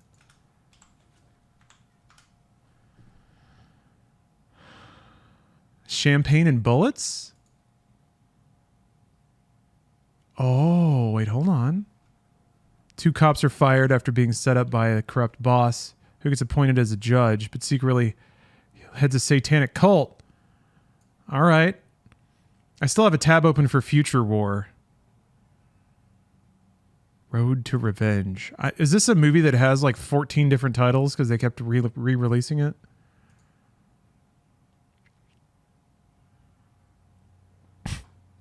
Fun fact about Windows, if you type Control-Shift-Alt-Win-L, LinkedIn will open. Nah, it's got to be something else, right? I know that Win-L is lock. Road to Rage subtitle. Yes, well, Road to Revenge is the cover art I see here. But this definitely looks like a non-actor. Yeah, director John DeHart, writer John DeHart, stars John DeHart. Good. Good. Good. He's right. It's actually a shortcut for LinkedIn. All right, I'm going to do it. Shift Alt L. Well, I'll be goddamn. There it is. And it opened in Firefox. It didn't open in Edge. So wait. Shift. X for X videos. Uh-oh, something blinked.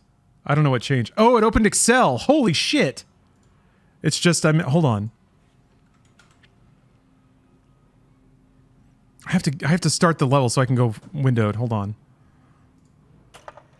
Comrades of the Soviet Union, almost 1 year has passed since Hold on. the German invaders set foot upon the soil of our motherland. I'm gonna have to try all 108 keys now. I knew that there were tons of fun Windows key shortcuts, and I thought I'd learned most of the ones that I use, but... And robbing the Soviet people. Oh, we get to be Russians now. Although our situation grows desperate, we have one last hope of defense. Bom, bom, bom, bom, bom, bom, bom, bom, bom, bom, bom. Stalingrad. Comrades, many of you... I gotta play through all the red alerts, too. Ooh. Defying the Germans at every step. Soon, you will stand... Don't press B. And you will not... Bornhub? ...to defeat our fascist enemies. No one shall take even one step backwards. Found the IMDb page. Cowards on sight. Yeah, yep, that's it. Soldiers. Awesome. I'll definitely watch that. The motherland is counting. Which red alert has Tim Curry? 3. At Stalingrad. Oh, look at this Russian font. It is time to stop the retreat. Not a single step back. This shall be our slogan from now on.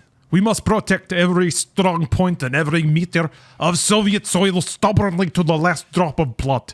We shall grab every piece of our soil and defend it as long as it is possible. The Germans are not as strong as the panic mongers say. Ugh, that's hurting my throat. I gotta save my guts for reading Turbid's novel. Yeah, it's a little Scottish, isn't it? Why'd you go disabled on the accent? Because they're Russians, dude. You can't say that. They are stretching their strength to the limit to withstand their blow now. Withstand their mighty blowing means to ensure victory in the future. All who retreat without orders from above are traitors of the motherland and will be treated as such. Panic-mongers, traitors, and cowards are to be exterminated on sight. To fulfill this order means to defend our country, to save our motherland, and to destroy and overcome the hated enemy. This is the call of our motherland. The People's Commissar for Defense, Joseph Stalin. Like Alan Cumming in GoldenEye. Yeah. I am invincible. I mean, Natalia kind of talked like that too. Little marble-mouthed. Oh yeah, didn't Call of Duty 2 have like a ton of Russian front in the winter missions? I remember that being pretty brutal, of just everything being really cold, and like they seeded a lot of depictions of the Russian soldiers like freezing to death and having no shoes and shit. Comrades, this day will be the proudest day. Yeah, this is how Call of Duty 2 opens, isn't it? The fascist Nazi invaders with all your strength. For each and every fallen Soviet. I thought it was a bit odd that they would like start redoing missions, but the Call of Duty 2 one is even more ridiculous than this one. No mercy for defeat. Yeah, it's bookended by this encounter, right? Stalingrad? Anyone Oh, COD 2 opens with a Russian winter training session. Huh. be shot. Remember great comrade Stalin's order. Not one step backwards. You will be well equipped for the battles that lie ahead. You will have food, water, weapons, and plenty of ammunition. Everyone has a unique face. Sort of. They're all so scared. Their dastard Volga has left them without the means to bring us a proper fight. With our superior strength in numbers and our bound That's so great. victory is ours. We shall stop the fascist invaders there at Stalingrad.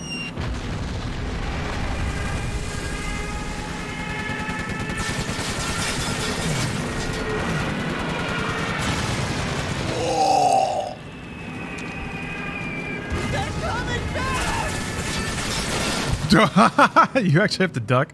Oh, that's right. Hold on. Hold on. Okay. Ooh. Oh, what? Oh, hold on. Alt, enter. There we go. All right, yeah, Excel. So let's see here. If I'll show alt, what does Z do? Nothing.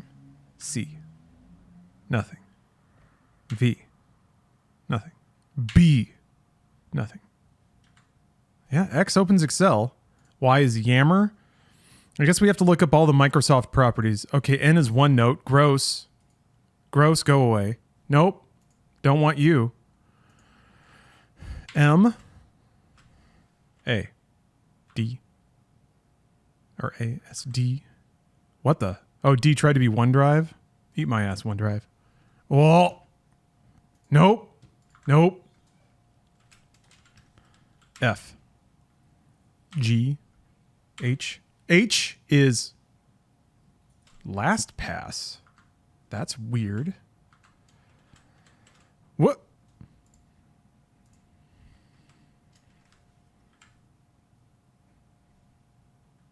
Maybe it wasn't.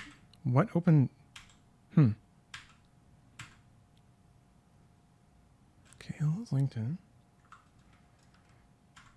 P is PowerPoint. Yeah, that makes sense. O. Outlook. Yep, sure. Go away. I. U. Y. Y is Yammer. Yep, someone already said that. Yep. Oh, stop it. Oh. Damn it. They really want me to sign into Office 365. Oh, that's why. Oh, Shift B is resetting your GPU drivers. Oh, it didn't seem to do anything. T is Teams, yeah. R, W is Word. Okay, all right. Well, Word might be useful. You will fight the fascist Nazi invaders with all your strength. For each and every fallen Soviet soldier, you will make them pay with 10 of them. There will be no mercy for defeatists, cowards, or traitors. Anyone caught deserting his post will be shot. Remember great Comrade Stalin's order. Not one step backward. You will be well equipped for the battles that lie ahead. You will have food, water, weapons, and plenty of ammunition. What do you suppose the Germans have? Their supply lines are stretched too thin. Their dash to the Volga has left them without the means to bring us a proper fight. With our superior strength in numbers and our boundless courage, victory is ours. We shall stop the fascist invaders there at Stalingrad.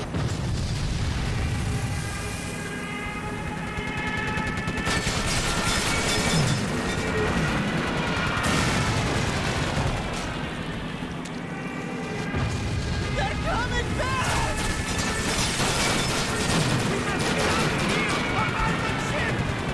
Yeah, the dude jumps out and they shoot him.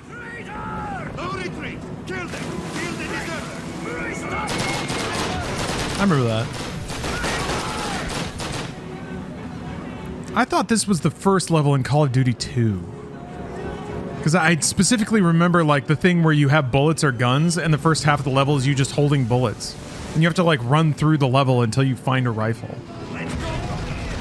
But I remember that being under the Call of Duty 2 rule set where it's like there were infinite enemies and you had to kind of find the checkpoints. Oh yeah, I guess I'm about to get my bullets.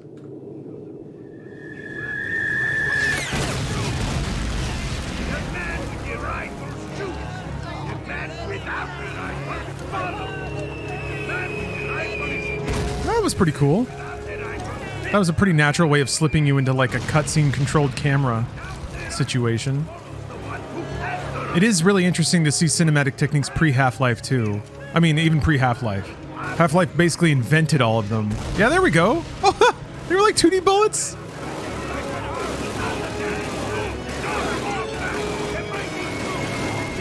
Oh! Look fuck, they explode you and then the camera's looking directly at that scene. There's so many interesting techniques in games to get your camera to look somewhere without it being obvious that that's what they're doing.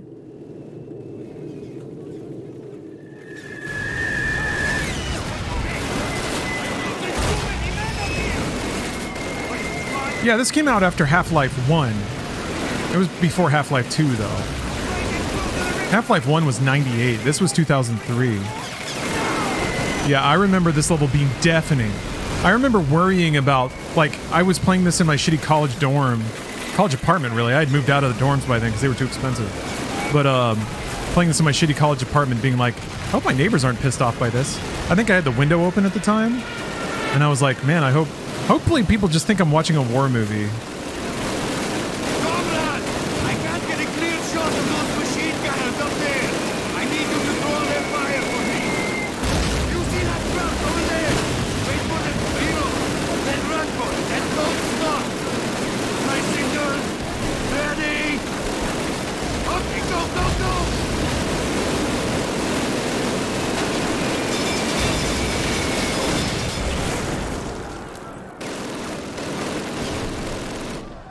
Did I give him my bullets?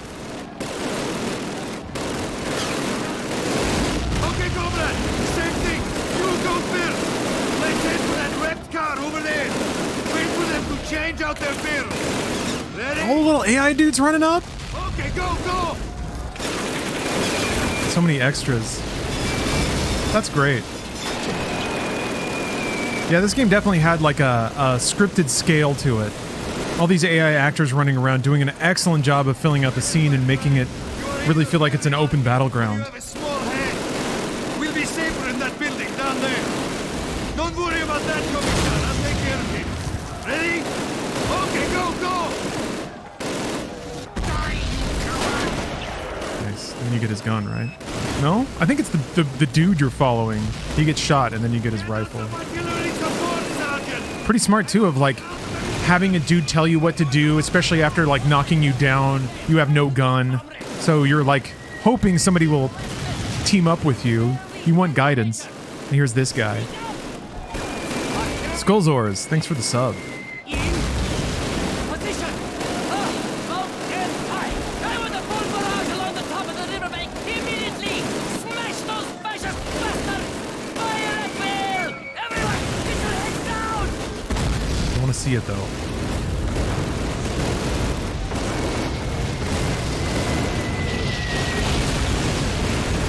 Rad. Man, this has really got me thinking back. And it's making me very appreciative for the state of my life right now. Could not have imagined a better outcome than the one that I'm currently enjoying. So, and you know what? Everyone in chat is to be thanked for that. So thank you all. There's a few too many people to thank individually, but I'll try. Thank you, thank you, thank you, thank you, thank you, thank you, thank you, thank you, thank you, thank you, thank you, thank you, thank you, thank you, thank you, thank you, thank you, thank you, thank you. Thank you, thank you, thank you, thank you, thank you, thank you, thank you, thank you, thank you, thank you, thank you, thank you, thank you, thank you, thank you. I'm just stealing a Steve Martin bit right now. Oh. We're retaking Red Square! Yeah, gosh. When I played Call of Duty the first time, broke as shit, very alone, was just going through like a... Breakup is a strong word because we were never really dating, but it was like one of those where there was mutual interest stated, but it didn't work out. I guess really I was too jokerized for that to work out, you know. So, had to walk my own path. But, yeah, rough time. Rough times all around. I was working a job and going to college and just like could barely afford food, one of those things. Yeah, 2 #damaged. I gotta use the restroom. All these deep rumbles are shaking it out of me. I'll be back. Thanks for watching. Be right back. Okay, I'm back. Skullzors and Too Many Badgers, thank you very much for the subs. Big Hust, thank you for gifting out 5 subs. And Nomad the Kid, thanks for cheering the 7 bits there. When you get to the end of your rope, tie a knot and hang on. Yeah, FDR was pretty based.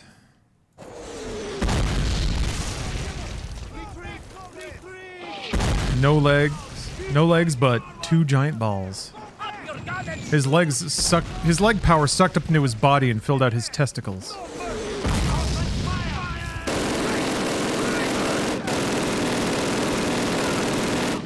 Are they retreating? Man, they really like that, don't they? Hesitation, comrades! Do not take one step backwards! For Mother Russia, comrades! On a scale of 1 to gamer, how would you rate your shit, Lawrence? Pretty gamer. It was fast. It was tactical. It was a tactical shit. Now I get a gun. Okay, never mind. Ah, the moisten the gun.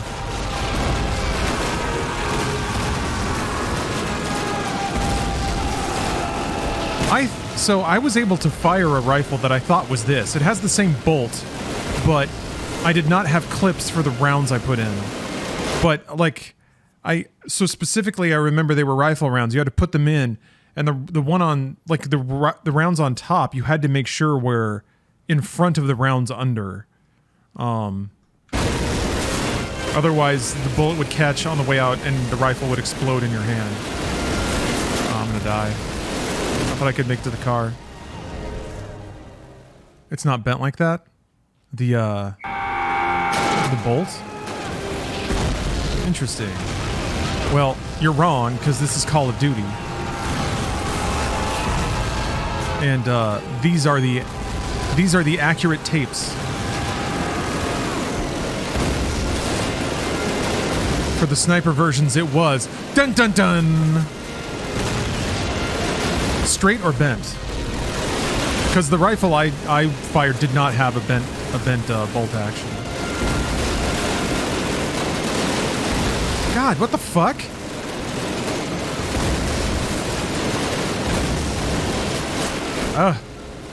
This is pretty cool though. Like, this is another kind of Call of Duty level where there's a path they want you to follow, but they're only going to tell you that by where the cover is.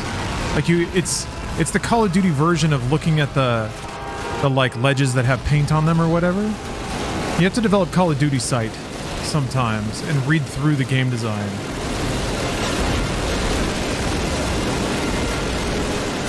I think it's this way? Oh, here we go, yeah.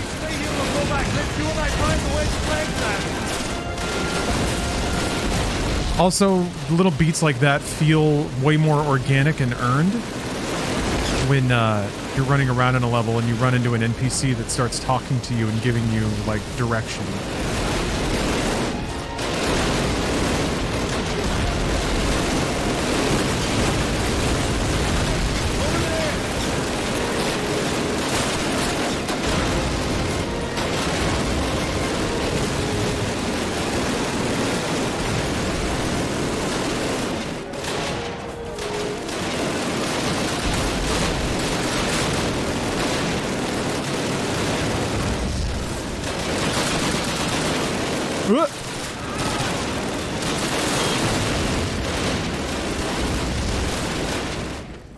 Yeah, that's the thing though, like even back then, I could definitely see players, and to some degree, it was probably me actually, just running the wrong way multiple times and just getting mowed down and being like, what am I supposed to do? Come on! I think there's also an art that has been refined in the last 20 years of just visual cueing.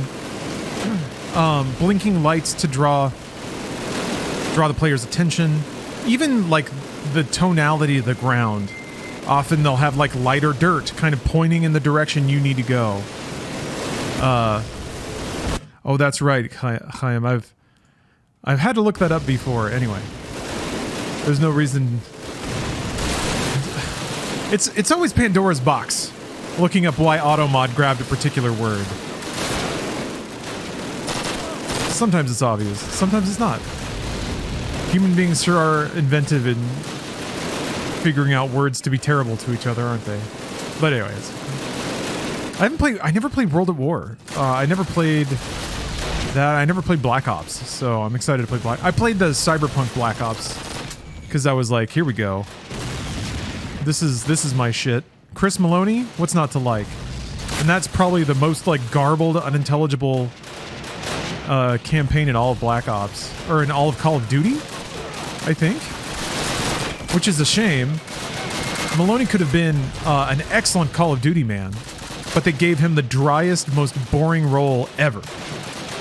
So, you know, what you gonna do? I'm excited to replay that, because now that I know what it is, like I think it was Black Ops 3 was the Cyberpunk one? Or was it? Yeah, it was 3. The more that I think about it, the more absolutely down I am with Call of Duty campaigns that just try to go buck wild. What's the point of artistic restraint? Like, no one gives it... The campaign has to be there, but no one cares about it. No one talks about it. So it's your opportunity to spend a lot of money to do whatever you want. And this is why Infinite Warfare is amazing. Because it did.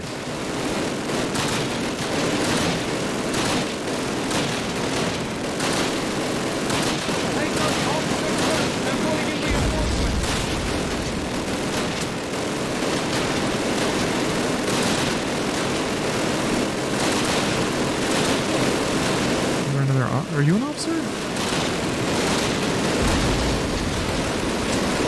Oh. Alright. It still has the bent barrel. Tisk tisk. There was a sniper there the whole time.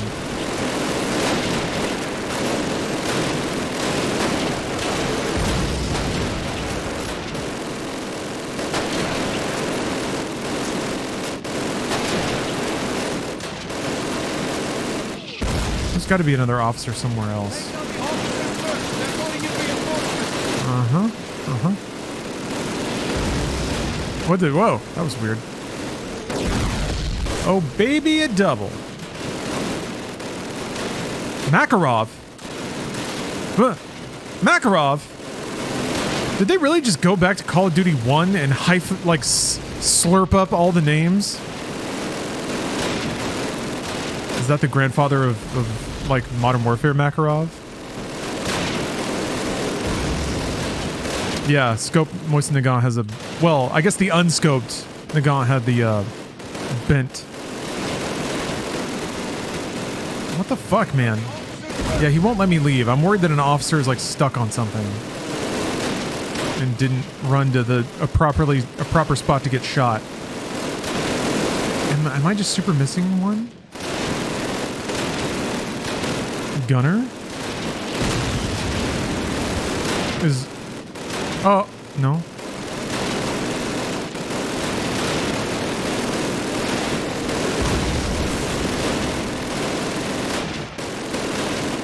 Stairs?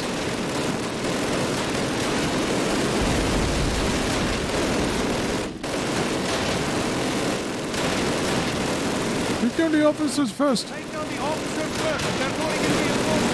Uh-huh. Oh, baby. Anonymous has just gifted 15 subs. What an incredible display of generosity. Thank you very, very much. Oh, baby, a 15. Really appreciate that. We're closer than ever to unlocking more literature. There he is. Thank you. Yeah, stairs. Yeah, you guys were all right. You were all correct.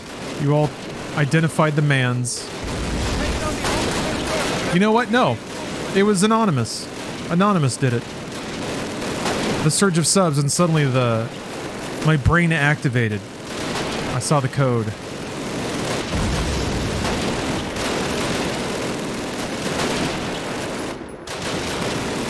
Hacked my brain. Josh Guy, thank you for the sub.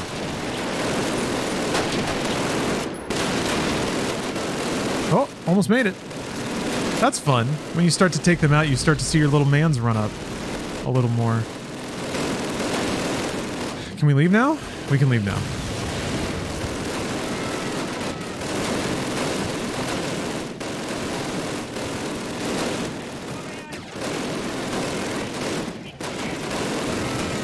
What's the name of the book? I want a copy of it.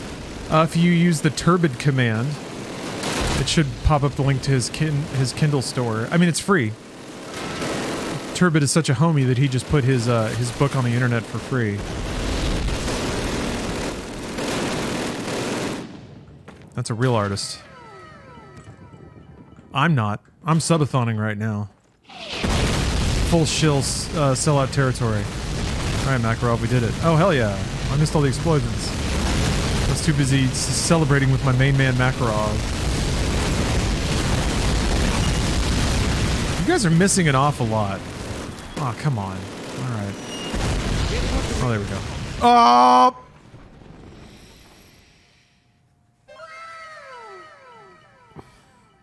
Shouldn't have stood over there. Older men declare war, but it is the youth that must fight and die.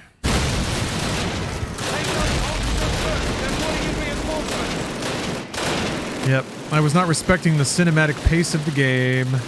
That's on me. At least I know this guy now.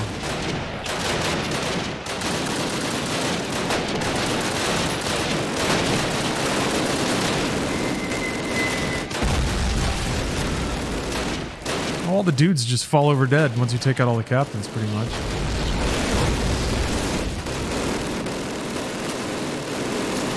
That's right, Edward. Do electric sea cows dream of moonfish? In fact, we've just learned the significance of that title. There was a titular line. Wait, can you get it in paperback? No, I think it's just... Unless you're referring to something else. Man, I wish. Hardline Tango. Thanks for gifting us up. To Brad Braddington. Powerful Brad energy in that name. You can get a paperback? What? I mean, it can't be free. Oh, no. Wait, did Turbid start selling it? Oh, no. Okay, it's $0 on Kindle. All right. Free on Kindle, 10 on paperback. All right. The paperback option was not there when I was looking at it. Otherwise, I would have one.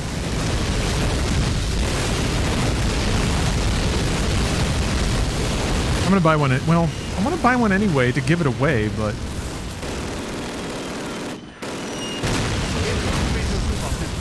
it's not gonna get here in time. Oh, it's not free on Kindle. It always says free, and then in fine print, it says for Kindle Unlimited. My bad. Hold on. Wait a minute. Turbid trying to spend some money off this? Well, that's only fair. You already own this item. Yeah. Okay.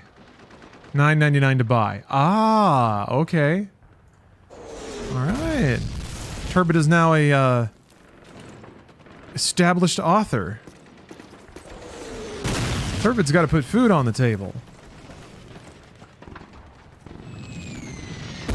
Kindle and the Amazon monetization of it is a scam. Ooh, Michaela. Seems like you have some experience with this. You have to pay for an additional $100 for no ads? Oh, for Kindle Unlimited or their service or whatever?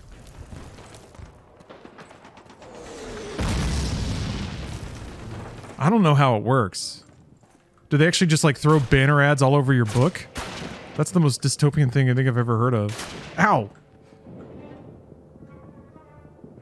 Oh, for the device? Oh, okay. They just serve ads on the device.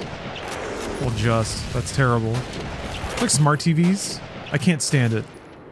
I don't want to ever own a smart TV that effing puts banner ads on the, like, home screen. I mean, I know that some TVs, that's why they can be so cheap. And I guess that's fair, but... It's weird to me that, like... It feels like that's not regulated? Oh, enemy at the gates time. It feels like when you buy a TV, there needs to be a big sticker on it that says, this thing will show you ads.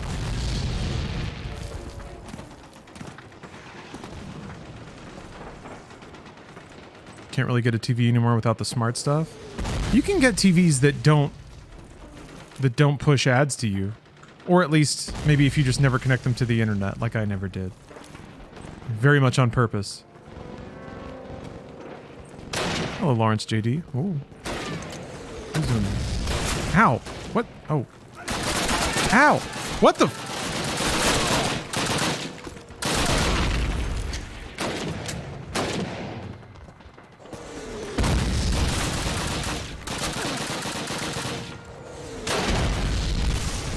Oh, dude!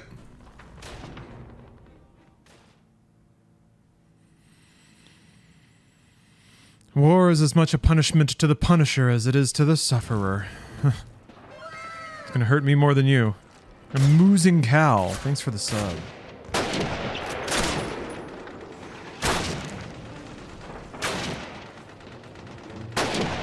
America's taking off his belt. I don't know why you make me do this.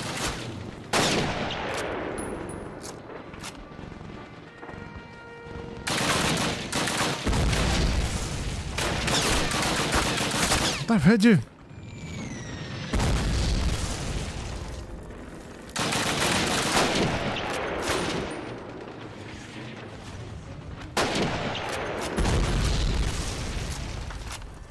Yeah, folks have made custom firmware to remove ads. They have. Then it's like, it's the process of learning how to do that. How can I not see where this guy's shooting me from?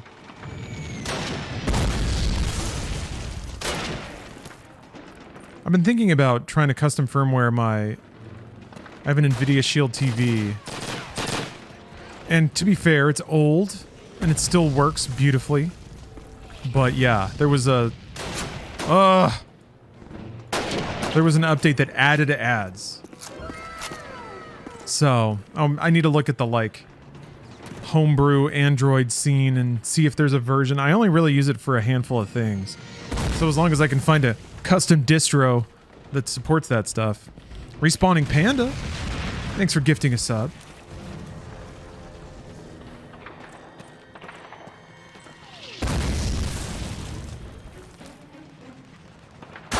What you about? This part's tough. I guess this is the sniper part.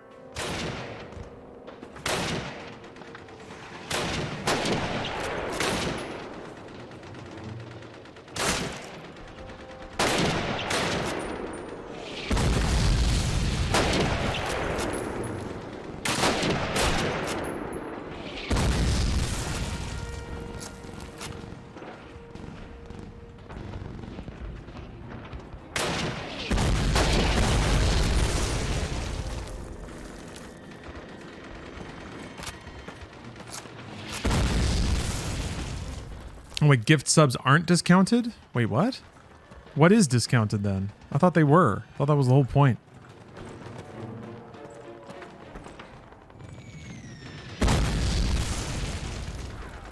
Scammed again.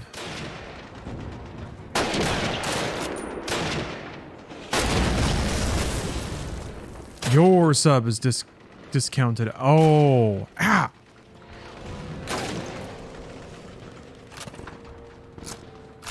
Yeah, Amazon up to their old tricks. Can you buy multiple months of a sub for yourself, or is it just this 1 month?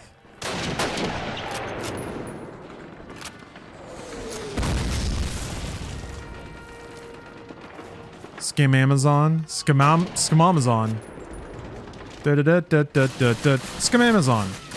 How's the control? Oh, it's great. This game still feels really good to play.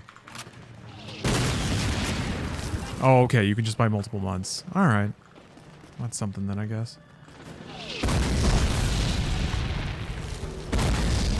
Oh, wow, it was for 1 day. September 26th to September 27th. You get 25% off all gift subs. Oh, Jesus, okay. Wow, I really should have read the article then. And done it then. Oof. Oof. Embarrassing. Oof. Do another one? Maybe. Depends what's going on. It was actually a pretty busy week this week. But I also really wanted to play Call of Duty. Oh, wait, it's from that date to the end of the month? Wait, hold on. How am I reading? It's just September 26th. German. Okay, alright. So there's like a run of days. Okay, alright. It's after Cyberpunk? Could be Cyberpunk. Why do you come?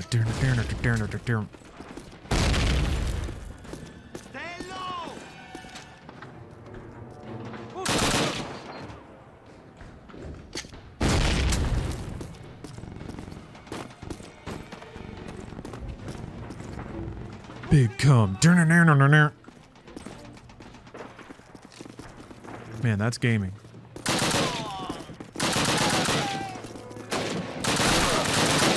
Cyberpunk drunk stream, Phantom Liberty. Damn, that's good wordplay.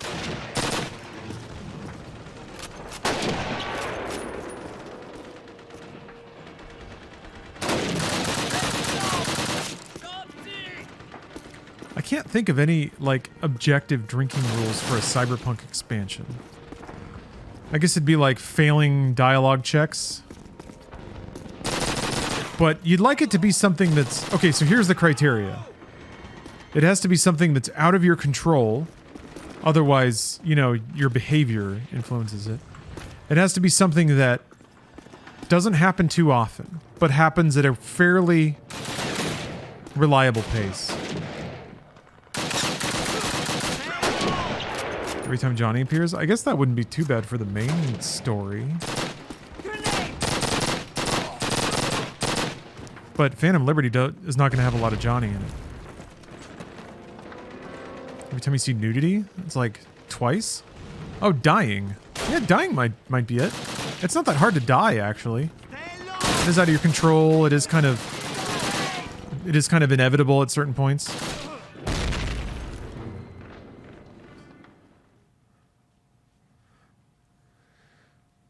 I thought they said Johnny would be in Phantom Liberty, but not oh my god. This is a whole checkpoint, huh?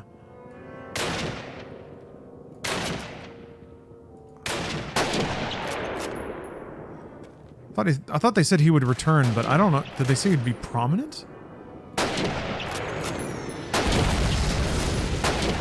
There's a part at the beginning where, like, Songbird talks about, I think, blocking the chip or whatever. So they write him out pretty early. I guess he might show up later.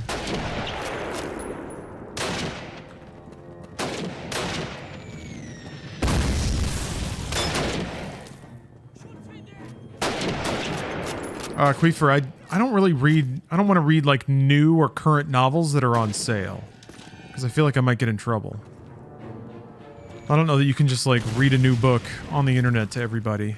I mean, I guess it's my performance of it, but...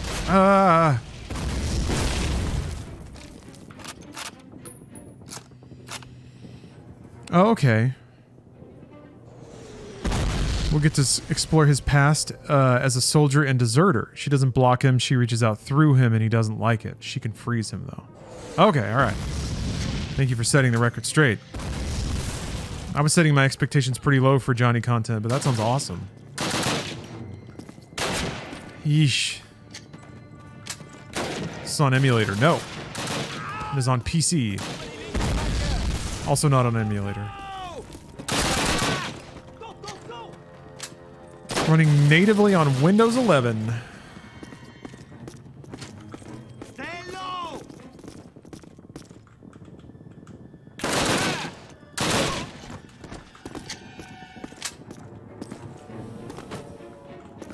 John Tent. It's been a good year for John Tent. We've had John Core. God damn, man. How did he know I was there? Like the second I peeked, he was already shooting at me.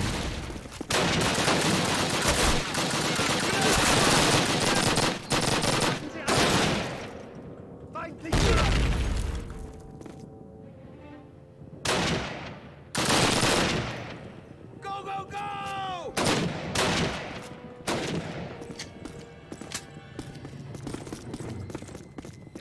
Grenade!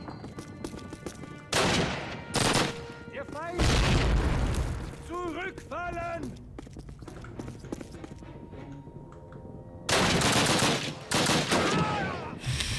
Thanks. Stay low! Call of Duty. Call of Duty, Call of Duty, Call of Duty. Call of Duty. Call of Duty. What the fuck? Dude.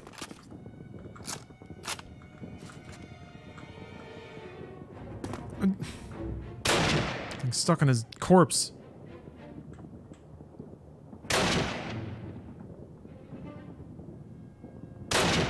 Oh, here you are.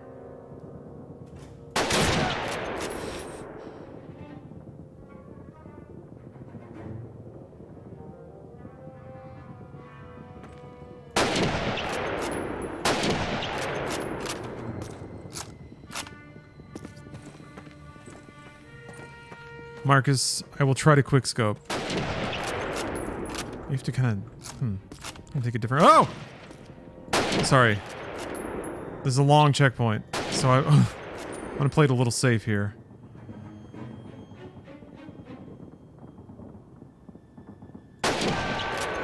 Enemy at the gates.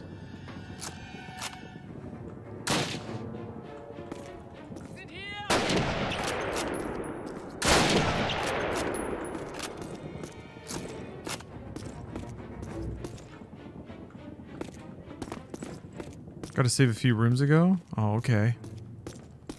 What if you're lying, though? Have you considered that you might be lying? Uh-oh.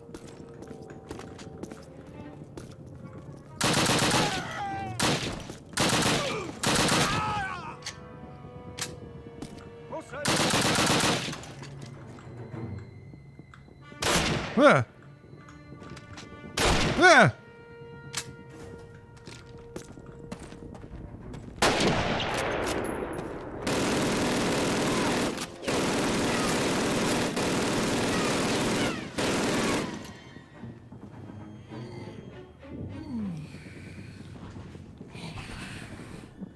You prefer when games have health packs that you pick up or when they have health that auto refills? I kind of prefer health packs, but I can see how, especially with like checkpoints before you could save or even have multiple save files, it sure does eliminate a lot of frustrations to have regenerating health. There's also just a whole like section of the game you don't have to care about anymore. Like health packs, where you put them, how many you put down. It's just like you just set some numbers and then the rest of the game design sort of flows around it. So, it simplifies the game quite a bit. I like health packs I can pick up and use on command. That's my jam. Yeah, that's nice. That's the best intersection of like, It's like an active mechanic that is still revolving around player exploration and choice. Ooh.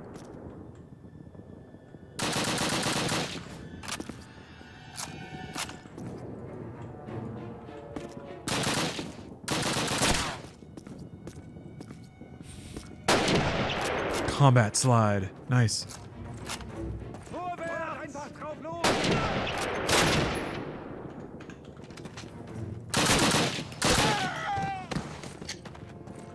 Get out of my Russia.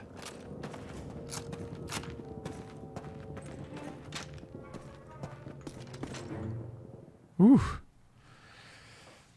With difficulty, just regular. Whatever that's called. Beatloaf. Hello. How are you doing?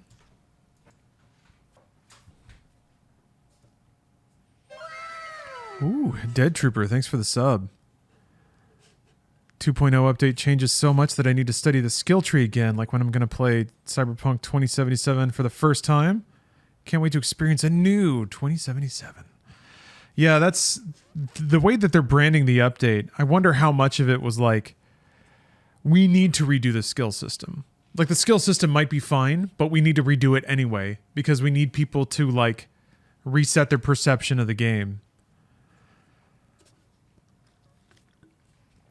That was the idea with the, like, I have a media kit they sent out that has some, like, hair dye and a neon mirror in it. It was see yourself in a new light kind of situation. That was the idea. So, I think it's pretty smart to call it, like, 2.0. It does sound like a reboot, a fundamental upgrade. And to make it free, like, I mean, they always said it would be. It always has been.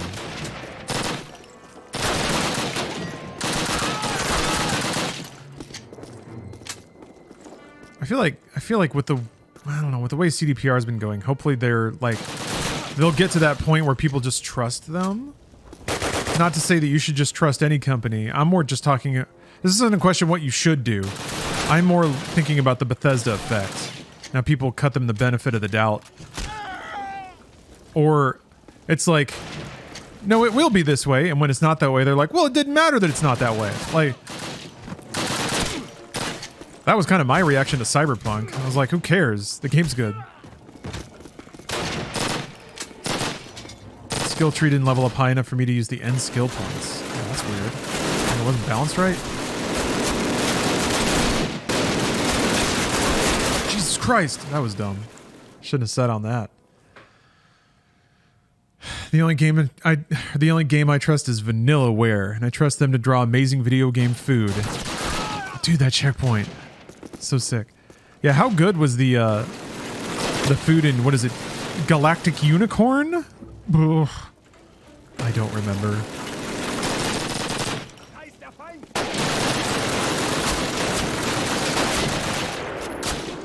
It was there though. I feel like they must have intentionally put that shot in the trailer because they know that their food is superior. Unicorn Overlord, yeah. Once I saw those beautiful spherical anime titties, I was like, whoa, this is Vanillaware. And then there was like a slorshing plate of food. I was like, yup. We're in business, baby. How lucky are we that Vanillaware is still in business? Right? We don't deserve that. Every other beautiful developer we've had like Vanillaware has all gone out of... Well, not all.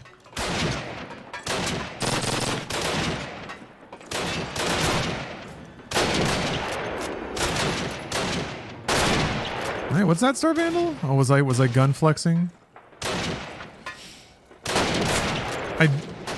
Ironically, there are some times where I have flexed and it did feel good to do it, but that wasn't one of those times.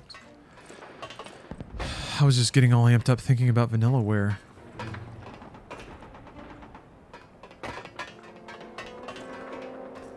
I still need to play Dragon's Crown. Maybe I can get Steph to play with me.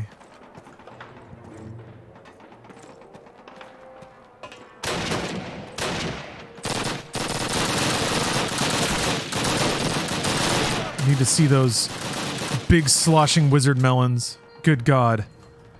My favorite is when you cast a spell in the air and her boobs flap around like a stuffed animal that's being held out of a car window at highway speed. Just like blah, blah, blah, blah, blah, all over the place. Magical energy's making those things just smack around. I don't understand, like, if they were real, if this was real life, she'd probably knock the wind out of herself. Or at least be heavily bruised in the ribcage area. Ballistics flapping all over the place. Dragon's Crown rocks.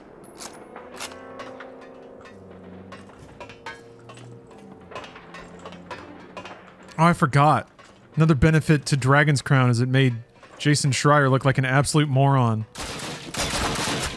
Good times. Good times in games media. Bloomberg's Jason Schreier. I think a lot of that stuff is gone now. That was all on like NeoGAF. Well, I think some of those threads might still be there.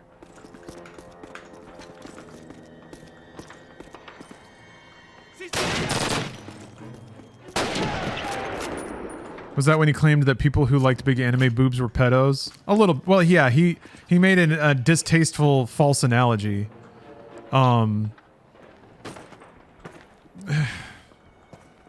He was just like utterly puritanical. He did the whoopsie of conflating being progressive with any imagery seen as overtly sexual as bad. You should tweet him those old threads. Oh wait. Yeah, there's a reason he banned. Or a reason he blocked me. I'm on the Schreier block list. What's great is that none of that shit matters, right? Like, X as a platform has just become... like, it's lost social clout. And everyone... I can't speak for anyone else, but now I like, fully recognize social media for how pointless and dumb it all is. So who cares, man? Who cares? Thanks for the cheer, Dimmy. I didn't hear a word that Barney said, but I'm sure it was insightful. What is Call of... is that a game? Is there actually a game called Call of Booty? Because if there is, I'll play it.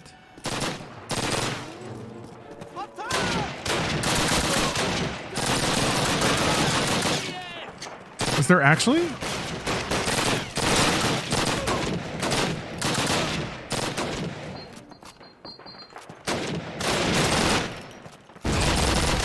feel like I would have known this, but maybe I'm assuming too much.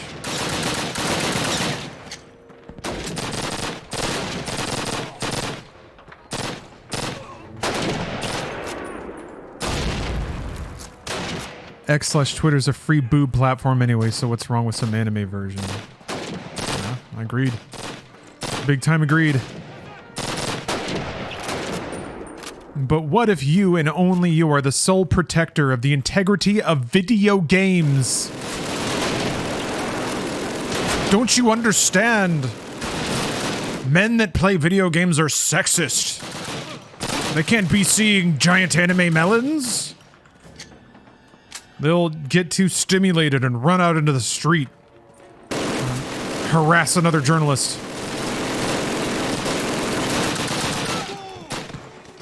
Dimmy! Thanks for gifting 10 subs. Oh. He tried to warn us. He tried to protect us. And we didn't like what he had to say. Shut up! I've blocked you on Twitter. Shut up! What? It's 420. It's 420! Oh, it's 421. Well, it was 420. I enjoyed your tweets, but I've moved on from Twitter. I have too. I mean, I post video clips there.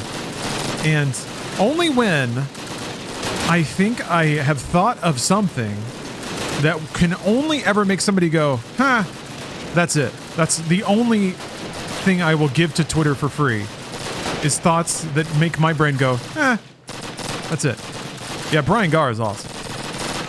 There are people who are much better at, like, having fun on Twitter than me. Because no matter what I say, Twitter finds a way to deliver it to the most contrarian human being on the planet. Who finds a way to just take all the joy out of anything I was thinking. Right away. Other people, I think, are better at protecting their emotions. Mine are easily swayed.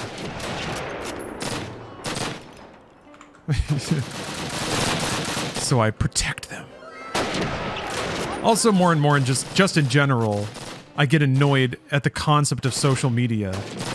That you take your content for free from everyone on the planet and repackage it and give it back to them with ads on it. Ads and algorithms.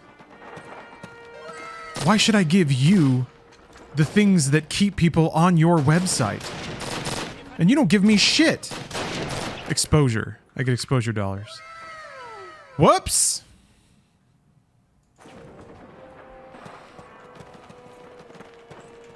I did not call the duty there. And the game rightfully called me out on it. You know what? Call of Duty, thank you.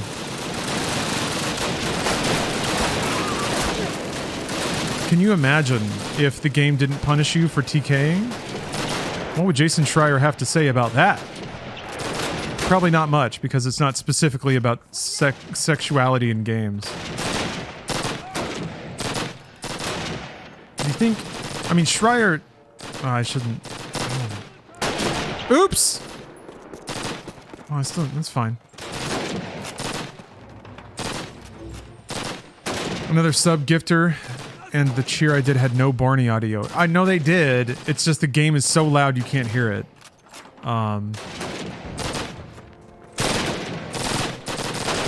Actually, but sometimes maybe the audio is broken.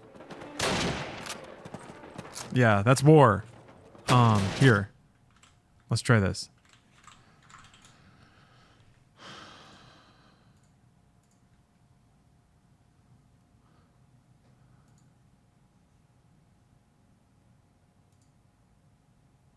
Sorry, Calhoun, I'm on duty. There you go. Barney says no to a beer before quitting time. But we will have to step away from war for a second.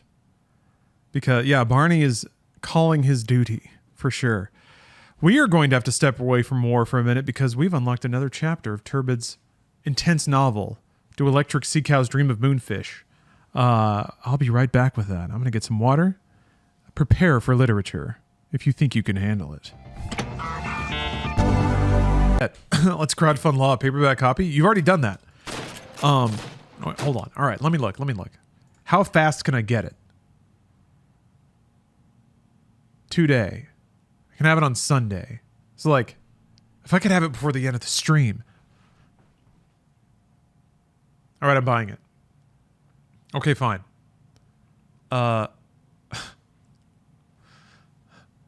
Okay. For every shit, I'm trying to think of how to do this.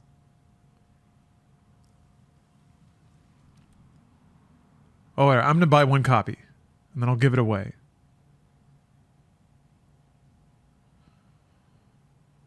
I could choose to have it delivered on Amazon Day. Do I get a media credit? No. Who cares then? How else am I going to afford to rent Champagne and Bullets or Future War? All right. Yeah. It's supposed to save the planet or whatever. You know what saves the planet? Me watching trash garbage on... Oops! Ah! Trash garbage on Amazon Prime Video. Oh. I have important news, all right? Prime Video used to be the bottom of the barrel when it came to garbage cinema, but I've got great news. Peacock has taken that crown. I found this trilogy of just like what it's called. I think it's The Betrayal 1, 2, and 3. Hold on. This is important. I mean, Call of Duty is a very cinematic game. It only makes sense to describe cinema, right?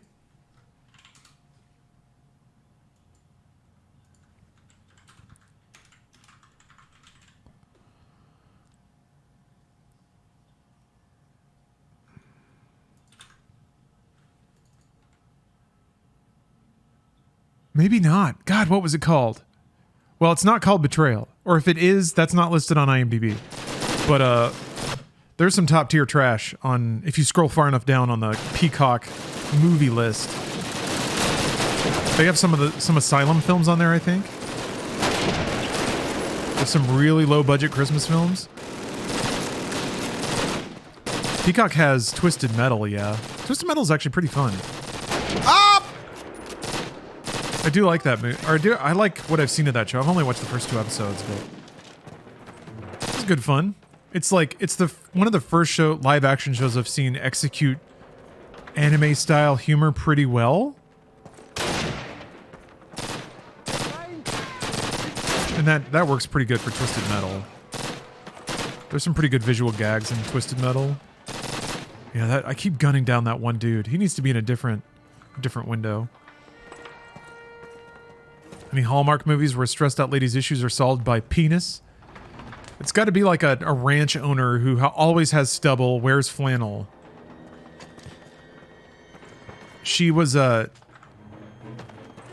no, wait. She's like a small town book owner, and this suave, slick city dude moves into town. He's bringing a corporate bookstore to. And also, somehow, this is jeopardizing the Christmas parade. He's organizing another parade, and they have to join forces. And they eventually do, but that's when she learns that he's opening the corporate bookstore, and that's a whole thing. And then he learns that country living is actually the best, and buys a ranch house for them to live in. And they join forces to both plan the parade and run the bookstore. But I'm going to guess this movie also probably doesn't... That is You Got Mail. Never mind. Shit. But wait, in You Got Mail, she just closes her bookstore, right? She just kind of, her career is just over because Amazon. Isn't that what happens in You Got Mail? I haven't seen that in a while. Most of those movies basically involve the woman giving up their career and kind of like being woman. What's up, Turbot? Turbot's here. That's what I thought we were talking about. I was just generically describing a Hallmark film because it's always got to be print media. Women love print media, magazines, books. Hey, John Blade. Good to see you. Does Call of Duty 2003 count as a boomer shooter? I submit, yes, it does. How's the book? It's excellent. We have just arrived at a particular rendezvous. Michael was deep in his thoughts and balling on some shrooms. And who enters his tent late at night but Sophie? She's been throwing signals left and right. And now it's time to throw something else. But we have to wait for the next sub goal to get there. Congratulations on your promotion to Junior Sergeant Alexei Ivanovich. Ivanovich? That's nice. I need every sniper I can get. This morning, the Germans recaptured a 4-story apartment building near the grist mill on Pesnenskaya Street. This is an important building, Alexei. From this building, it is possible to see very far in all directions and direct artillery fire much more accurately. In order to retake it, I sent some men on a reconnaissance mission over 4 hours ago, but have not heard back from this squad since. I want you to go out there and find out what the situation is. Support their actions if you find them. Otherwise, return at once and report to the command post. German sniper activity on the surface route is reported to be very high today. I suggest you take the sewers instead. Cool. No incest. The one after this next chapter is the penultimate. So there are 3 more chapters. It looked like there was an epilogue. You will be treated well. You will be given plenty of good hot food and warm clothing, and if wounded, proper medical. Hot clothing. Speaking Russian with a German accent must be a hell of a thing.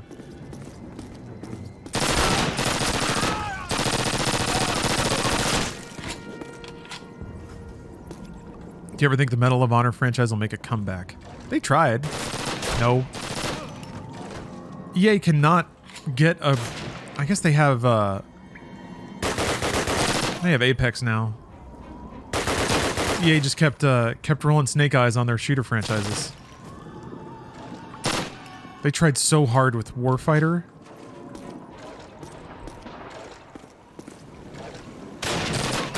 They were supposed to... They were supposed to have COD. They bought COD. And then flipping 2015 had to bail. And then go with Activision.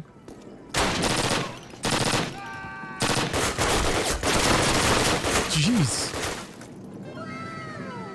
Hey, John Blade, thanks for gifting subs. There we go.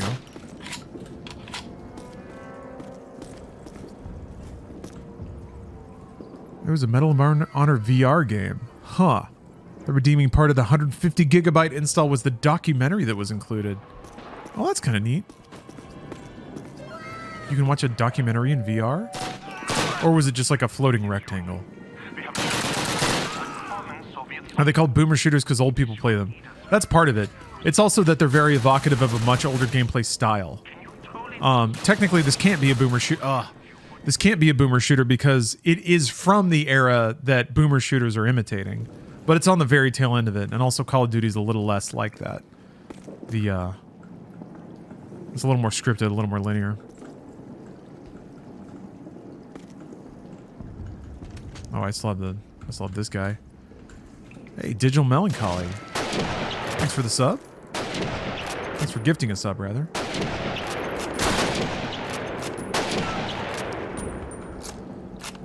If it was a boomer shooter, there'd be no reload. Yeah. Good point.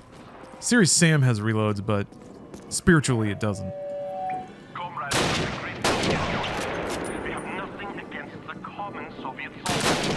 It is your leaders we are fighting, who send you into battles you cannot win. Can you truly trust your own commanders, who shoot you for taking cover or falling? The German army is your enemy. Surrender, and you will be treated with compassion and respect. COD does not have the characteristics of a boomer shooter. It kind of doesn't. It kind of doesn't. The linearity of it kind of breaks it.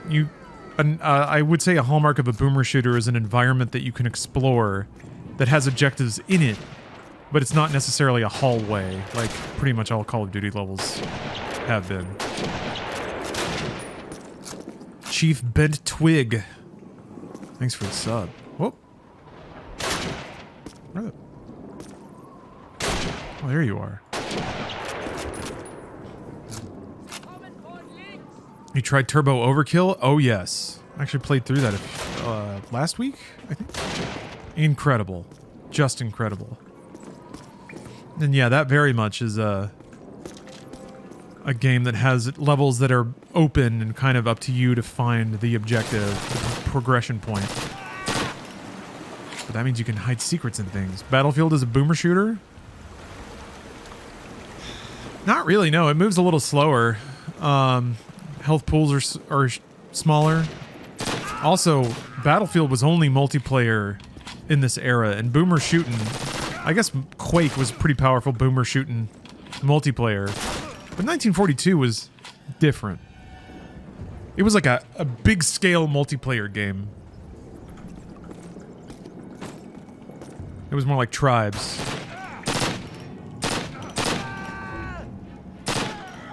What was weird is like Battlefield always had that, like Battlefield is essentially the fantasy sold by Call of Duty campaigns, but in a dynamic multiplayer environment.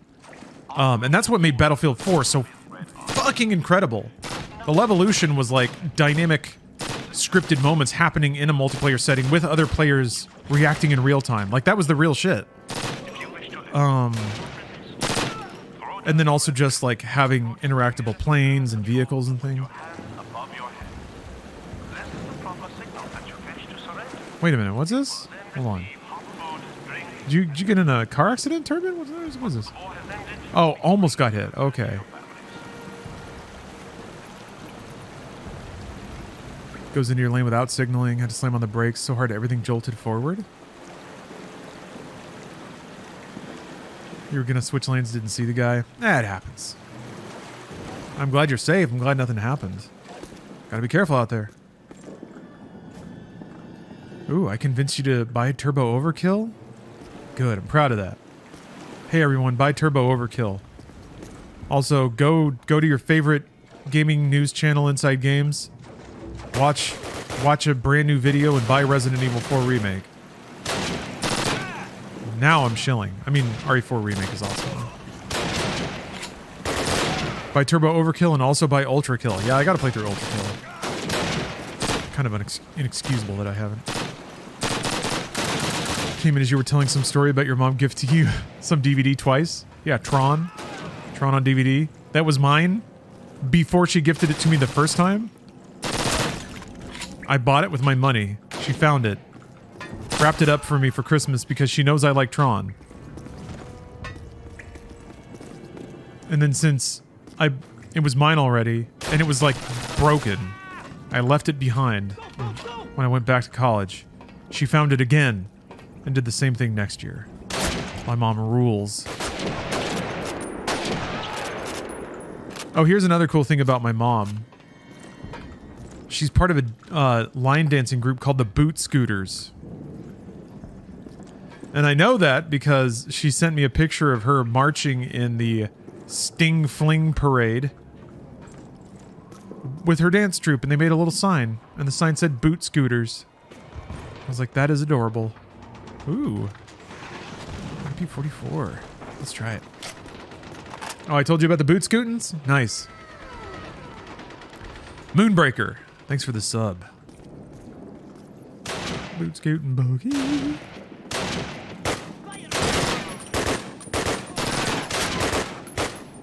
Mom stream? She's coming to visit, but...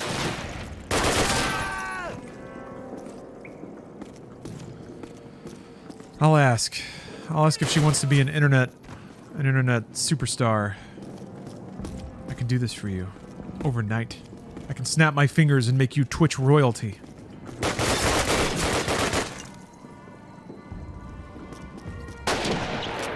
Jess, I need to see the Rebirth trailer. If for no other reason than to see Cloud buzzing around on a Segway.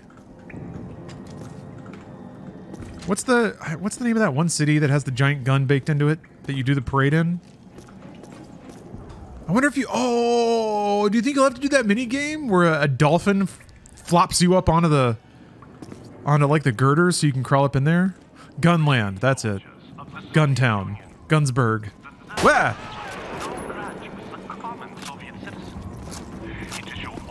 We talking Final Fantasy? Think so? I think we are. Junon, that's the one. Thank you. It's gonna have Genova, right? It's got to. That means they're gonna have a sick, nasty Genova boss theme remix. They've got. Oh, that's good shit. I just thought about the soundtrack. They're making another soundtrack. We get to see the giant gun fire? Does it? So what's the timeline? I can't remember when, because that's when the weapon wakes up. And if you see the gunfire, doesn't that also mean we get to see the slap fight between Tifa and Scarlet? Because good God, if those ladies go to town on each other in Rebirth, it's going to be a problem. Oh my.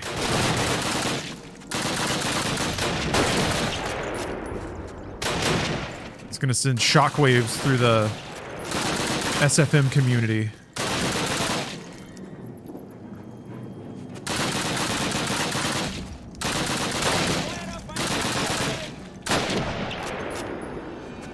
Tendinitis breaking out all across the land.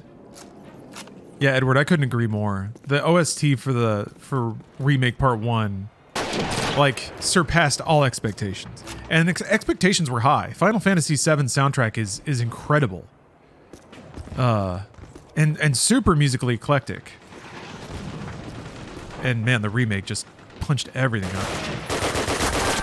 Definitely doesn't replace the originals, but doesn't have to. And referenced them super well and took all their melodies and musical notes and put them into even sometimes different tracks that were super, super good. Oh, Rufus wants to show off becoming Shinra president, so he wants to fire the biggest gun. Interesting. Okay, I thought the only time it fired was when what is it, Diamond Weapon was trying to attack Junon Bay? But that was way later, right?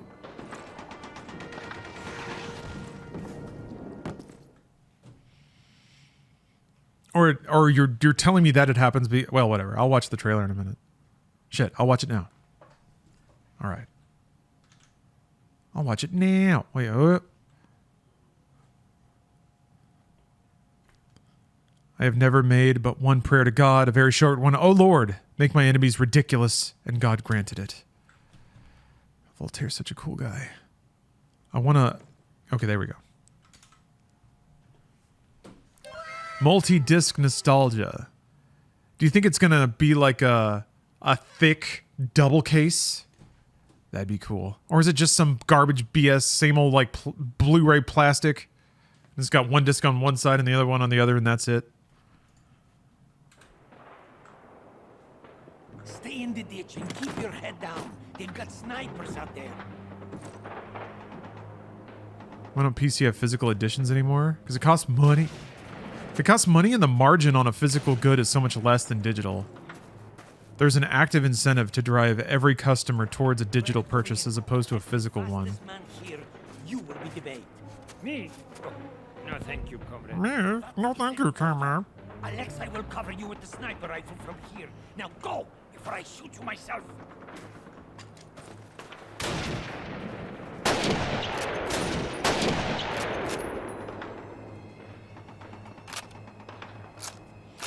Halo only console has physical editions? Yeah. It's not great. For a variety of reasons. Oh, New Yakuza is only going to be digital? Oh, Gaiden? Yeah, Alan Wake 2, digital only. There's some games that I could see, like, based on the company and the project, that it has to be digital only because they probably need just, like, thinner margins. I guess if a game gets popular enough, eventually limited run games can swoop in and help out, but it is tragic. Ow.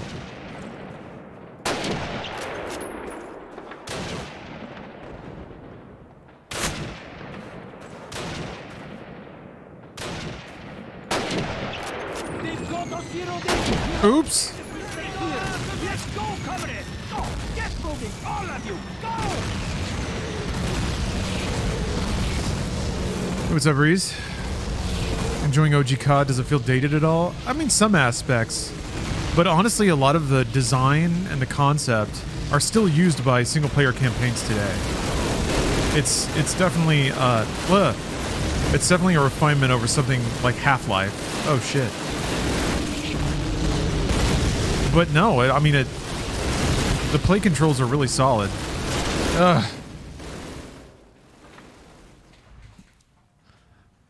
Yeah, exclusivity windows until May 29th. That does not mean a PC edition drops that day.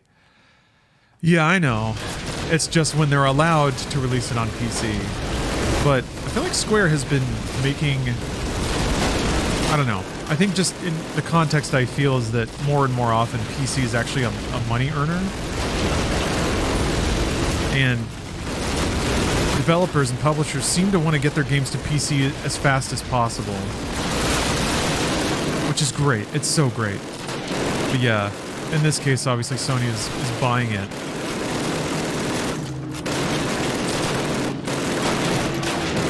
Ideally, simply being on PC is worth more money than Sony's willing to spend to secure exclusivity. That's when PC really has immunity. But Sony has deep, deep pockets. Ironically funded by digital purchases. Aish! I hate this timed exclusivity bullshit. I don't like it because it just makes the prospect of buying and playing games more complicated. It requires a lot of research just to know when you can play a particular game in a particular way. Especially with a lot of the annoying, like there's a dumb cat and mouse about it. They're not allowed to say. So you have to just kind of hope and think, and I don't know. Even the spread of information is restricted to try to manipulate consumer behavior.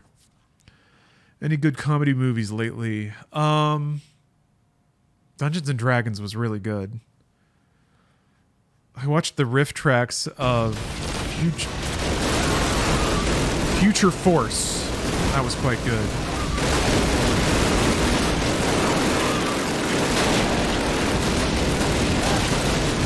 I started watching Abbott Elementary Season 2. Funny.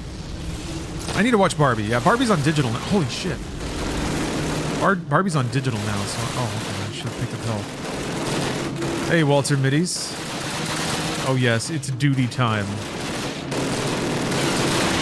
Fuck me.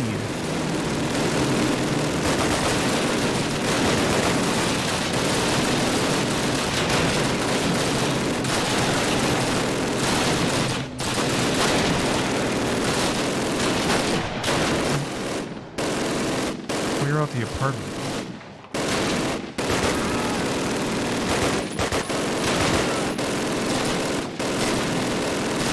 Hey, loot box. Jesus! What am I supposed to do? They shoot me as soon as I poke my head out, dude. Call of Duty. Can we back up a little bit? Fuck.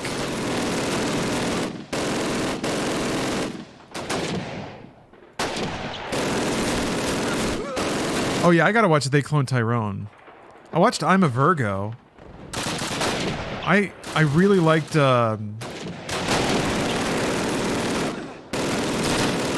Thank You for Sorry to Bother You. That was the one. Sorry to Bother You was really, really good. Had like an old school playfulness and like kind of a cutting commentary. I'm a Virgo was also fantastic. Super weird. Anti-capitalist. Also, Walton Goggins, very good in it. Got to play a little bit off type, which is nice. Sorry to Bother You is a movie I don't want to see again. No, I only watched it once. I really liked it. I don't really intend to watch it again. David Cross was the white guy voice in Sorry to Bother You. He sure was. I mean, can you think of a whiter sounding guy? Brian Posehn, maybe? John Mulaney?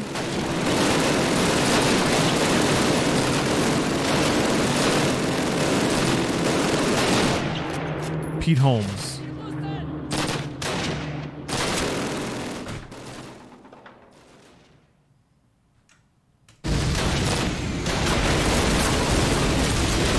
Something going on. What am I? Maybe I just run it. Nope. What does it mean to sound white? Well, you should watch Sorry to Bother You for a full breakdown. There's like a whole bit in the film about it because they work for a call center, and new hire has to learn from the old heads that you want to sound white on the phone. Yeah, David Cross. But part of it is like you got to sound like you don't have a care in the world. There was some other criteria too, but I was like, damn, they nailed it.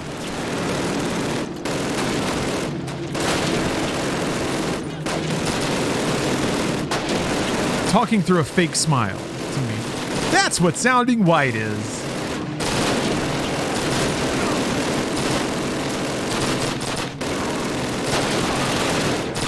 I mean, my ex was black, but she would talk about how like she learned how to talk on the phone, right? She learned how to sound white. I remember when we had our first date, I like called her on the phone so we could figure out where to meet, and I was like, wow, she sounded really cheery.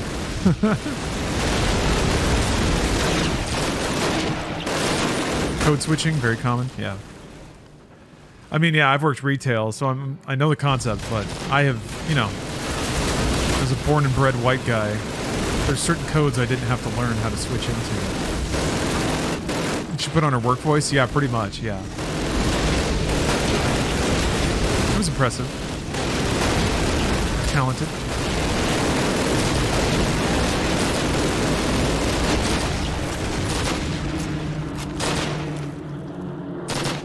Naturally code switch, it's often unconscious. Yeah. I mean, I like, not to minimize anything, I'm sure it's much more pronounced. Not being what many consider the default human to be. But yeah, I mean, most people code switch in their life. Whether it's like you act different around your friends, around your parents. That's why people feel really awkward when those modes are combined. When you're around your friends and your parents at the same time, you don't know how to act. So, but yeah.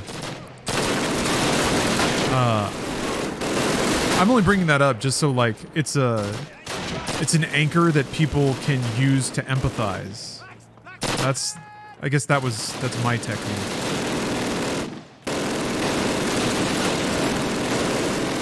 Everyone wears masks, yeah. That's honestly, it's part of the brilliance of Persona, the game, being about teen drama. Because that's the phase in life you deal most with your persona, or you form it, basically.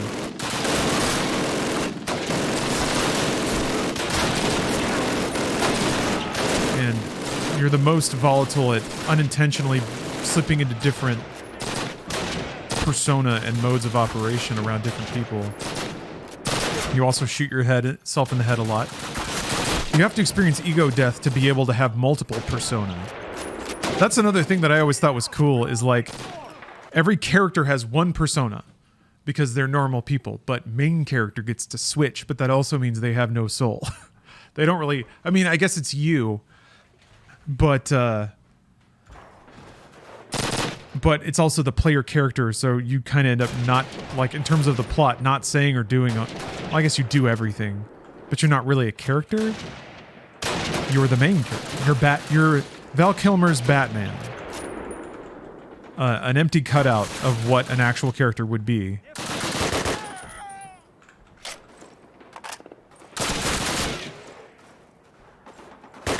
Ooh! Oh. Go, go, go! You're coming for me? It said objectives updated, but it didn't say checkpoint or saved, I don't think. All these dead guys. Commonly said in World War II. Shit. Oh, I haven't cleared the house yet. Fuck. Don't kill me! Where'd all that health go? Move! Move! Move! Okay.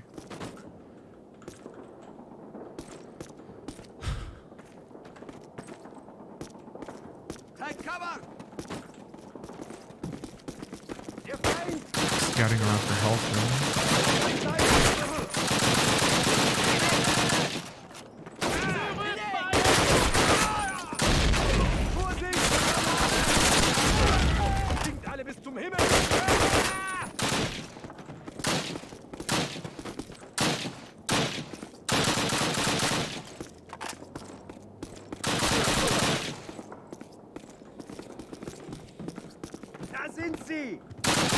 Oh! Okay. Still not a deserter. I think as long as your team kill to friendly kill ratio is positive, it should be fine. I think Winston Churchill would have loved Call of Duty.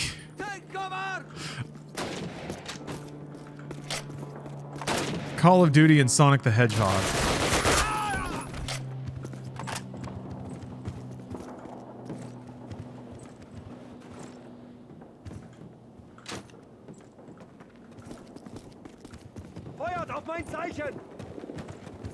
Why Sonic? Because everyone loves Sonic. He's a Knuckles guy? Psh, who isn't, am I right?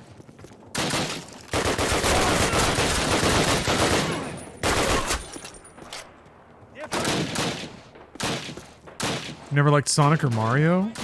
Yeah, you did. Yes, you did. Hey, how about this? You're wrong. About yourself. How's that feel? Ow! Damn. Try that one on for size.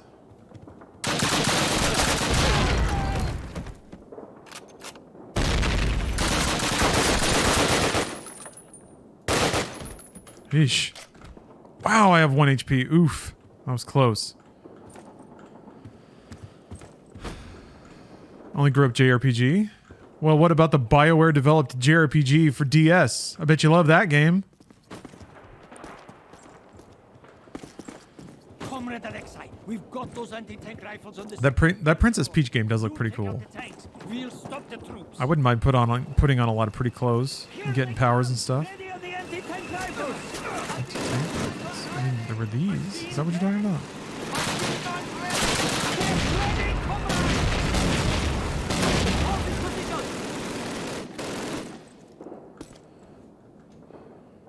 Second floor anti-tank rifle.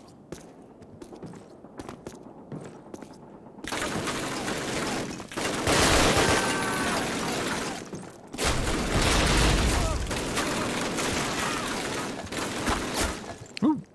Got a little zing. A little zing-zong. Oh, there we go. Wow.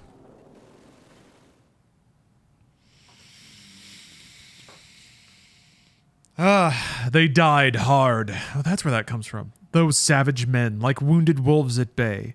They were filthy and they were lousy, and they stunk, and I loved them. Lousy. Here they come! Ready on the anti-tank rifles!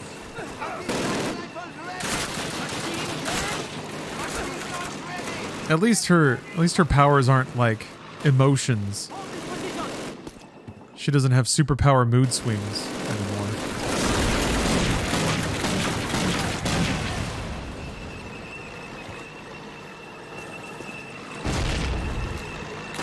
Collect coins and fill up the menstruation meter. Nintendo? You okay?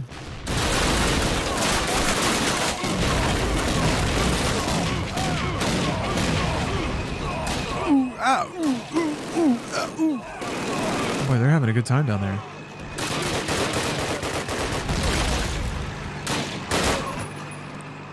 We need like a hard noir detective story about Pauline. Like the corrupt New Donk City politics. She's going around femme fataling, playing one side against the other. You don't know what side she's on. Turns out she's on her own side. And she always wins. Oh, there's another tank. Oh. Max Pauline? Oh shit.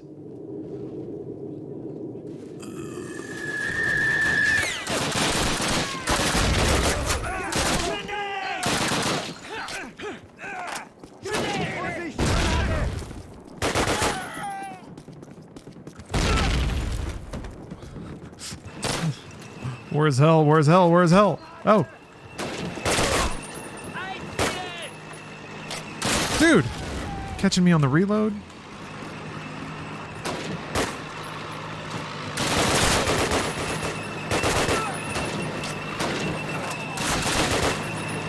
Oh, oh.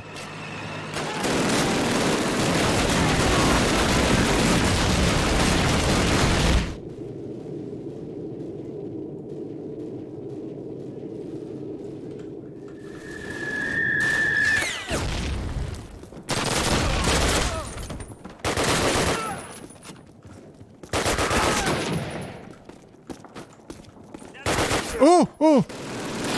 Damn it.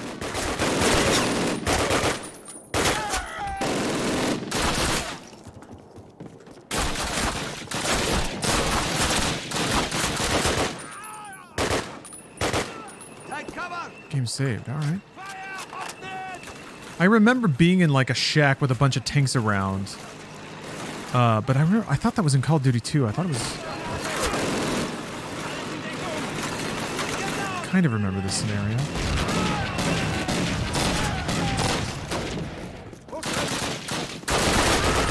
Jeez. This game's pretty great. Oh, did they remake this level? Interesting.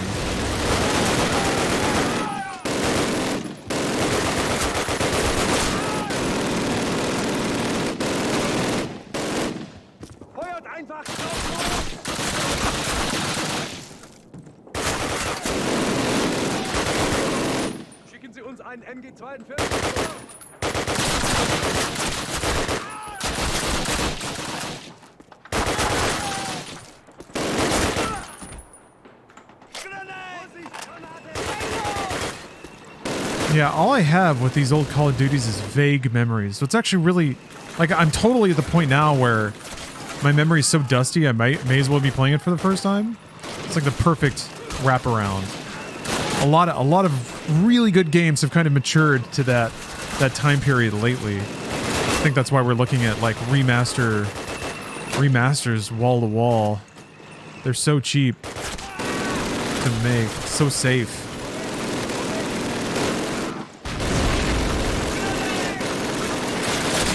I'm getting scared. Ow!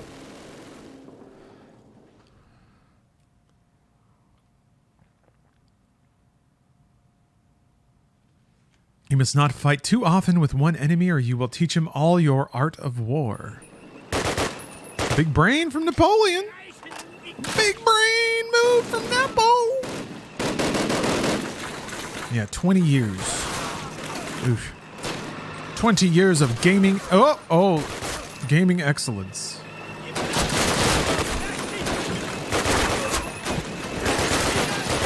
But yeah, this is so. What's impressive about this specifically for 2003 is just having like AI enemy actors run from out of the map and be able to find their way into this building and run up through all the hallways and floors and stuff, find you and shoot at you, and they just keep streaming in.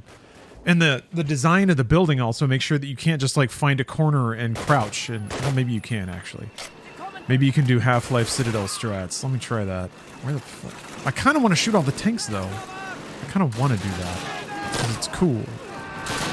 It's cool to blow up the tanks. Also, I think they start shelling the building and then you get knocked down. So there's like active incentive to take them out.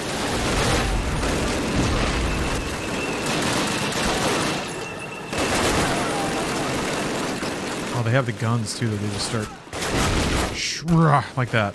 I'm dead.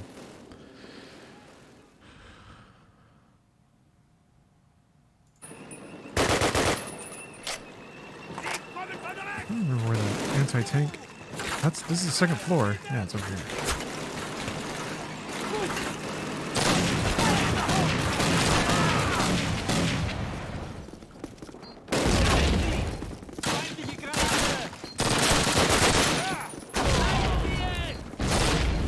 I guess that's the other interesting level design bit, is you can't stay in one place because I'm pretty sure, yeah, you'll just die. If the tanks are alive long enough, they will just shoot you dead. Everything explodes and you die. It's like a game over timer, kind of. when they're in the field. I think that's my assumption. I don't know that for sure. But just from a design perspective, it kind of feels like that's how it is. Jeez. Is this the Steam version? Yeah. What other version is there? How else could you buy and play Call of Duty these days? I guess I could probably buy a copy on eBay or something? Yeah, the disc, you just have to have physical.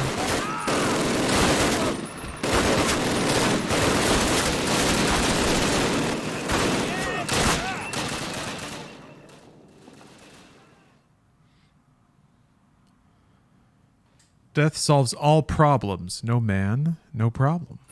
It's the most Stalin thing I think I've ever heard.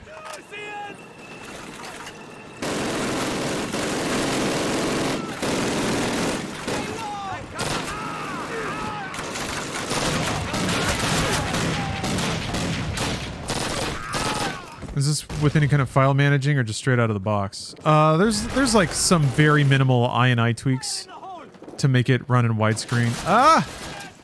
Reloads are killing me.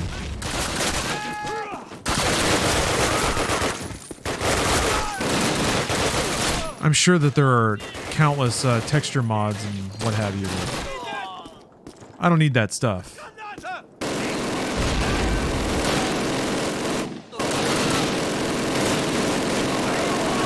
That sounds like a tank. Oh no, wait, that's a friendly machine gun. Stay away from the windows.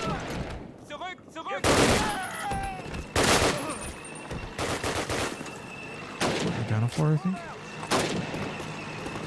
Nope. Damn, I got it wrong again. It's right there.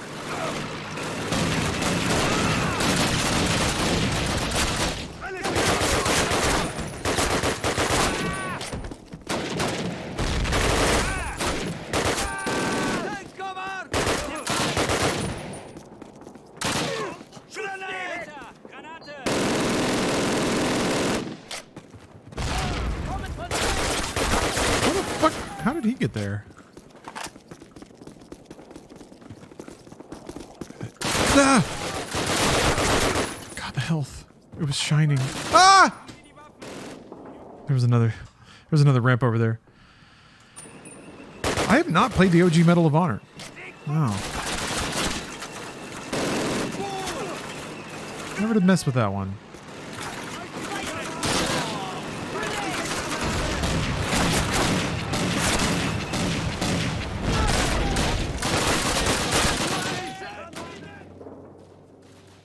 This is basically Nazi zombies, except they have guns too. Ah, it's a good observation. Playing on normal or hardened? This is normal. I remember the original Call of Duties being pretty hard, because I remember them being balanced for PC, like they were PC shooters. And by Modern Warfare, they had backed it way off. Or they had changed it. It wasn't really backed off, it was still easy to die. But they didn't have stuff like this. There were more hallways. Less open areas.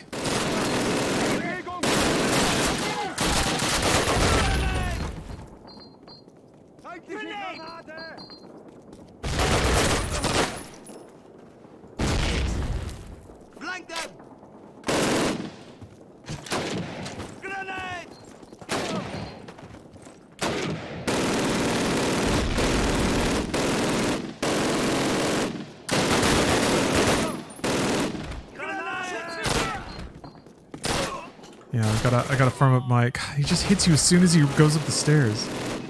I gotta farm up my kill streak video. Shit. Just taking all these strays.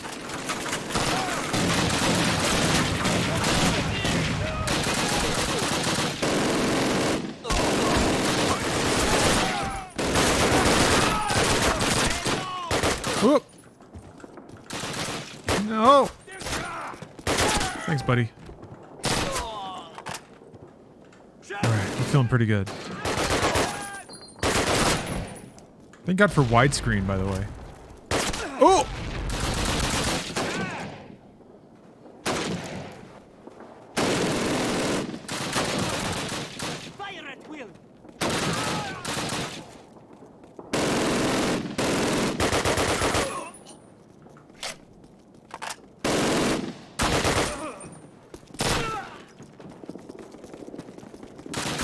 lot of movement. A lot of running around.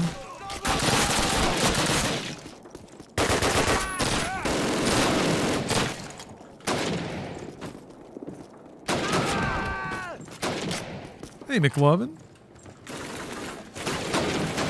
How are you doing?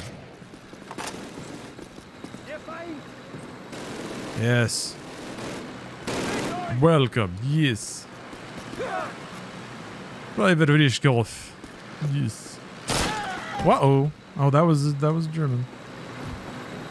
Where's hell? Where's hell? Shh, shh, shh, shh, shh, shh. Shh, shh. Quiet now, little Nazi. You will hurt no one else. Hey. A good Gmod face. They're kind of all pretty good, huh?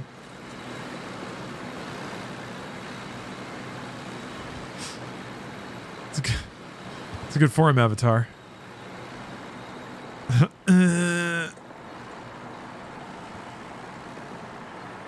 Frozen in terror from the horrors of war.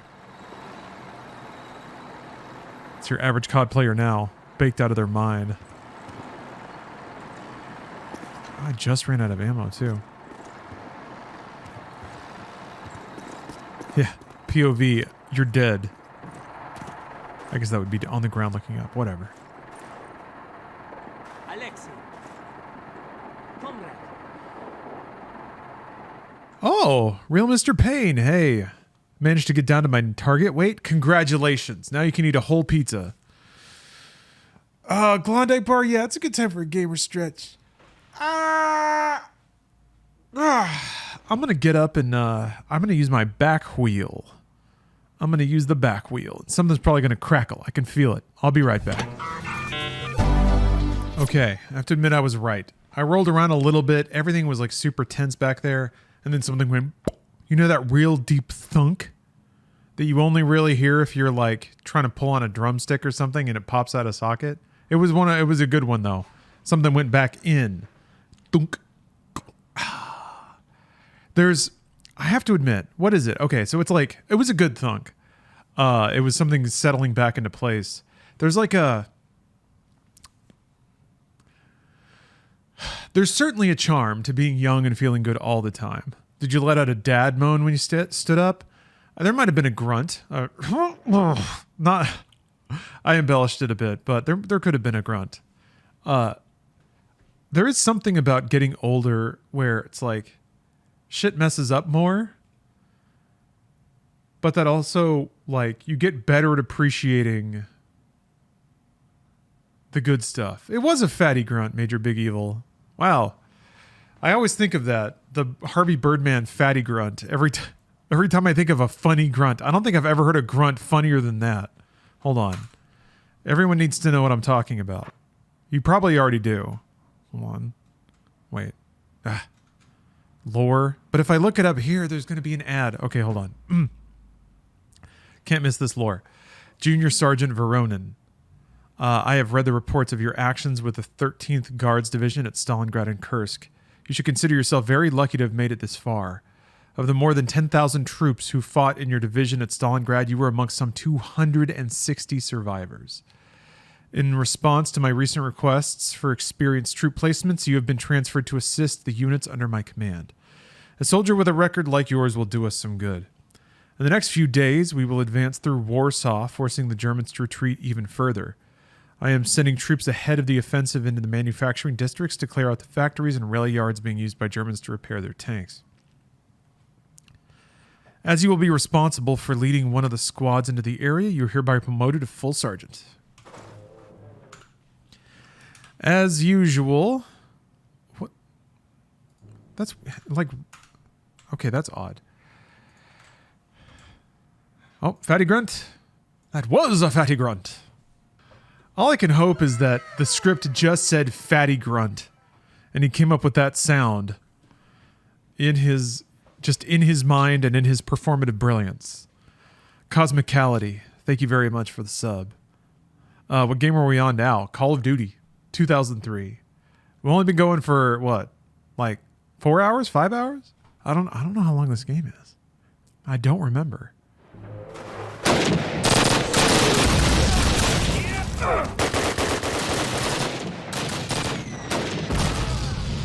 Forgot to turn it back down. Get that thing I sent you.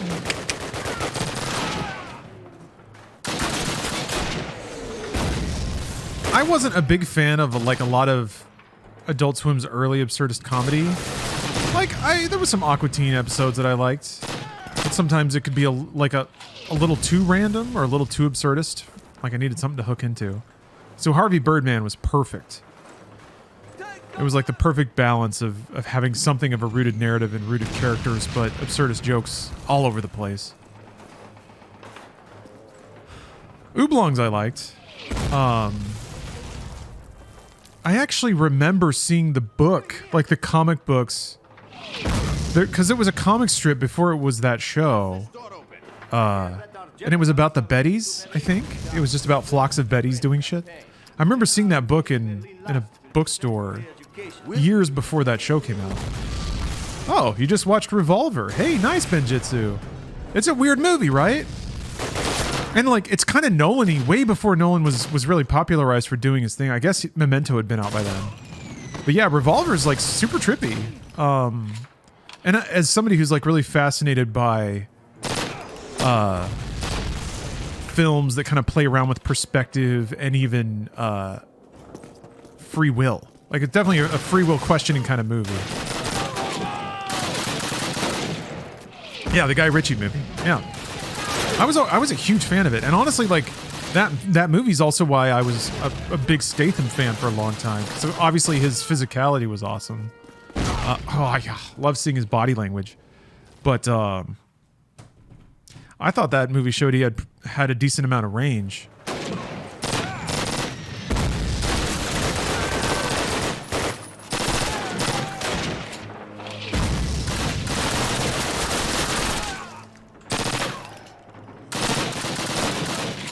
Only one man can be a greased up, booty short wearing hype dancer, and also a brooding man who wasn't there protagonist of a deeply psychological thriller.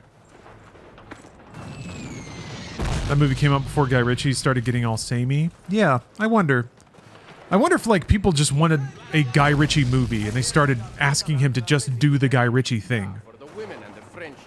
It felt like he did Wrath of Man to try to break style a little bit, but it didn't even have much of a style at all.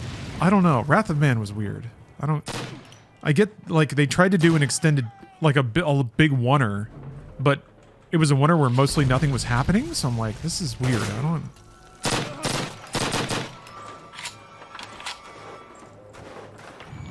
You know who voiced Yankee Doodle and Harvey Birdman? Oh, like the Donald Duck analog? I do not.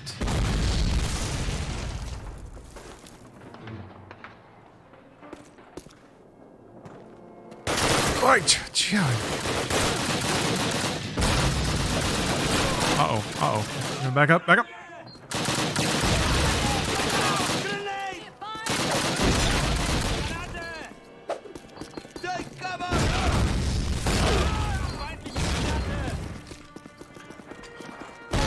Steve Bloom or Yuri Lowenthal. Good guesses.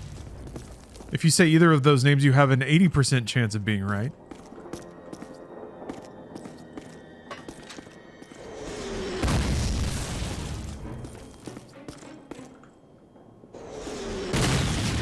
Rip Torn. Stephen Root. When you hear Stephen Root, you know you're in for a good time.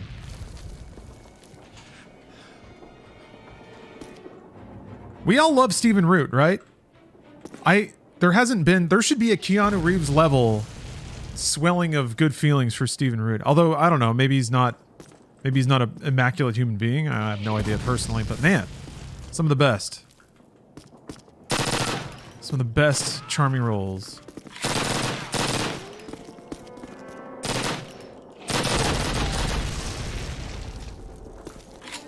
He's good in Barry. Yeah, he's good. He's an asshole, but he's good at being an asshole, I guess. He's good at being everything. Big Hust. Thank you for gifting 5 subs. Oh my, that gets us awfully close to the next chapter. He's just good. He was Bill Dotrieve in King of the Hill. He was Milton in Office Space. The stapler guy. I'm trying to think of the biggest roles. Yeah, he's in Barry. He's like Barry's shitty handler.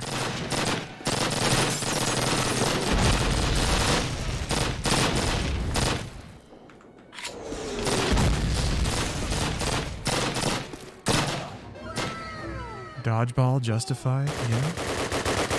I feel like he shows up in Coen films. Wait, has he?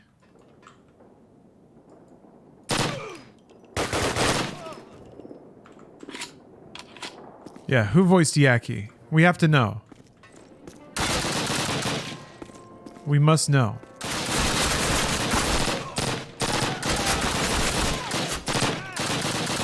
I guess he doesn't, like... John Goodman is a pretty solid Coen actor. Also, John Goodman. Man, how lucky are we to have John Goodman? What did we do? I'm watching Roseanne again, and he is so charming!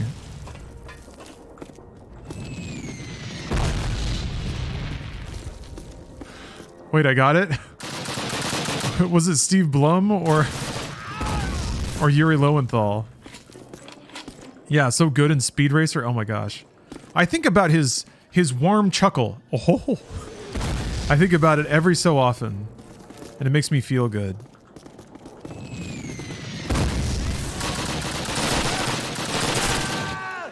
Remember when he like twirled a ninja over his head in that movie? Based.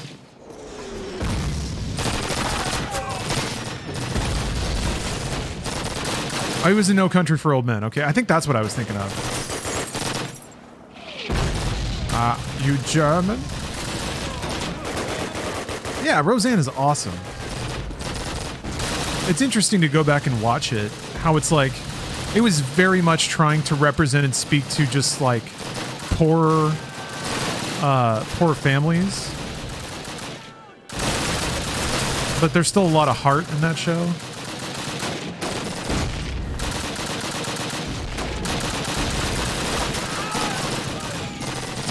I didn't also know that it moved through so many story arcs. There's all kinds of like eras to that show. I mean, some of them fueled by real life stuff. Sometimes they even like make fun of it in the show too, which is pretty great. Major Big Evil, you really want me to click on that link, huh?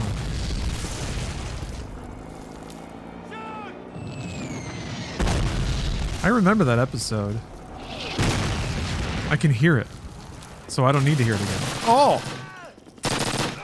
Go, go, go!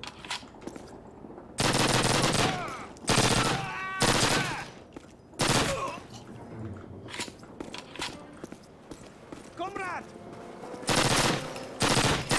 Oh, sorry, comrade. You should have said I'm Russian, maybe. Damn, there's so many dudes. Is this new COD? Yep. Came out yesterday.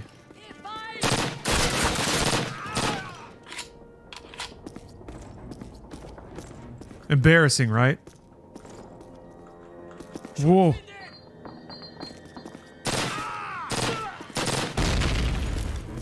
Infinity Ward has sunk so low. Ooh, best Coen brother film. It's got to be Big Lebowski, right? Or Oh Brother? Fargo? Shit, it's actually kind of hard, now that I've thought about it. It's got to be Big... No, it's Big Lebowski. It's got to be Big Lebowski.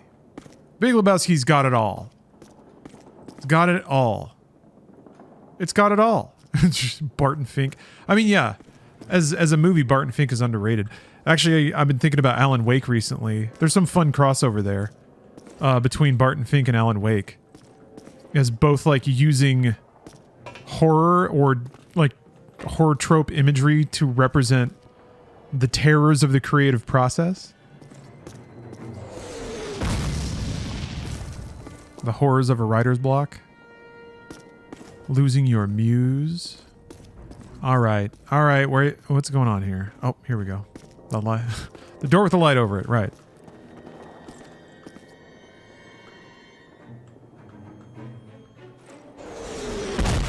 We all know it's Hail Caesar.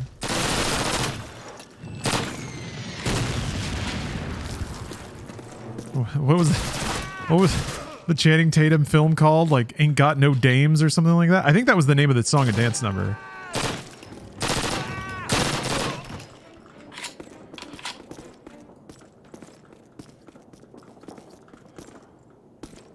Magic Mike. Honestly though, please more films that just have Channing Tatum dancing. Channing Tatum is the new Gene Kelly.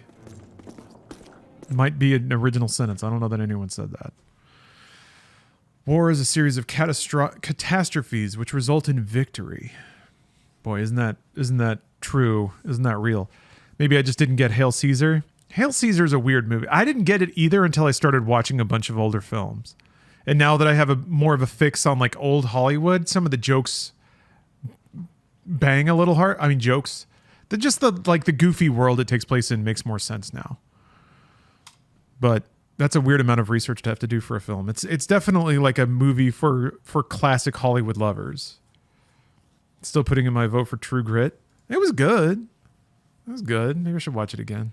Yeah, Oh Brother, Where Art Thou was perfect. Big Lebowski's perfect. You can't get over Big Lebowski. The only way you can claim another Coen movie is better is because it's more sincere. But Big Lebowski still has moments of sincerity. I guess it kind of undercuts them with humor, but oh man, Raising Arizona is so good. Raising Arizona was weird because it had a little dash of Tim Burton in it. There's that kind of like absurdist view of domestic interiors and just domestic living in America.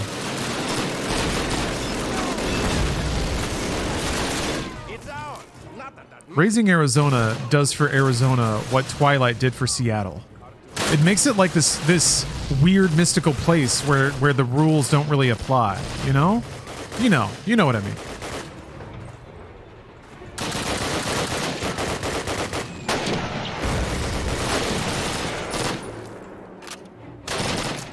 Wild at Heart, I guess. Same idea? Radically different movie. But sometimes I think about the ending of Wild at Heart and I smile.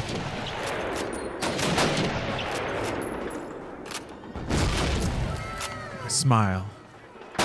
Oops! Damn, I keep winging my team members. Frank the Dank! Uh-oh. 5 subs gifted. Thank you very much, Frank.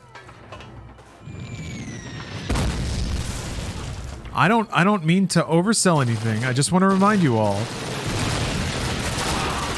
that we just reached the point where Sophie has entered Michael's tent, his innermost sanctum. That's where his genitals are, and she's there. Yeah, it's getting serious. Yeah. I'd say it's getting serious. Whoa. Calm down. Hey, we got an anonymous gift. That's it. Do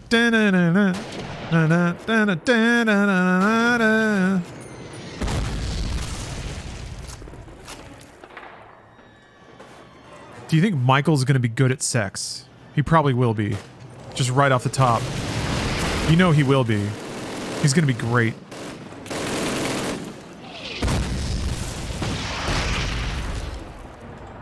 Because he's tender, you know? That's what women love, tenderness. They love a guy that stops every 10 seconds and goes, "Are you okay? Do I have consent? Are you okay? You're not gonna leave me, are you? Are you okay?"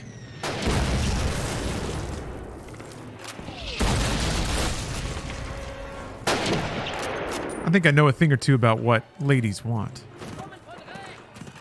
Professional sex haver, Lawrence Sonntag. Hey, Turbid. We're excited. We're excited to see Michael get a slice.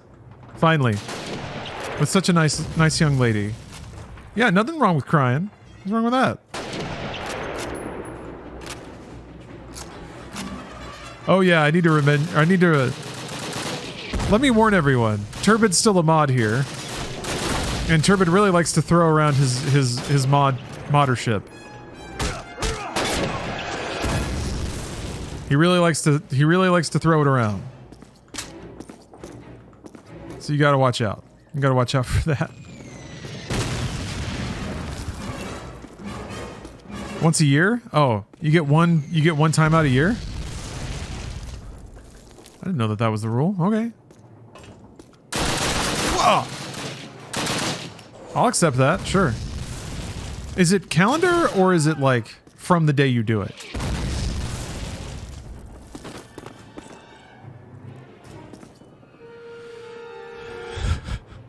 Simply ask for clarification on Nick calling Michael a cum bucket. You know, I don't remember that scene. Did that wait, Nick? There's a Nick? Oh.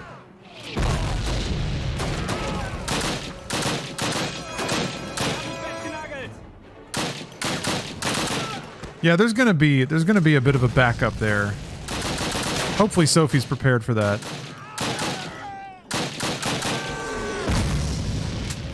I mean,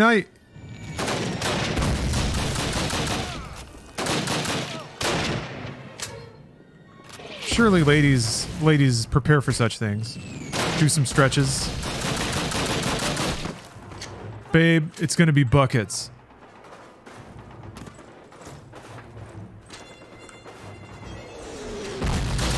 Oh shit. Okay. Be in LA for one day next month. Yeah? You sweeping through to do some auditions? Still alive? Well, good. That's good. Good for you. We must get out of here quickly before the artillery starts. Jugsworth. There are no atheists in foxholes isn't an argument against atheism. It's an argument against foxholes. Now that's enlightened. Okay, let me kick this next mission off so that I can tab out and read the next chapter here. Oh, checking out the Viper Room before they demolish it. Oh, okay. I've actually never been to the Viper Room. Maybe I should go. That's in Hollywood, I think, near Hollywood. We are almost upon the Oder River. From there, it is less than 70 kilometers to the lair of the fascist beast. Some of our tank crews are decorated veterans of the Battle of Kursk. They will lead this drive to the Oder. However, there are still severe shortages of trained tank crews. The expanded design of our new T-3045 tank accommodates 5 crew members, but many of the crews under my command have as few as 3 crewmen. To be fully effective, these crews must have a driver/mechanic, a hull machine gunner, a main gunner, a loader, and a commander. I have been authorized to enlist soldiers at will from the infantry to fill out the incomplete crews. Given your combat record, you will be the commander/spotter for a less experienced but technically competent tank crew. When the next batch of fully trained replacements reaches the front, you will be returned to your former unit. All right, tank time. Or is it? No, it's not. It's Michael getting it in time. We're all very proud of Michael. He's come so far, and he's about to come even more. I actually waited. Well, my burger just arrived. All right. Thanks to Turbid's superior writing, we are at such a high tension breakpoint in the story that I'm going to leave everybody waiting while I devour this boar gear. I got a burger because it's American. So I'm going to demolish a burger, and then my pipes will be all greased up, coated with animal fats, ready for the next chapter. Listen, you don't want to go into a sensual moment between two sexually charged beings with a calorie deficit. You definitely want your cheeseburger levels pretty high for that. So I'll be right back. Luckily, I don't have to cook anything, so it's going to take me like 15 minutes maybe to get that down the old pipes. And I'll be right back with the next chapter from Turbid's book. So thank you all very much for watching so far. See you soon. Something and you react to the like imagination as though it's real. Like the emotion of it being real is powerful. Even if you're not, like if you really drill down on it, you're not actively perceiving it. But it's like it feels like it kind of erodes the barriers between your dreaming mind and the real world. Midsummer portrayed a bad trip pretty well. Okay, yeah. Man, Midsummer was so good at that.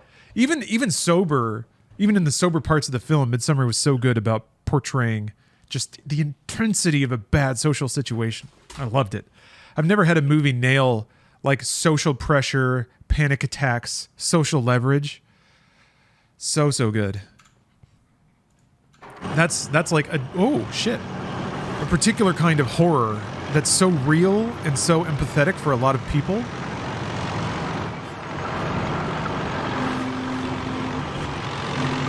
Oh, Midsummer was mushroom. Okay, acid is a whole different ballgame. I did mushrooms once when I was in Amsterdam. And I just watched Dutch music videos. That was chill. And honestly, like they felt like a kind of like a slightly funkier edible. Really?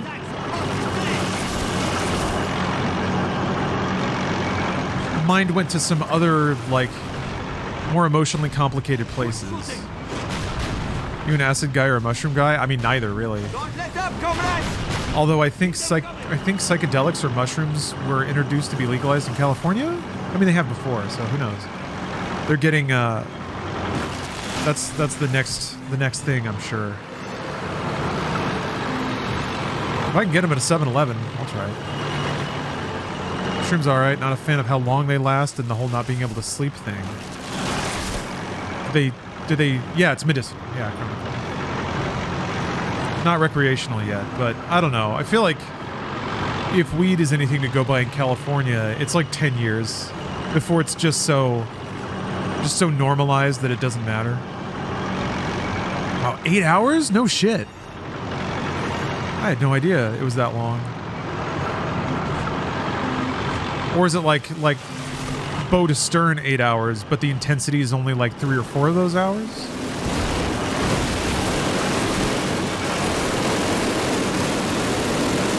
Can't sleep on shrooms either, not possible.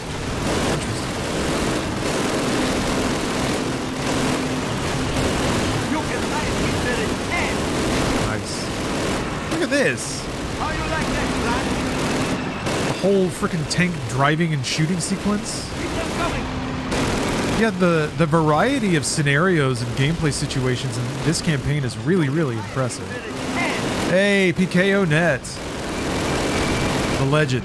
Thank you for gifting 10 subs. Does that put you over the big number? Oh, I'm gonna have to check.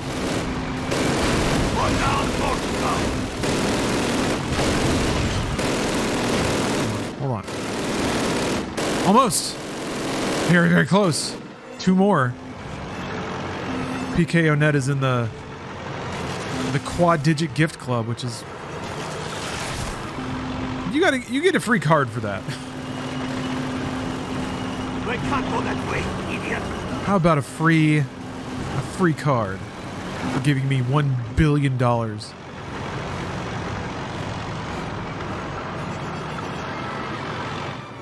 Oh, there it is. Has jumped over. All right, I've had shrooms that'd be a come up of 1.5, then I'm Zenyatta for 3. Acid is a longer, well-balanced energy trip. Huh. Okay. Interesting. Open your mind. I should do that and then like watch Baraka or something. I think, oh, Baraka was on a streaming service. Shit. I saw it pop up out of nowhere and was like, holy moly, I haven't thought about Baraka in forever. How was the latest chapter? It was excellent, Turbid. Tasteful. Shockingly tasteful is the word that I used. A tasteful depiction of getting laid on an acid trip. Quite nice. Quite nice. Yeah, let me draw a card. Let me draw a card for Big PK. for years of faithful gifting. What you think of my writing style? It's good. Everyone's exclaiming at this point in the book, though. That's what I've noticed. You're running out of said verbs. It's all exclamations. That's the only, like, thing that pokes out, though. Everything else, top tier. There's more chapters that end on, like, cliffhangers, which is playful and fun. All right, I'm trying to draw a card. Ba-bam! What you got? Ooh. Oh, yeah, this weird deck. You got Yosemite Sam on the Mariners, but Yosemite Sam is on the Royals, I guess. 7th inning stretch.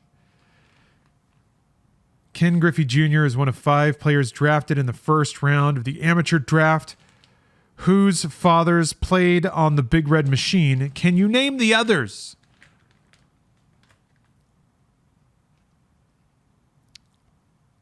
I want to give chat a chance to type out the answer.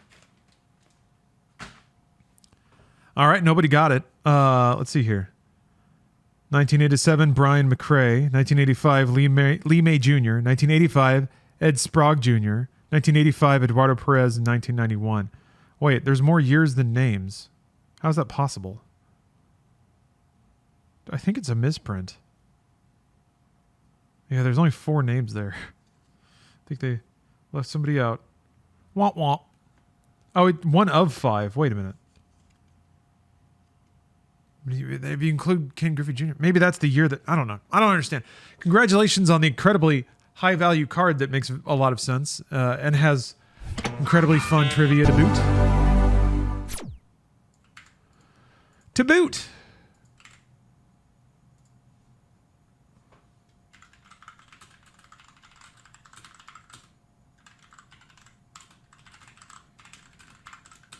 Damn.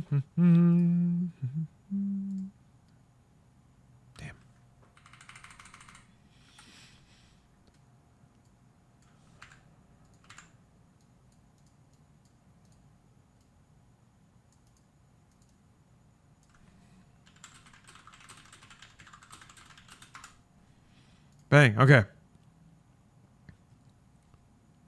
Pete Rose, Joe Morgan, and Johnny Bench are the Big Red Machine. I apologize for the ignorant question, but in what context or framing does it make sense to refer to 3 individual baseball players as a machine? And why is it red? Because, like, I guess fielding is a situation in which players, like, operate together. But it's kind of an independent sport sometimes. Red 'cause Reds. They were the Reds. Okay, all right. Cincinnati Reds. Great. Okay, so the machine part. Now I'm curious about. A little confused even.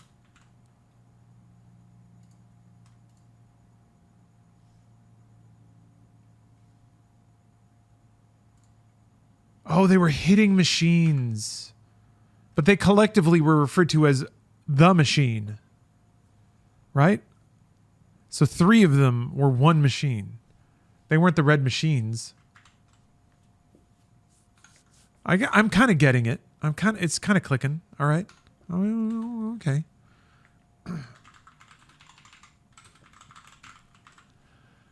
The more I think about it, the more it's starting to form up a little. The machine, because the team was so good. Oh, I thought it only referred to individual players as being part of that machine.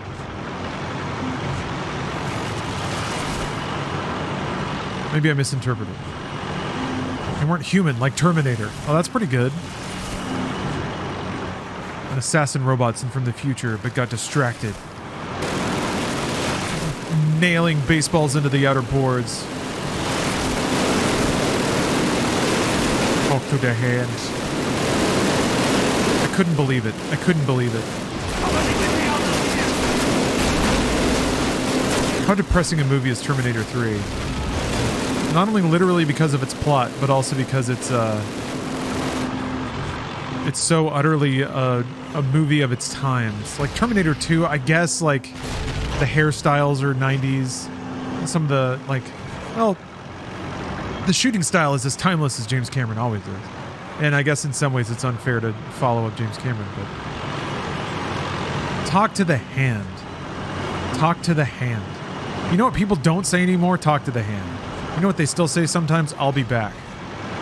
I guess nobody says hasta la vista, baby. That's a pretty 90s phrase, actually. That must have been the logic. That must have been the logic. They were like, well, I mean, hasta la vista, baby. That's painfully 90s, and it's still cool. So we can put talk to the hand in, and it'll be cool. I still say it, but as a reference to that movie. In an argument with the missus.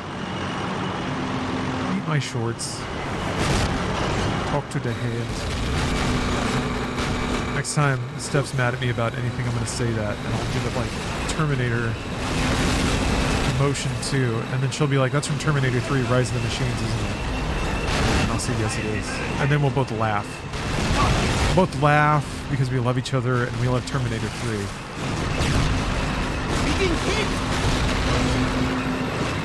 You know what's a little aggravating? Oh, those were friendly tanks. You know what kind of sucks? That no one's been brave enough of me to bring up about do electric sea cows dream of moonfish? I'll tell you. It doesn't acknowledge that Sophie has not seen Terminator 3 yet. And it almost seems like nobody's going to bring it up. They're going to have to wait like 50 years to watch Terminator 3. And imagine how difficult it's going to be for Michael to be sitting there in the theater next to Sophie as they take acid and have sex. That while watching Terminator 1, that the events of not only Terminator 2, but especially Terminator 3 are going to happen. And that's going to be really hard to sit through for Michael. Life as brave men, and if fortune is adverse, front its blows with brave hearts. Live as brave men. Got it. Got it. Michael has to warn her about the machines.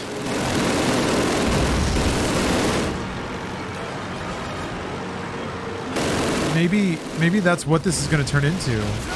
Maybe Michael, or maybe Turbid was not lying when he said there's no incest, because he actually has to protect Sophie from a Terminator sent back into the past. But since Michael is from the future and has seen all, what year was it for Michael? Let's just simplify things and say all 3 Terminator movies. All equally important and good. Present? Shit. All 25 Terminator movies. Then he'll know what to do, though. He'll know how to break the loop. To break the chains of machine control. God bless you, Michael. God bless you, and God save you in your quest to protect humanity and bang hot hippie babes. Nice. Hey, BB number 9. Sorry to hear that you're sick, but I'm happy to stream for you while you are. Is it you got the vid? You got the Roni? The tenderoni?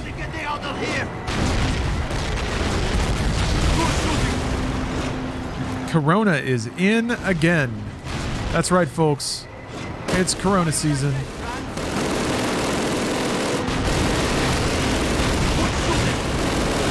I need to get another booster. COVID is back. COVID is back. Whoa. How would you stop 9/11 if you somehow got to go back in time? Damn, good question. I guess you could, like... You could try to call in with a bunch of anonymous hints. If you had the actual information about the flights themselves, you could probably, like, call in bomb threats to ground the flights. Oh. Whew, close one, Firefly. The problem is the U.S. government would come after you the second they knew. Whoa, oh. No, we know this one.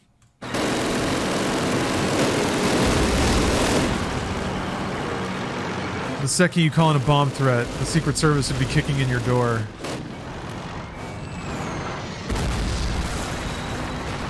cybernetic Arnold Schwarzenegger would kick in and bust through the wall, say talk to the hand, and then he'd snap your neck with one hand.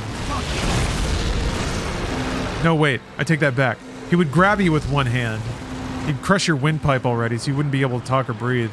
And then he'd say talk to the hand, and then he'd snap your neck.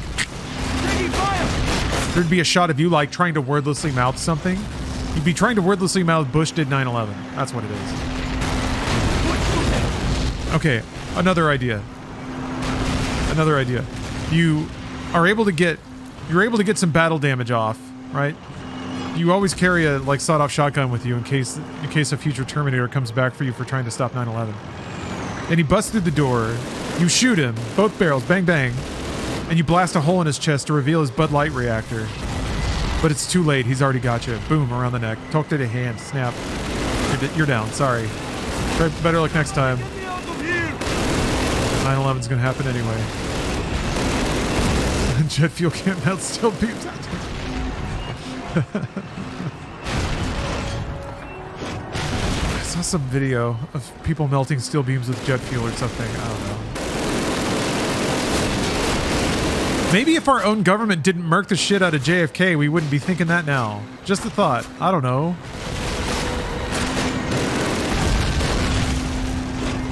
Can you blame Americans for being conspiratorial?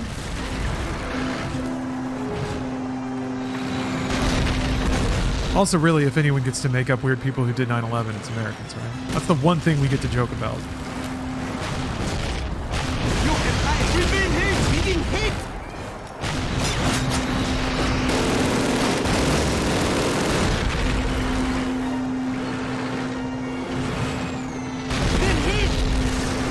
Yeah, MLK. Any elected leader in South America that didn't want to do what we wanted them to.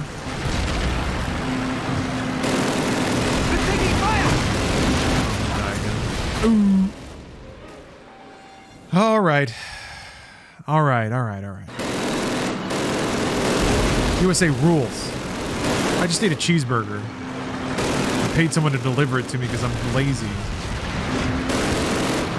It kind of didn't taste good, but it kind of did, you know? Like, I don't feel good eating it. I definitely don't feel like my life got longer. I don't feel nourished. That's the word. Not at all. There is a constant horn going /thighs, yeah. Tension horns.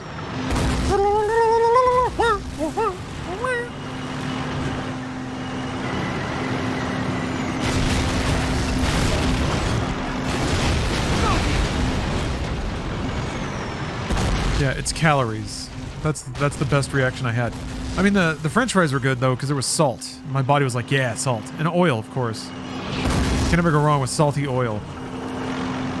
Everything else was kind of like, it's like I'm stuck in between phases right now. Like my body is on the verge of realizing that it's actual like not food and rejecting it.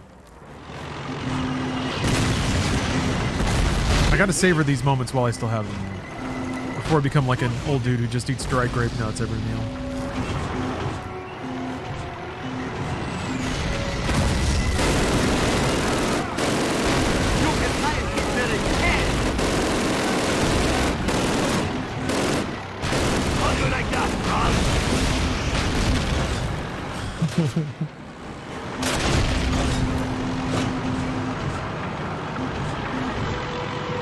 Are you cutting salt? No. No. I don't really have any dietary restrictions right now, which is nice. Aside from the general don't eat like a slob. I feel that one every day. It gets funnier every time I do. You're only getting better at saying it.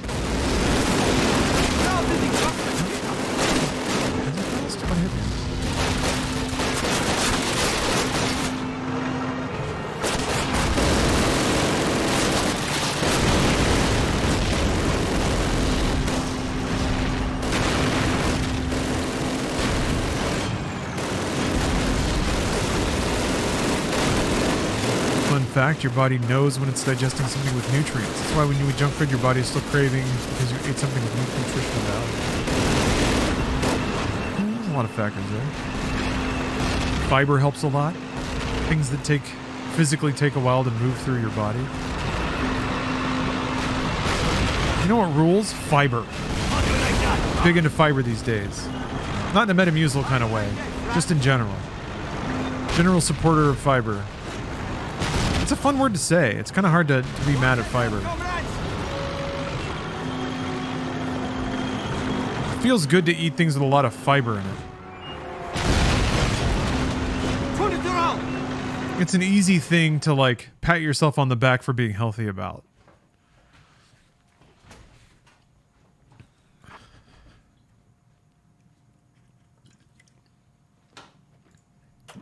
Since June of 1944, the Allies have made enormous advances through Europe, sweeping through much of France. Wow, that voice is very, almost to the banks of the Rhine. very familiar. Much of their success must be credited to the Russians, who at Stalingrad, during the winter of 1943, It's a video game voice for sure. Germans' best panzer divisions.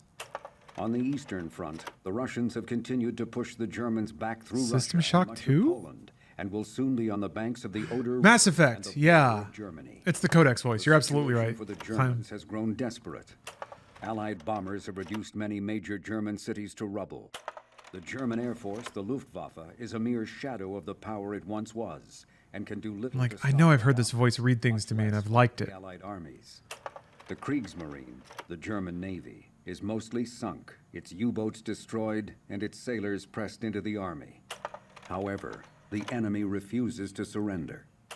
Unable to stop the Allied advance, Hitler has turned to vengeance weapons, the V-1, and now the V-2 rockets. These rockets, although some of the most advanced weapons of the war, are too inaccurate to hit military targets. Instead, they are being used to terrorize London. Oh, an American again? Airborne? A few weeks ago, the enemy broke through our lines in the Ardennes, and the 101st was rushed into battle to hold the town of Bastogne. Well, we're still holding Bastogne, surrounded on all sides, and taking quite a beating. Oh, I think this might be the mission I was thinking about. Yeah, back to America. We are dug in around a captured German bunker called Festung Recon? Wow. Recon. We'll try that. The enemy holds 2 more bunkers on the other side of the ridge. Between us and them are minefields, a frozen stream, and a bridge. At least 2 enemy artillery guns have our attack route zeroed in. We are attacking those bunkers today. There's a lot of new faces in the trenches these days. I have a feeling there will be even more after today. Gentlemen, we fought a whole bunch of these, so I know you know what to do. But indulge me. Move quickly, cover your buddies, don't bunch up. And for heaven's sake, don't stop till we reach those bunkers. Oh, fog. Oh. Not there! Watch out for those mines! All these explosions. I guess this is another way to do like the Normandy thing. Run through an explosion hallway. Keep moving, guys! Don't stop!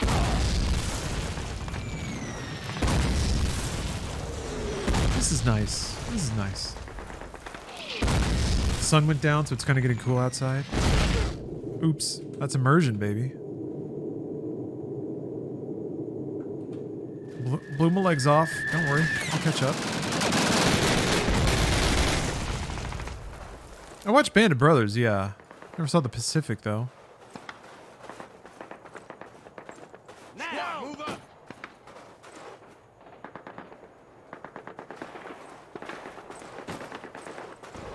Oh yeah, Sergeant Kelly from Doom 3.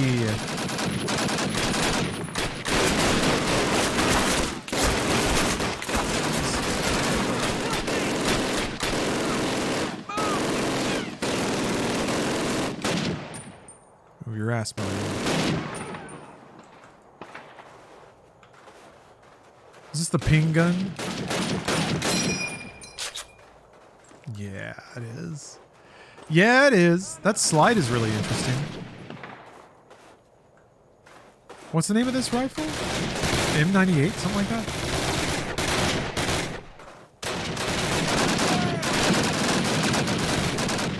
Colt 45? Oh, that's the pistol. I was like, what? Oh, M1 Garand. Okay.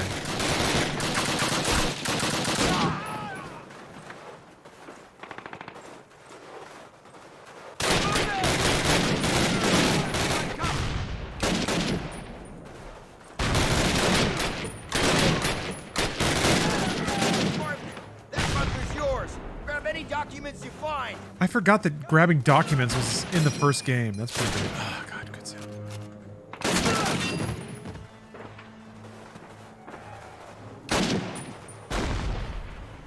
What is the ping? What is the mechanical source of that ping sound? Is it like whatever plunger is shoving the bullets up, hitting the roof of the gun or something?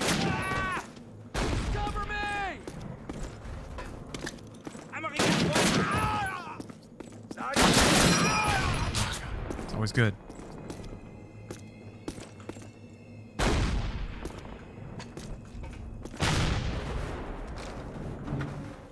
Ping is the metal end block clip being ejected from the gun. Oh, okay. I didn't know that. It's an end block clip. Okay, all right.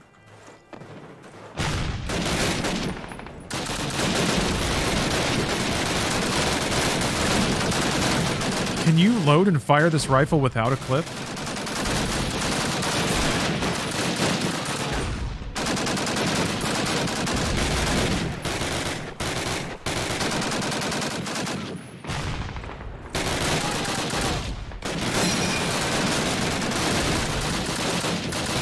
And welcome back, Turbid.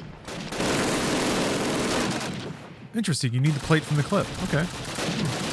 I guess that probably ensures very reliable feeding of bullets. Hey!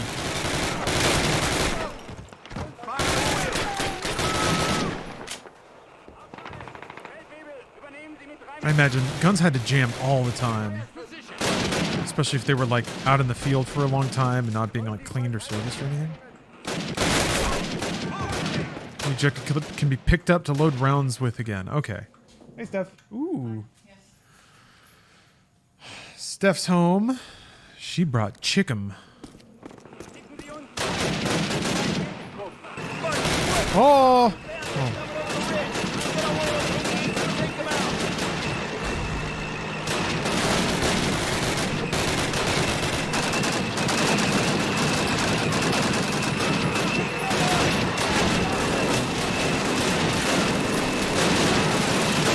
Where's that bitch? Oh, there you go. Yeah, I'm dead.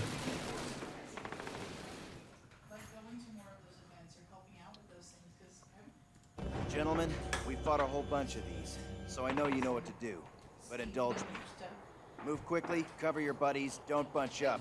For heaven's sake, don't stop till we reach those bunkers. Toward the end of the war, soldiers would keep empty clips and throw them against a rock to make Germans think they had run out of ammo. That's awesome.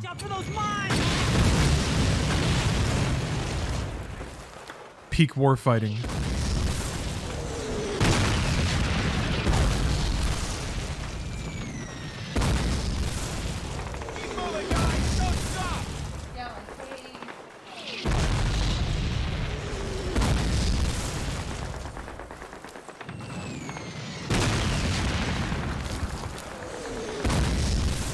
Erickson is trying his best. It's tough when your nameplate's yellow.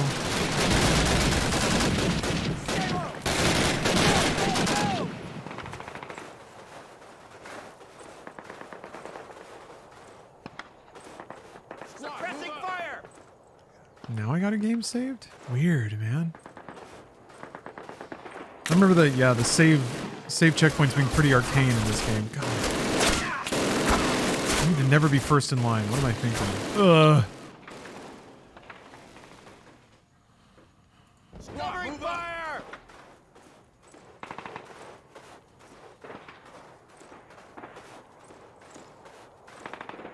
I'm doing it again.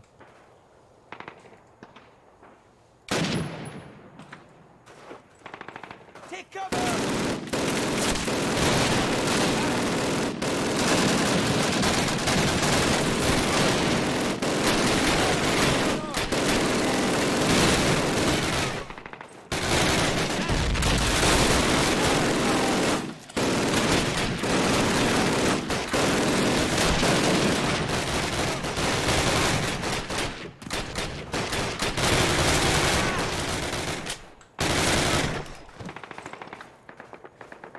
Which COD was Kiefer Sutherland in? Somebody else mentioned that. I didn't remember hearing him in one, but maybe I didn't play the one he was in. Oh, World of War. Okay, yeah. I didn't play that one. You're all conveniently forgetting that we just heard the master talents of Jason Statham.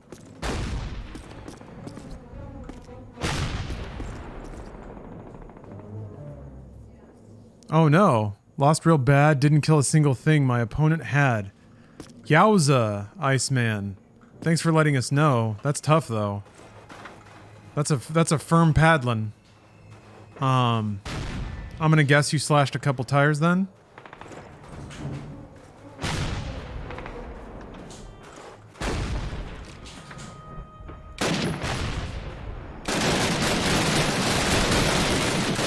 Yes? There aren't any FBI dudes in this chat, I don't think, so it's probably fine. Let me just be honest.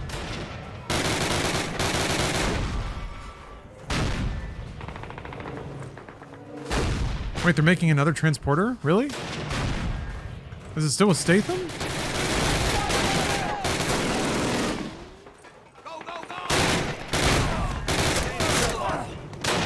I know they had that series. I never really watched that.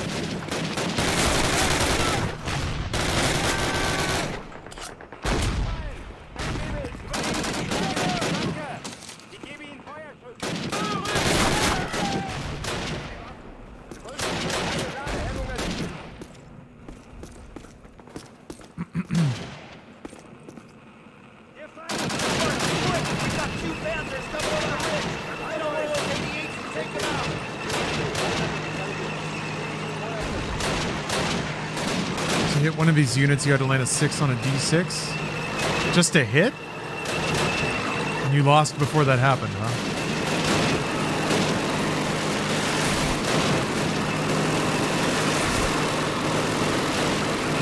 Transporter 5. I don't know if there's a release date, but there's a trailer out there. Okay, cool. Good for them. Wait, there wasn't... Was there a 4? That was a movie? Did they do one with a different lead? Like it was just called The Transporter or something, right?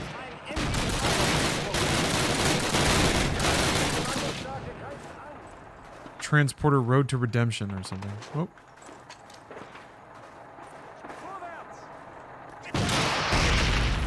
Transporter, the teen years. Damn it.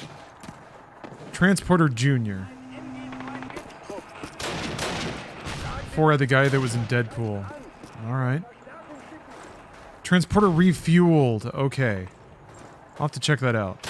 Just to get my transporter lore up. Did it still have the French detective dude? That dude's the heart and soul of the transporter franchise.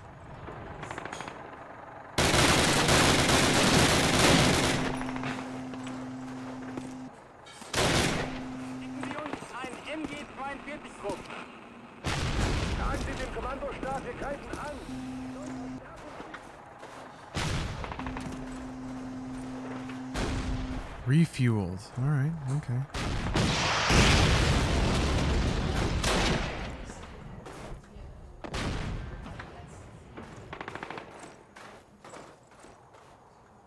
Great job on those tanks. Private Martin, you've done yourself proud. I can hardly believe we've done it. Oh, we did it. There will one day spring from the brain of science a machine or force so fearful in its potentialities, so absolutely terrifying that even man, the fighter, wait, what? Who will dare torture and death in order to inflict torture and death, will be appalled and so abandon war forever. Okay. Okay, a little awkwardly, whatever. Thank you, B-Tornado, for gifting 5 subs. Appreciate that. Seems some Yanks discovered a resupply schedule for a mobile V2 unit called Battery 445. Now SOE wants us to take it out. Okay. Oh, I'm British again. All right, Evans. We'll head east, destroying any targets of opportunity. Meet up with the rest of the squad as planned. You take points, I'll provide support with the brain gun. Love you, Jason Statham Waters.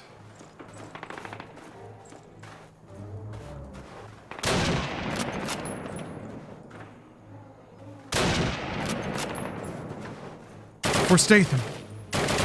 For great Statham.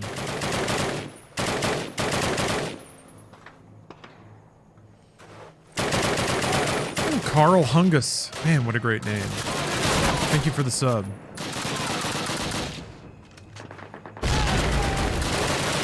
The Hungus Among Us.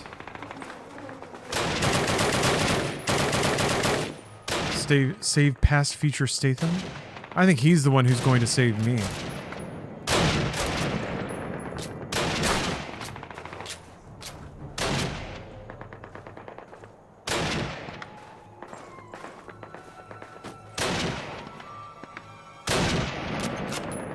Do a 360 no scope. It's not time for that yet. The cursor has to lock onto enemies for that to even be. I guess that's why you no scope, right? Huh. The thing with like no scoping though is controllers like they just spun at a linear rate. 360 no scoping with a mouse is so much more impressive because you just move the linear amount of space and then shoot. But like if you're spinning, you kind of have like warning.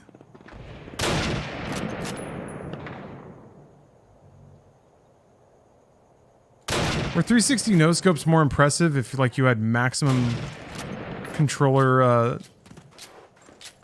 sensitivity? They should have been. That should have been the judge. Only a 360 no scope counts if it's on sensitivity 10.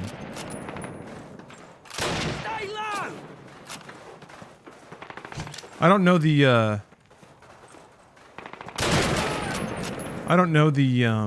the mindscape of COD no-scoping. I don't know if there's like a whole pecking order.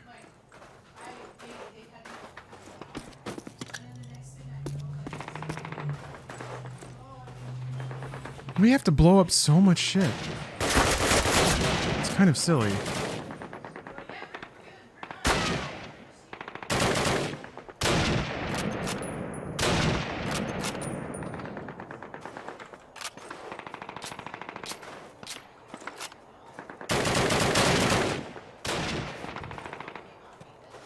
That used to be the point? Oh, okay. Why didn't they simply move to a platform that had a mouse? Then they can discover the true meaning of skill shots. Yeah, and also the whole concept of 360 no-scopes was that people just did them for hours until they landed one, and then they would put that in a video.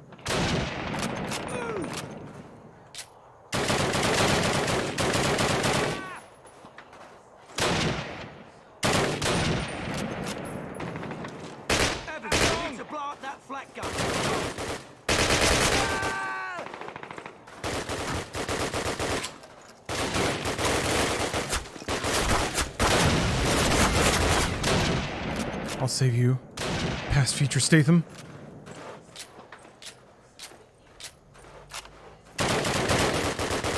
Man, he's getting after it. I love it. Look how wide open this level is, too. Kind of reminds me of that GoldenEye level.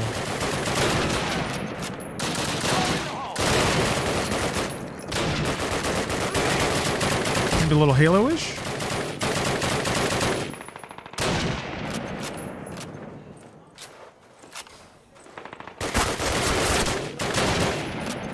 That's Bascone for you. I feel like I'm there.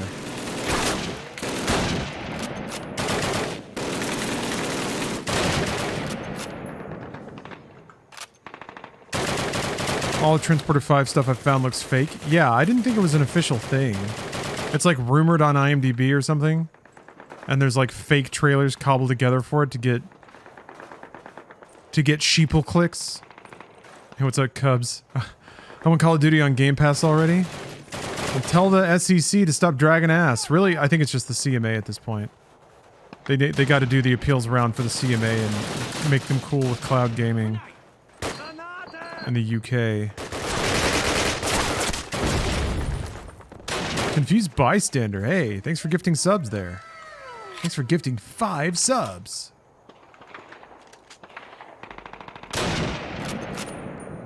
Oh.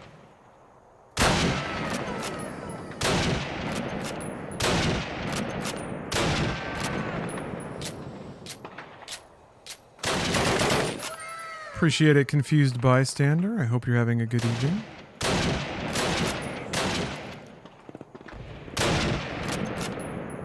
Did the time go up? I can't tell.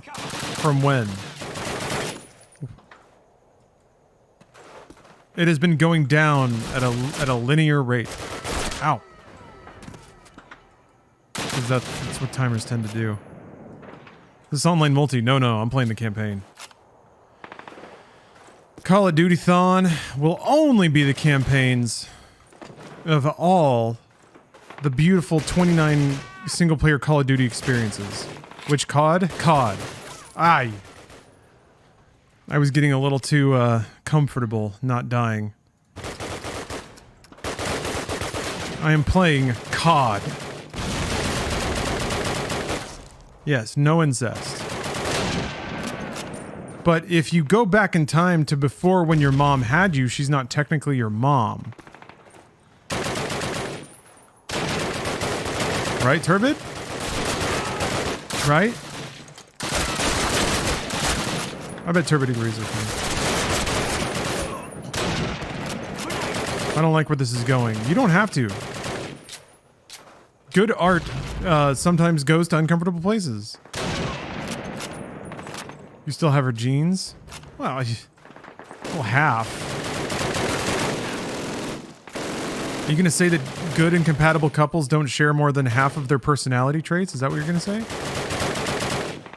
It's in the past. Do I have to say that again? Because I will. I'll say it again. It's in the past. I think Turbid agrees with me. Whatever, we'll find out. Find out soon enough.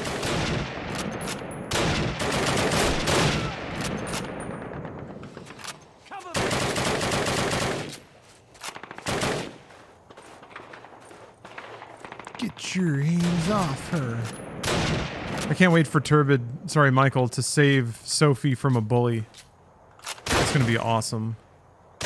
Maybe the stoner dude is gonna come back and start getting grabby with Sophie.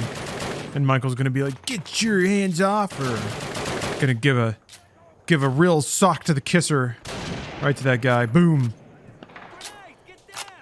I got the characters mixed up. Marty McFly didn't do that. Allowed to play all the campaigns again on Game Pass? I think that's the idea.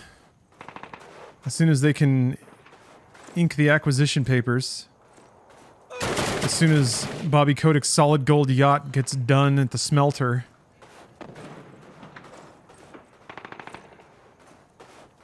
Evans, we need to blow up that flak gun. You got it. You got it. I'm gonna blow this up. Yes. Hey, Perpin Gold 24. Thank you for the sub.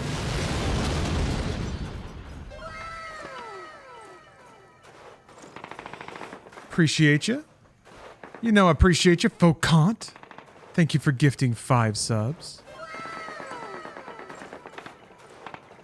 Good show, Evans. Bloody decent work. You may have just found a career. Jason Statham's proud of me.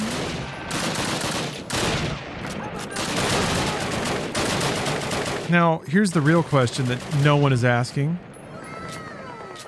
Why wasn't there a Jason Statham-led transporter game a la Vin Diesel's Wheelman Chronicle? Thank you for subbing. Why not? Why am I the only one asking this? It's a conspiracy, that's why.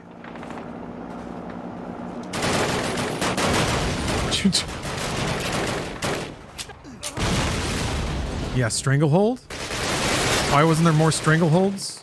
Hello, boy. Oh! No time to chat. We'll be moving north to find those V2s now. All right then, move it. Move along. Stay low. Hey, Shield Croat. Thanks for gifting a sub.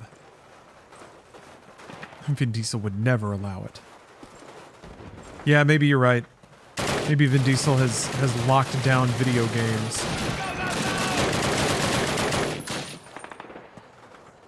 Uh-oh, Chronicle just gifted 5 subs. That's got it.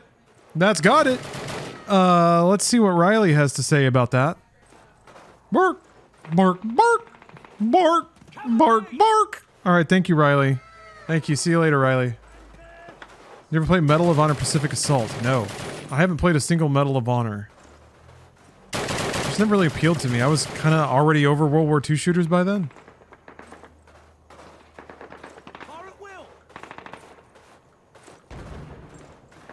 Which is weird because I played Call of Duty. Jason Statham in the recent Fast and Furious game? Was he in that? Supercharged? That game rocked. Or was it like the weird mobile game? Like Fast and Furious Wacky Racers with a Z or something? The penultimate chapter. Yes. It's a fun word, isn't it, Turbid? Oh, Cheese has redeemed a stretch. A gamer stretch. Who would win? Scott Atkins' Boyka or Jason Statham's Shaw? Boyka. Boyka or Chev Chelios? I'm trying to think of Statham's hardest, rawest character. I guess,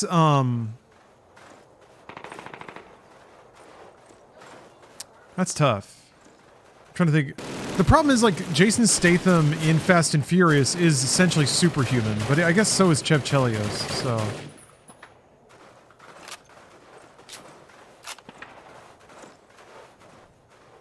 Tough call, tough call.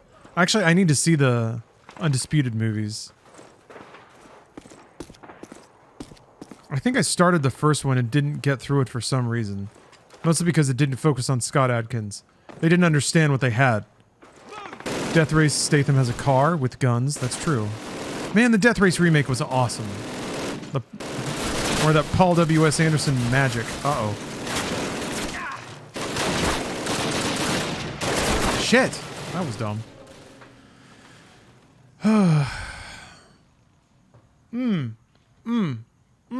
Okay. I'm gonna get up and stretch. Look at this font. This impact-ass font. I'm gonna get up and do a stretch. And I might talk with Steph a little bit. Because she's home now. I want to say hi. And maybe I'll eat some chicken. But it won't take long. And then we're gonna come back and deal with what will probably not be awkward post-coital conversations between Michael and Sophie. What are you guys going to talk about? I'll leave the mic on so you could hear. I don't know. Do you know what you're going to talk about somebody with before you go, like, how's your day? That's what I'll say. How's your day? All right. I'll be back soon with more literature. See you soon. New book plus. Continue. Oh, right. Hey, what's up? Literalantula? Wait, literal tarantula. Never mind. I thought there was some portmanteauing going on.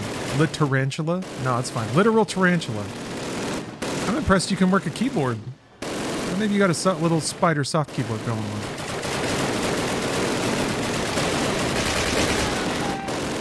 Did any of you guys have a tarantula kid in your class in school?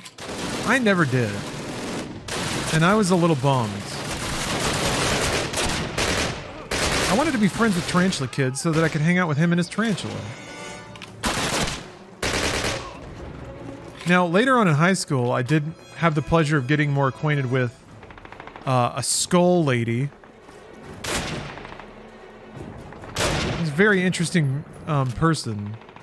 We rode horses together once. And she talked about how she would just pick up animal bones. And I was like, damn. This lady's pretty cool.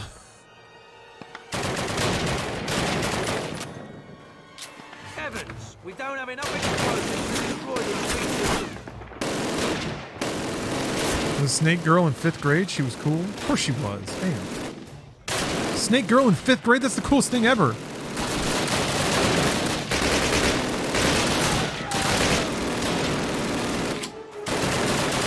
It's like the coolest age to be a snake girl.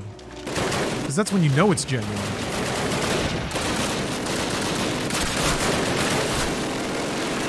Jesus! I think I got him. Ah, Statham probably got him. I thought there would be a way to get in there. No door? Weird.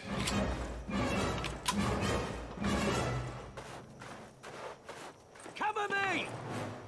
We have to get down there. Is it still the first COD? Yes. I'm hanging out with my main man, Jason Statham. There he is. Yeah.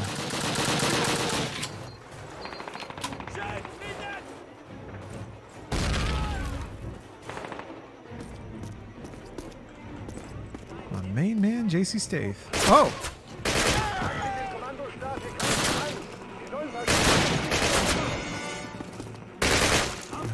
Whoa! No! No! Ah!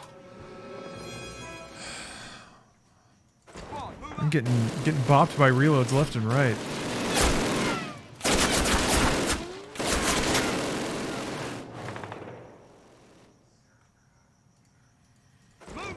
Big Hyper COD 2, that was the first FPS I ever played. Oh man.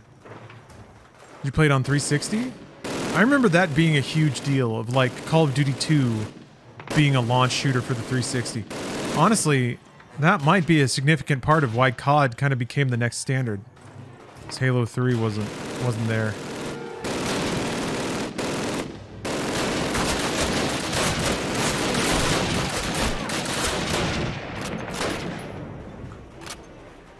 Statham can be new Riddick. Well, and as long as Vin is on this earth, he's going to be Riddick.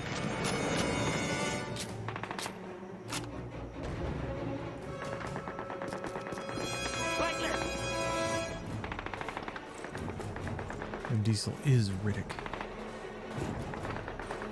They're not even different people anymore. I hope Vin Diesel is the kind of actor that makes a shrine when he plays a character. Like he channels, right? He meditates. I feel like Vin is the kind of actor who feels the character come into him and possesses his body. I remember reading some shit about how like Nick Cage would do that. He'd like sew totemistic aspects of whatever character he was going to play into his clothing so he would feel more spiritually connected to them. That's specifically for Ghost Rider. I think he found some stuff in New Orleans that he thought was really spooky, so he sewed it into his jacket. E. Compton, gifting out 10 Subos. 10 delicious Subway sandwiches. Thank you. Whoa, what a toss.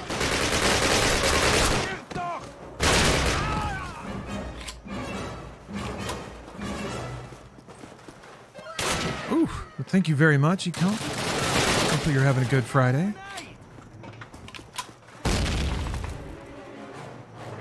You think players will like if the current COD went back to health bar and med kit? I thought World War II did that. They've done that.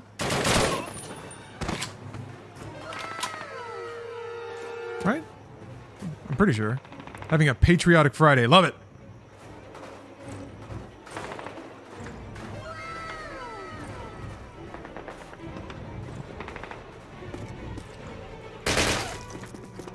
Whoa.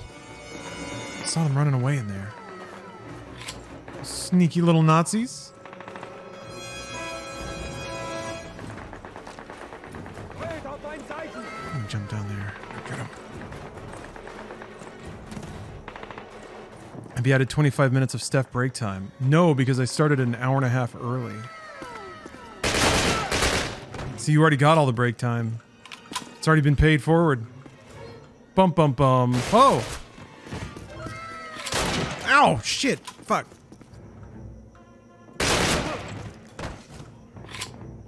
Oh, Black Ops 4 had the health bar and MP? Really? You didn't have recharging health?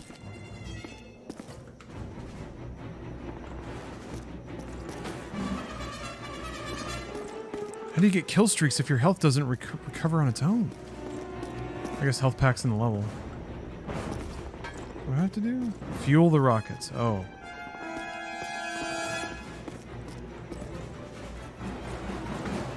It's over here. You have a heal and cooldown. That's right. You have that needle you jam into yourself. That's kind of interesting. They made the heal like something else that lowers your gun. So it's something you can catch people doing. Oh!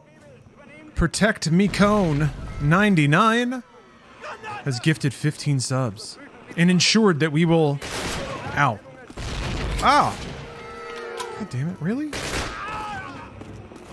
We will see at least one ending. God! It's the same room! They like keep sitting in rooms not moving until you move forward and they come in behind you. Dastardly Nazi AI. Alright, let's get back to that book. That was in this chapter? No, I know that literarily it was. I'm saying the song itself played during the recording. And that is not... YouTube will not let that get uploaded anywhere.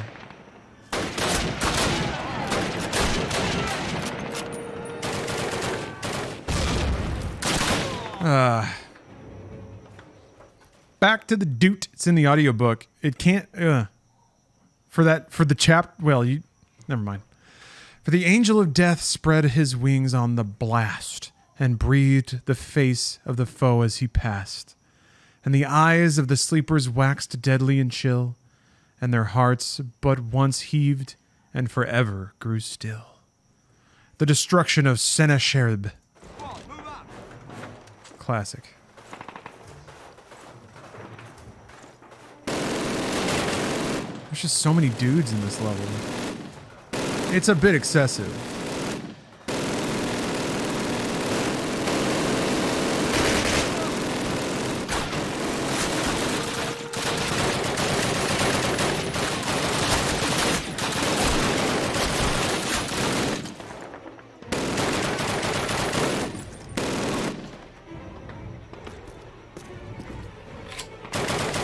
Kind of surprised it's still the first COD. Maybe I'm not good at COD. Maybe I'm just trash garbage. Super Nintendo Chalmers, thank you for the sub. Yeah. I'll do whatever you say, Statham.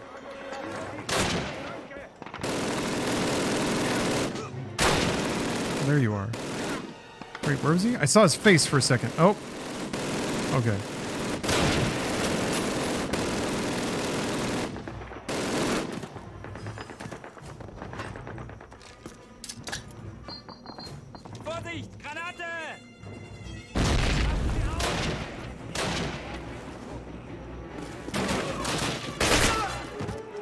I knew it. They run in behind you.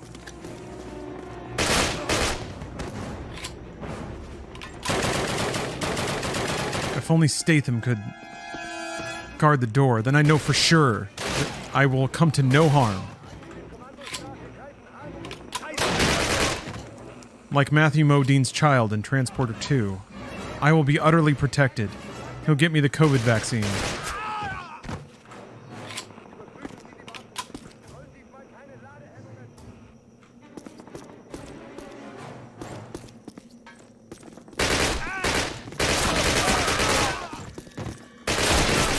How many people are around the corner?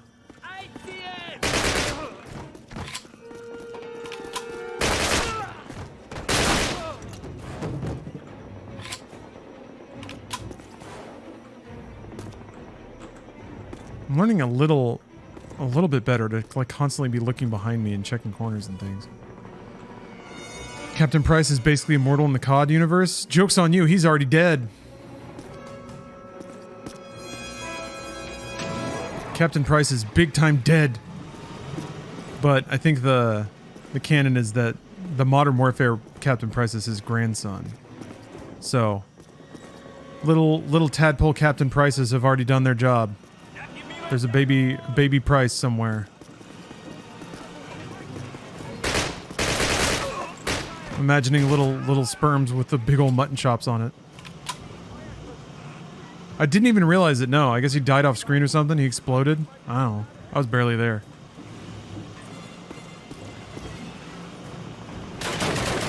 damn.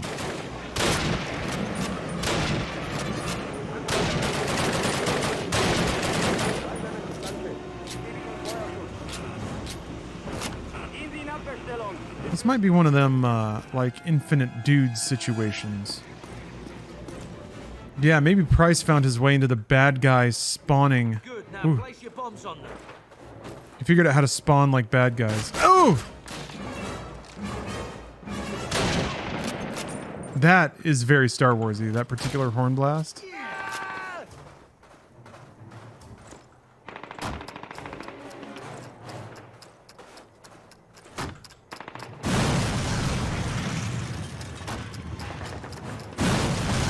Whoa.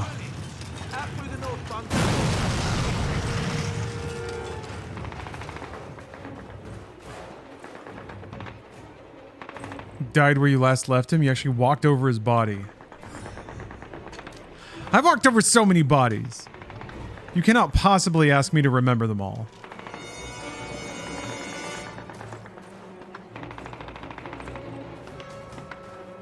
Oh! That was just a warm-up shot. Oh, hey. Thank you, dude, for the kind message. Watched the Inside Games video on Resident Evil 4 earlier. Great time to finally buy the game on sale and to support one of my favorite channels. Thanks for the content. Hey, thank you. Thank you for enjoying it. Thank you for spending time with it. Thank you for putting... Oh, look at him going. He's got those happy feet. Those battle feet.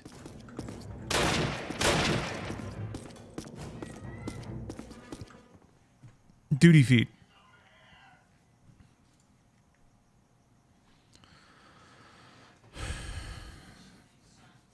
Comrades, it has been almost 3 years since we repelled the Germans at Stalingrad and we began the long journey to Berlin. As we fought back across the motherland, we saw countless examples of the destruction and suffering caused by our fascist enemies. Now, their capital city lies in ruins, their armies in disarray. Only one goal remains. At the beginning of the Berlin offensive, 9 red victory flags were handed out to various divisions for hoisting over the Reichstag. We in the 150th Rifle Division have the honor of being one of them. The German defenders have nothing to lose and will fight ruthlessly. Do whatever is necessary to defeat them. We must get our standard bearers to the rooftop at any cost. Soon we will begin our attack and achieve total victory for the motherland.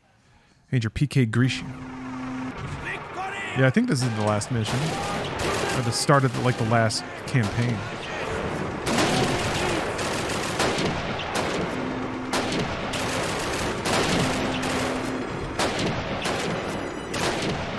Good shot. Oh. Oop. Good guy. Whoopsies. Whoopsies.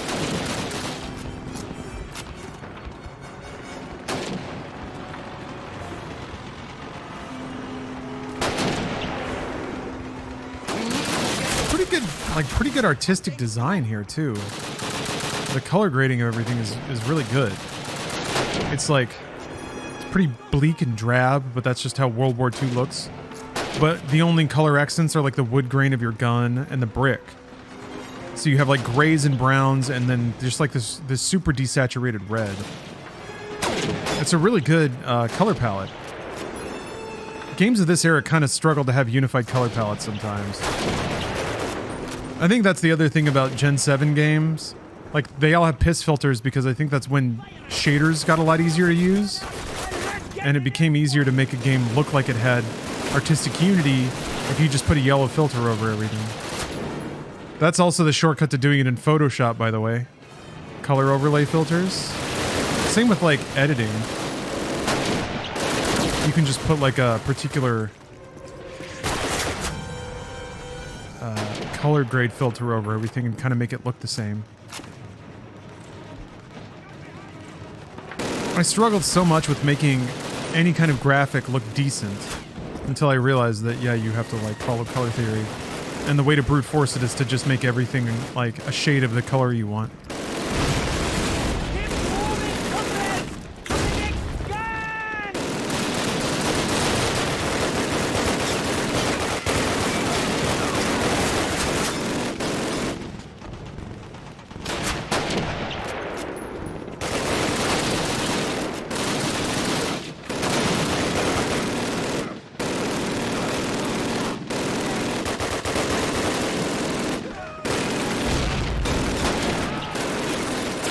hope he wasn't Russian.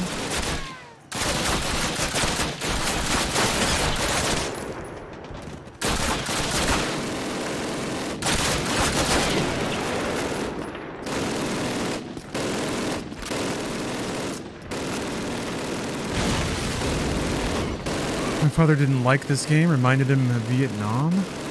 I mean, I imagine if you were in an actual war, yeah, this game would be pretty traumatic. Just the sound would probably not be very pleasant to be around by any stretch.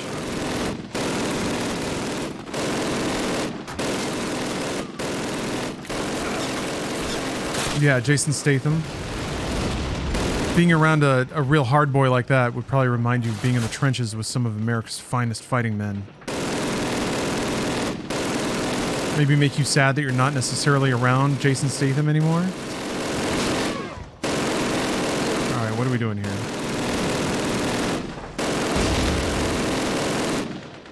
There must be a Panzerfaust around somewhere.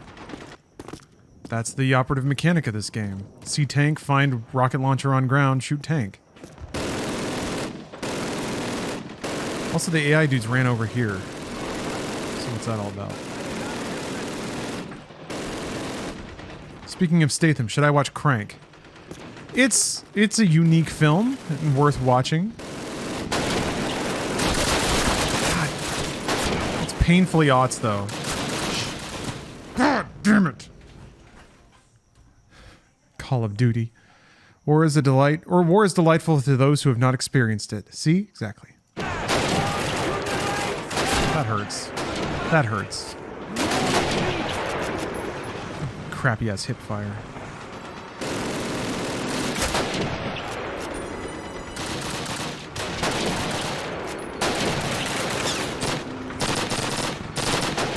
Yeah, I don't know. I watched part of the first Crank recently. It's still worth watching. But it tries real hard. It's a sweaty movie. But that's kind of the point. Oh, that reminds me. One of the direct... Hold on. I looked this up. There was a movie from one of the Neveldines that looked interesting. My dad turned it off like 20 minutes in. Oh, Crank 2? Yeah. Crank and Crank 2 are not dad movies. Unless your dad is a particular type. Yeah, Mark Neveldine. What's he up to? Hell yeah, Jonah Hex. Panama. 3.5.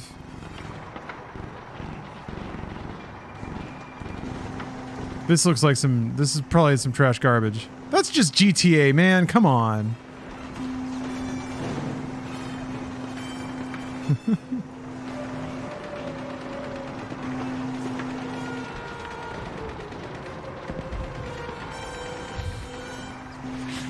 Trust no one, not even yourself. Anyway, that's got to be a cool movie. An ex-Marine is hired by a defense contractor to travel to Panama to complete an arms deal. In the process, he becomes involved with the U.S. invasion of Panama and learns an important lesson about the true nature of political power. Wait, Mark Neveldine is a devout Christian? Or Jason Statham? Who are we talking about here? Panama. To get our tanks through.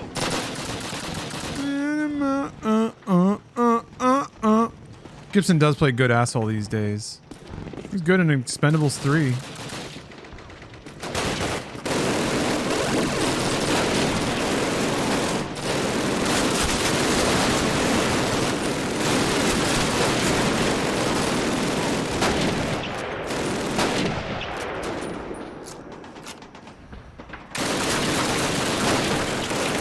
All the above. All right. Everyone's a Christian. Javi, I agree. This game does look really good. All I did was do an I edit to make it widescreen and change the FOV. That's pretty much it. Fresh out the box this way.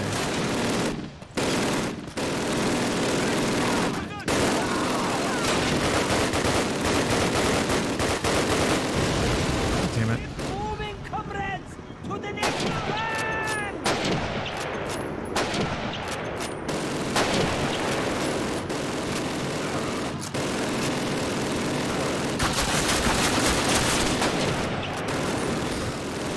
Yeah, think about it this way. Just, no matter how good of an actor Mel Gibson is, you still terrify him.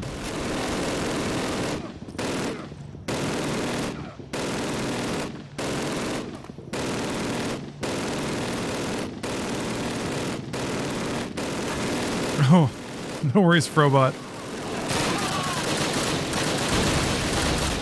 Hopefully I didn't come off as too catty. You were asking about bonus time. So usually I don't add bonus time. I add subs to the meter because it's easier to track that way. It makes it so that the cutoffs are always on the hour still.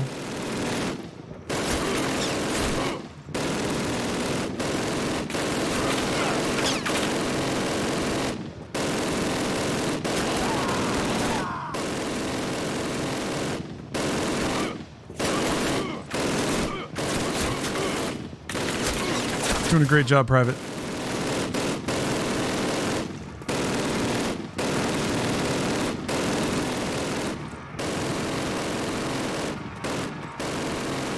I like how the tanks can't move up, but they already moved up past the gun. Strider, oh! Strider's gifting out 10 subs. Look at this. Look at this here.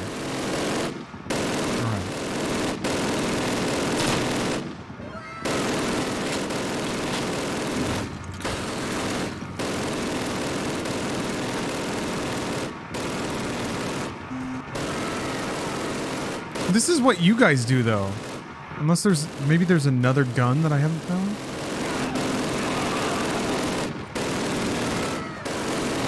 My picture of Shadow's dick. I love that gif. Like blingy text.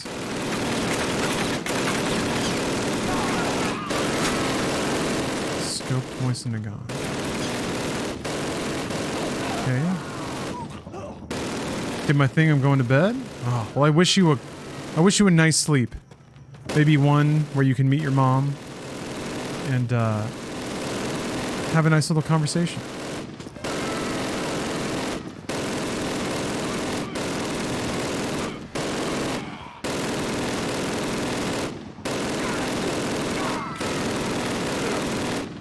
What are we doing here?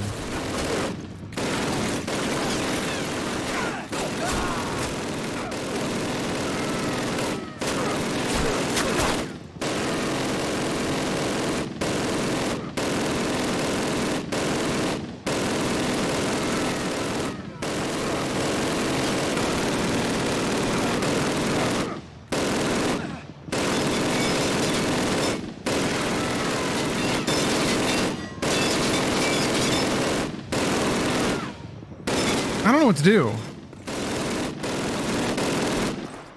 I haven't seen a rocket launcher anywhere. I was gone for a while. Did he ever bang his mom? No. He banged the hell out of Sophie while on acid.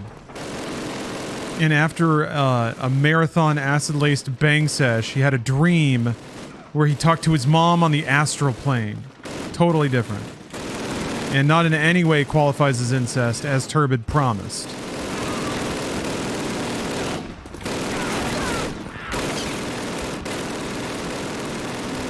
Mom definitely watched. Yeah, she was very proud of her son for really sticking it to Sophie.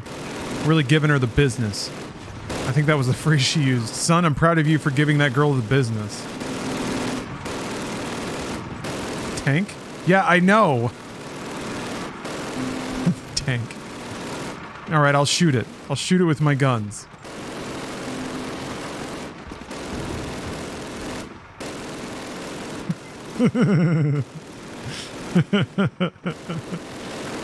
It's a real growing up moment when your mom high-fives you for getting ankle deep in some lady's guts. Come on, man. There's got to be a rocket around here somewhere. You check objectives. You got it. It's counting the tank as an anti-tank position. Oh! Wait, alleyway. Okay, I haven't gone back here. Yeah, here we go. Nope! Nope!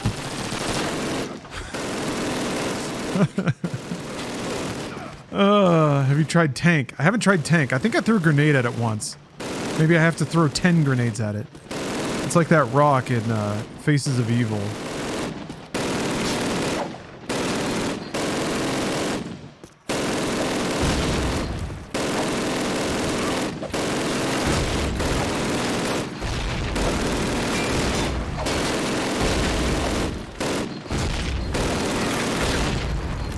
Oh, there's like a... I see a glowing... Oh my god. Okay. There's a glowing explodey bit on the front, which is... I don't want to die. Really, bro? You're just gonna have me run up to a tank? You're like... Have me do the opposite of what you should do the entire game in this one spot. Alright, well... Whatever. The tanks couldn't come in to handle the tank. I had to run up to it and stick a bomb on it. Man. Russians are hardy folk. Hardy people. Mein Lieben.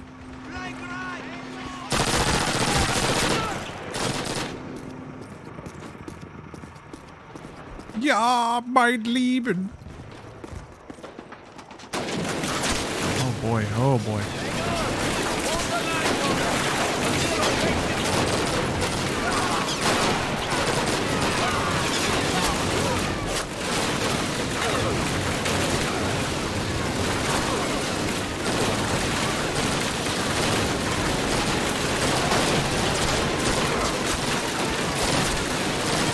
Jesus. Okay, gladly.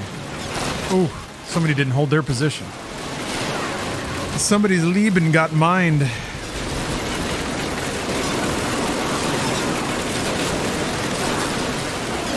Alright, one of those tanks gonna... Oh, here we go.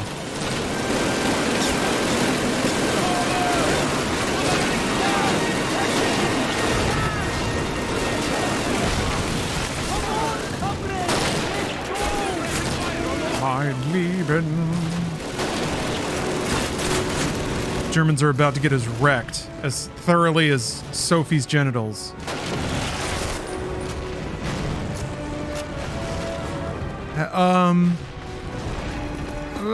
Let me compare some notes with people in the chat that might be a little more worldly than I. Would you say acid makes you a more tender lover or a more aggressive lover? If you just had to generalize.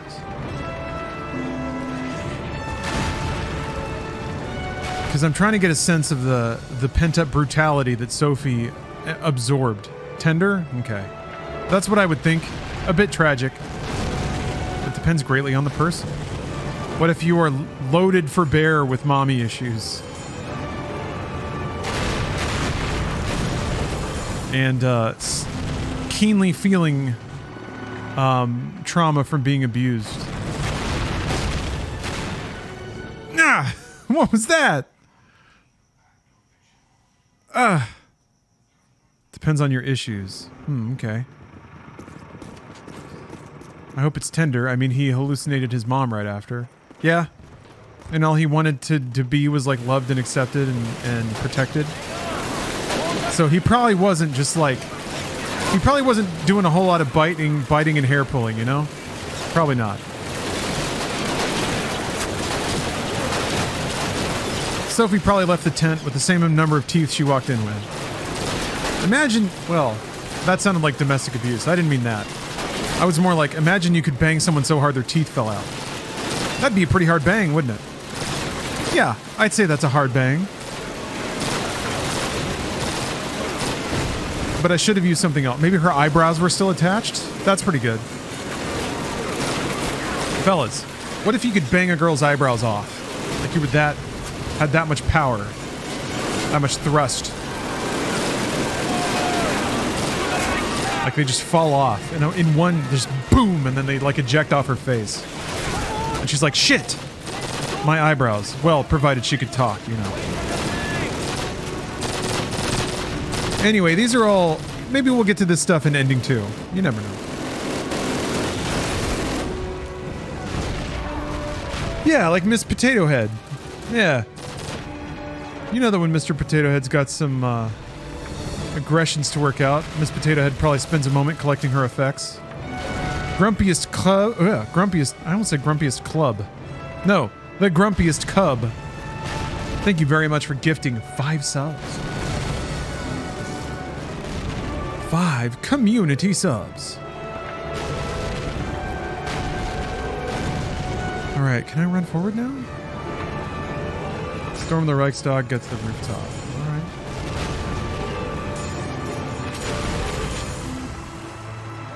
I won't just explode.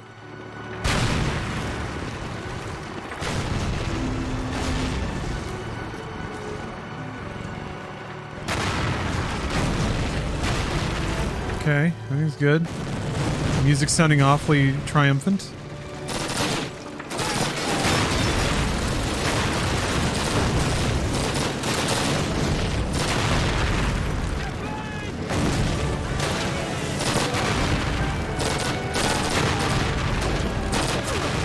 Sorry. Come on, comrades! Up to the rooftop! Watch out! Get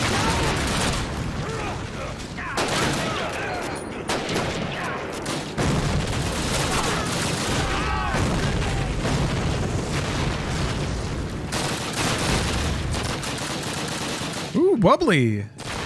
Thank you for gifting 5 subs. Appreciate it. Thank you. Generosity is whoa, that battle stance. Wow, prone on stairs facing down. Now those are tactics.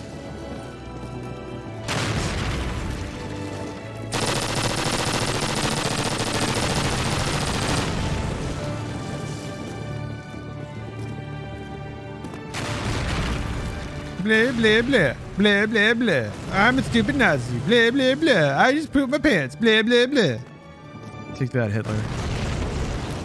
Got his ass. Aren't you tired? Who, me? Or the nation of Russia? After enduring World War II?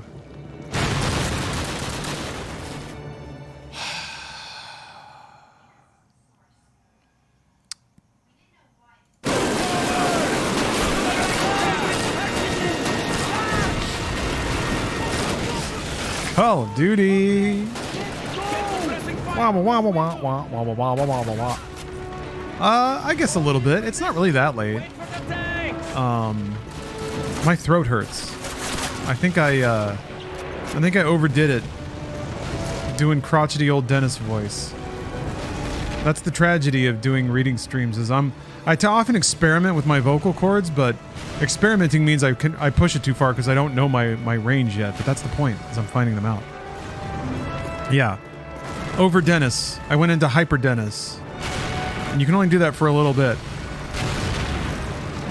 Now if anyone ever says, Lawrence, we need you to perform exactly that Dennis, I'll be like, okay, you can get it. For $50,000. Also, I can only do it for like an hour.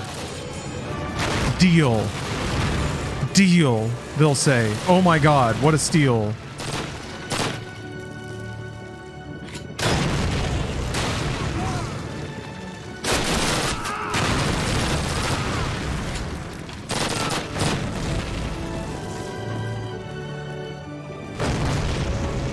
Wait. Save, load game? Oh no. This game has had save. Does this have quick saves? Has this had quick saves the whole time? The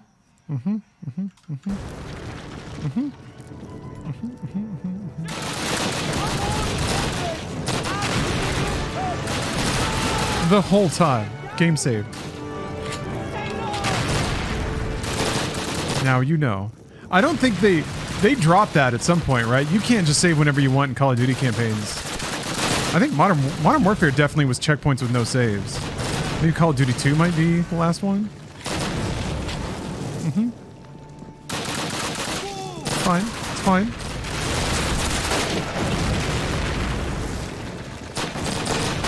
Oh, sure. We could mourn the time we lost without using this beautiful feature. Or we can savor the fact that we have it now. Game saved. There's a lesson to be learned here. Okay? It's about treasuring what is, not mourning what isn't. Also, if anyone makes fun of me in chat, you will be banned. No refunds. Damn it! Na, na, na, na, na, na. Sounds like Disney's Pocahontas is about to kick up in here.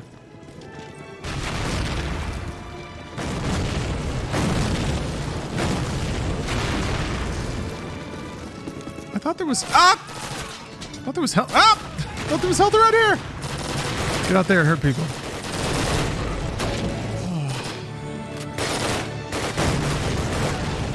That's right. Infinity Ward had a concept in mind.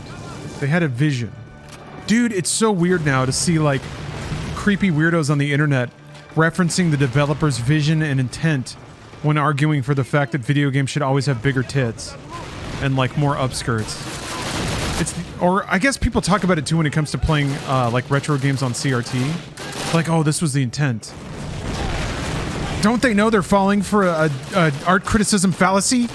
Intent is bullshit. It doesn't matter. Lunchbox OCG, thanks for gifting 2 subs. Hold on, there's a word for this.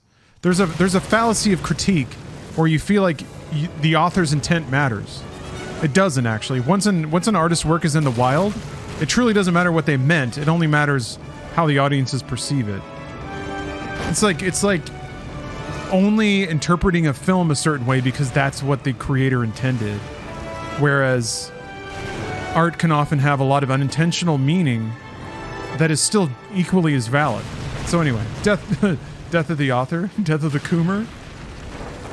Anyway, it's fun to see internet nerds not only completely appropriate somebody else's creative intent and give it authority purely to argue for the fact that you should be able to see the vagina pouches of all female characters in video games.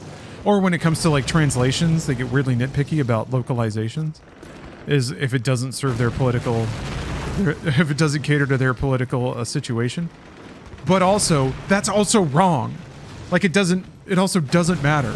That's a well-acknowledged artistic fallacy. Get that flag up! Hurry, company! So they're wrong twice over. Not only are they hypocritical and stupid,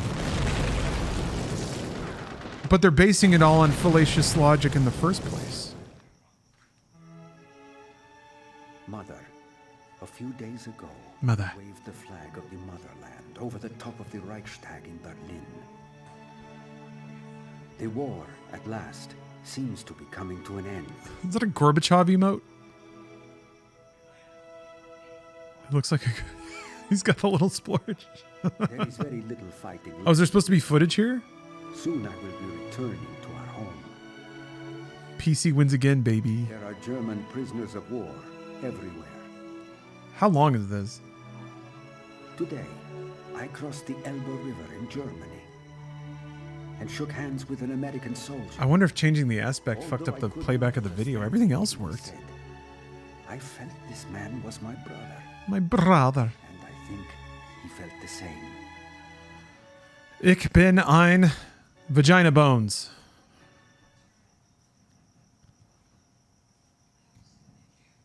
Click to start the mission. Time for Mile High Club? Oh. All right. Gaming. This is a fun credit sequence. Well, Jason West was engineering, huh?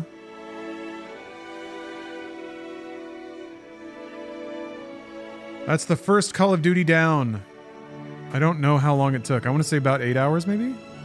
May have been like 7 with quick saves. Only like 20 more to go. 18. No. 28 more to go. Yeah.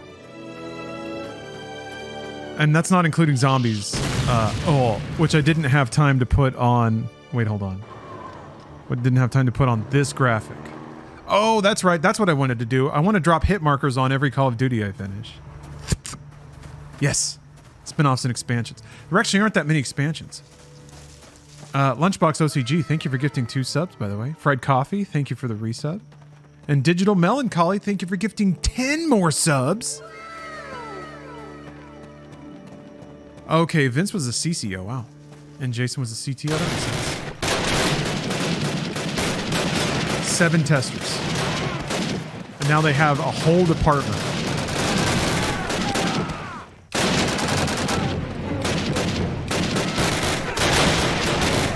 if I recognize any of the special things. Surely I'm in there. I know gray. Well, I recognize gray matter and spark unlimited. And you know, big ups to World War II. Thank you. Appreciate that. Christian Don't. Thank you for gifting a sub. Was ending one where Michael chose to stay in the past? Yes. Steve Blunt. Jason Statham.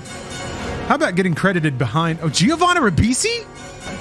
What? I did not. Michael Gough. Oh, he was Captain Price. Okay. Jim Ward. David Sobolov. He was in tons of stuff. Quentin Flynn. Raiden was here.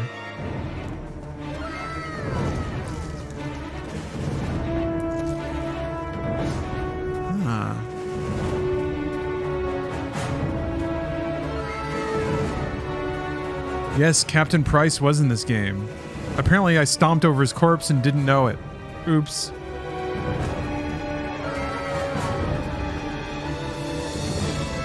Man, Michael Gough rules. I'm trying to remember what I've seen him in most prominently. There's always that actor where you're like, there's like that one role you saw them in first, and then every time you see them, you're like, oh, it's from that movie.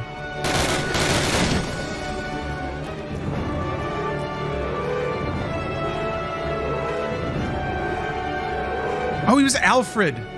I just saw, yeah. The Michael Gough quadrilogy of Batman. Yep, that was it. I mean, incredibly storied actor. I absolutely shouldn't just remember him from Batman, but he was Alfred, yeah.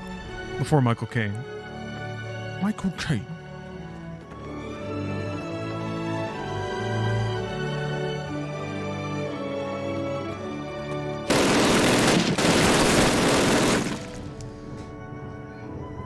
I thought he was Dumbledore. We're all Dumbledore. Dumbledore. Dumbledore. Bubble, Dumbledore.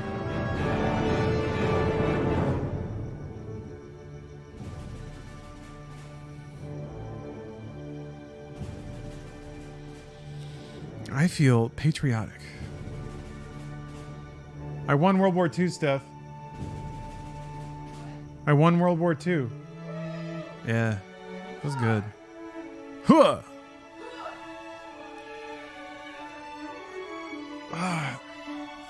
Good time for a stretch. Yeah, we need a stretch. I'm all bowed up. Jason Levine. No. I was getting it confused with Jason Rubin for a second. I was like, that's the Infogrames guy? Oh, Marvelous Loco has redeemed a real trading card redemption. Thank you. Datinate, thank you for the sub.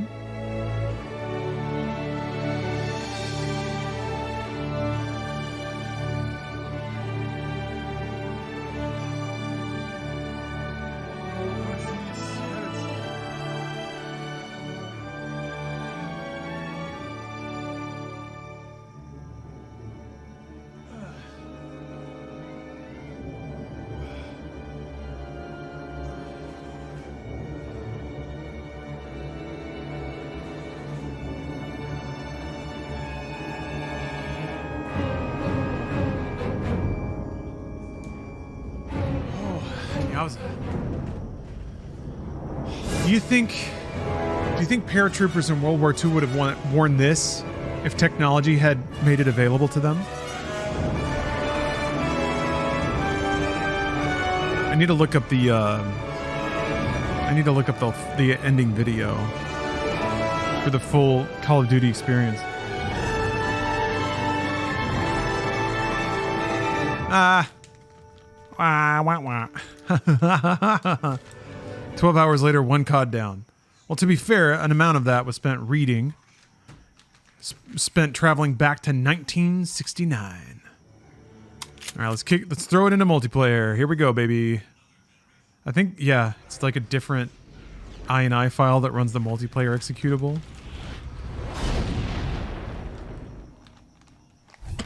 All right, let's draw a card for Marvelous Loco.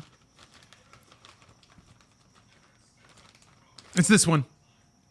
Ah, The Hunt for Red October. So very Scottish. Description: you are Captain Marco Ramius, a Russian, not a... This was what I was thinking of when I was doing my Russian voice. Of course, I was thinking of Sean Connery as a Russian... What are you doing here? Take cover. There's soldiers everywhere. Okay. Yeah, I guess I'm about to try to play multiplayer. We'll see what happens. You're the man now, dog. You are Captain Marco Ramius, commander of the most popular Soviet nuclear submarine ever made, and you intend to defect to the United States of America.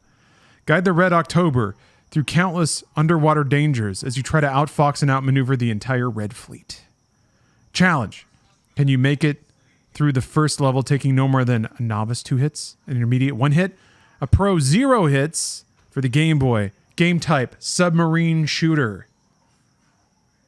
Soon to be a very popular genre. 2 players, released in May 91 from High Tech Expressions. Copyright Beam Software. You're in for some Beam quality when you play Hunt for Red October on the Game Boy. All right, Marvelous Loco. Let me, gotta take this down. Damn it. Take this, let my mouse go. Shit. It's like bound my mouse back. Like I can't even, there we go.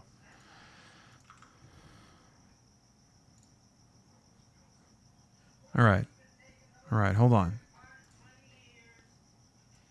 I've got some housekeeping to take care of.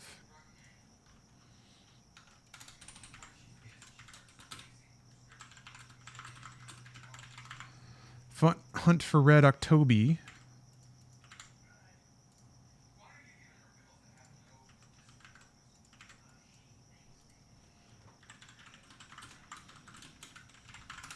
There we are. There we are.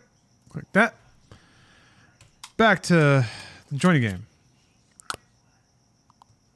Local internet.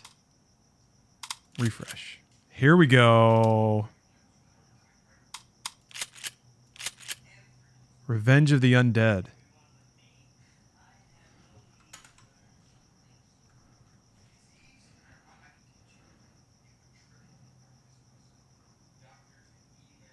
Oh, it's loading a website. That seems like a modzombies.com. Okay. That's probably legit, but also kind of seems like it might be a virus. So we're just going to skip that one over.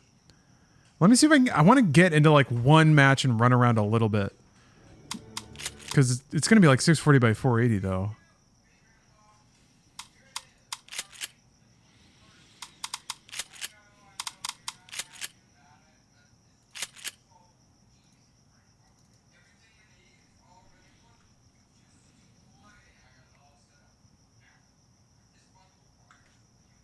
Oh, Hanoi? Maybe we will get Call of Duty Vietnam. Reese Cups. Holy crap. Thanks for the raid. I guess I'm downloading some patches here. Welcome, everyone. I just kicked off my... Hold on. Call of Duty-a-thon, where I play through all the Call of Duty campaigns. I gotta liberate them all from... what is this shit? Anyway, let me do a little shout out here. God damn it. Thank you, Reese Cups. I just finished the first campaign, Call of Duty 2003. Trying to play a damn online match, but I guess my ping's too high. There was one other oh wait, maybe this is why. Maybe it was set to ISDN. You think that would mean? TDM vote. Oh boy, a 2-player TDM's. Hey, at least that's 2 teams. Here we go. Here we go. No fancy mod shit. No thank you. Find more of our free-for-all. You're taking a COD server without mods or custom maps. We have it. A little touch of awe don't hurt.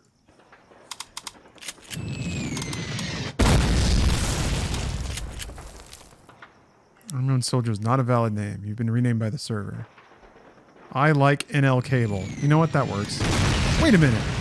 Oh, they're spectating. Okay.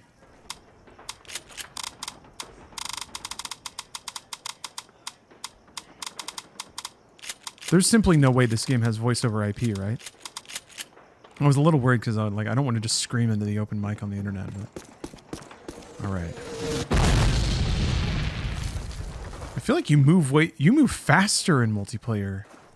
Your walk speed is like ratcheted up.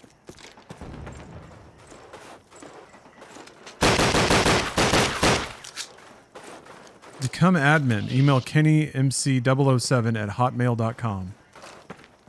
Kenny McBond. Man, imagine all the video games getting played. Yeah, you think Reese Cubs? I don't know. I really like doing franchise playthroughs or like game playthroughs for a developer, playing through everything they've done in sequence.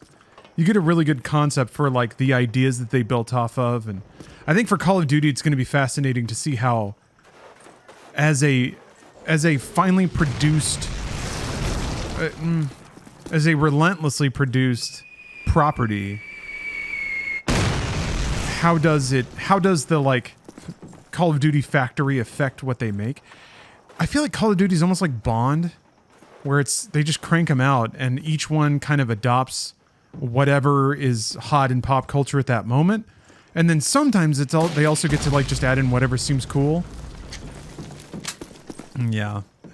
I mean, Gweepies, my hesitation to say finally, like, I respect the industry of it. It really is amazing. Activision is one of the few companies that's been able to crank out AAA games every year for 20 years. They've even done more than that across like 5 or 6 developers. Ubisoft was getting there, but then they kind of scorched earth. I guess without Modern Warfare or the reboot reviving everything and be in another position entirely. Call of Duty was falling off pretty hard until Modern Warfare 1 and then especially 2 really did bring a whole bunch of money and players back. Wubbly has gifted 5 subs. Thank you. Let me see if I can join that other server.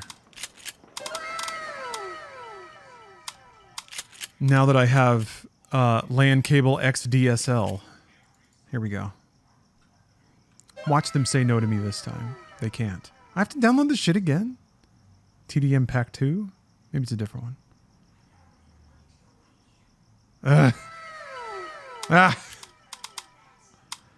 Well, I mean, it's impressive that the server browser even works at all. All right, let's go to the next Call of Duty. Man, Call of Duty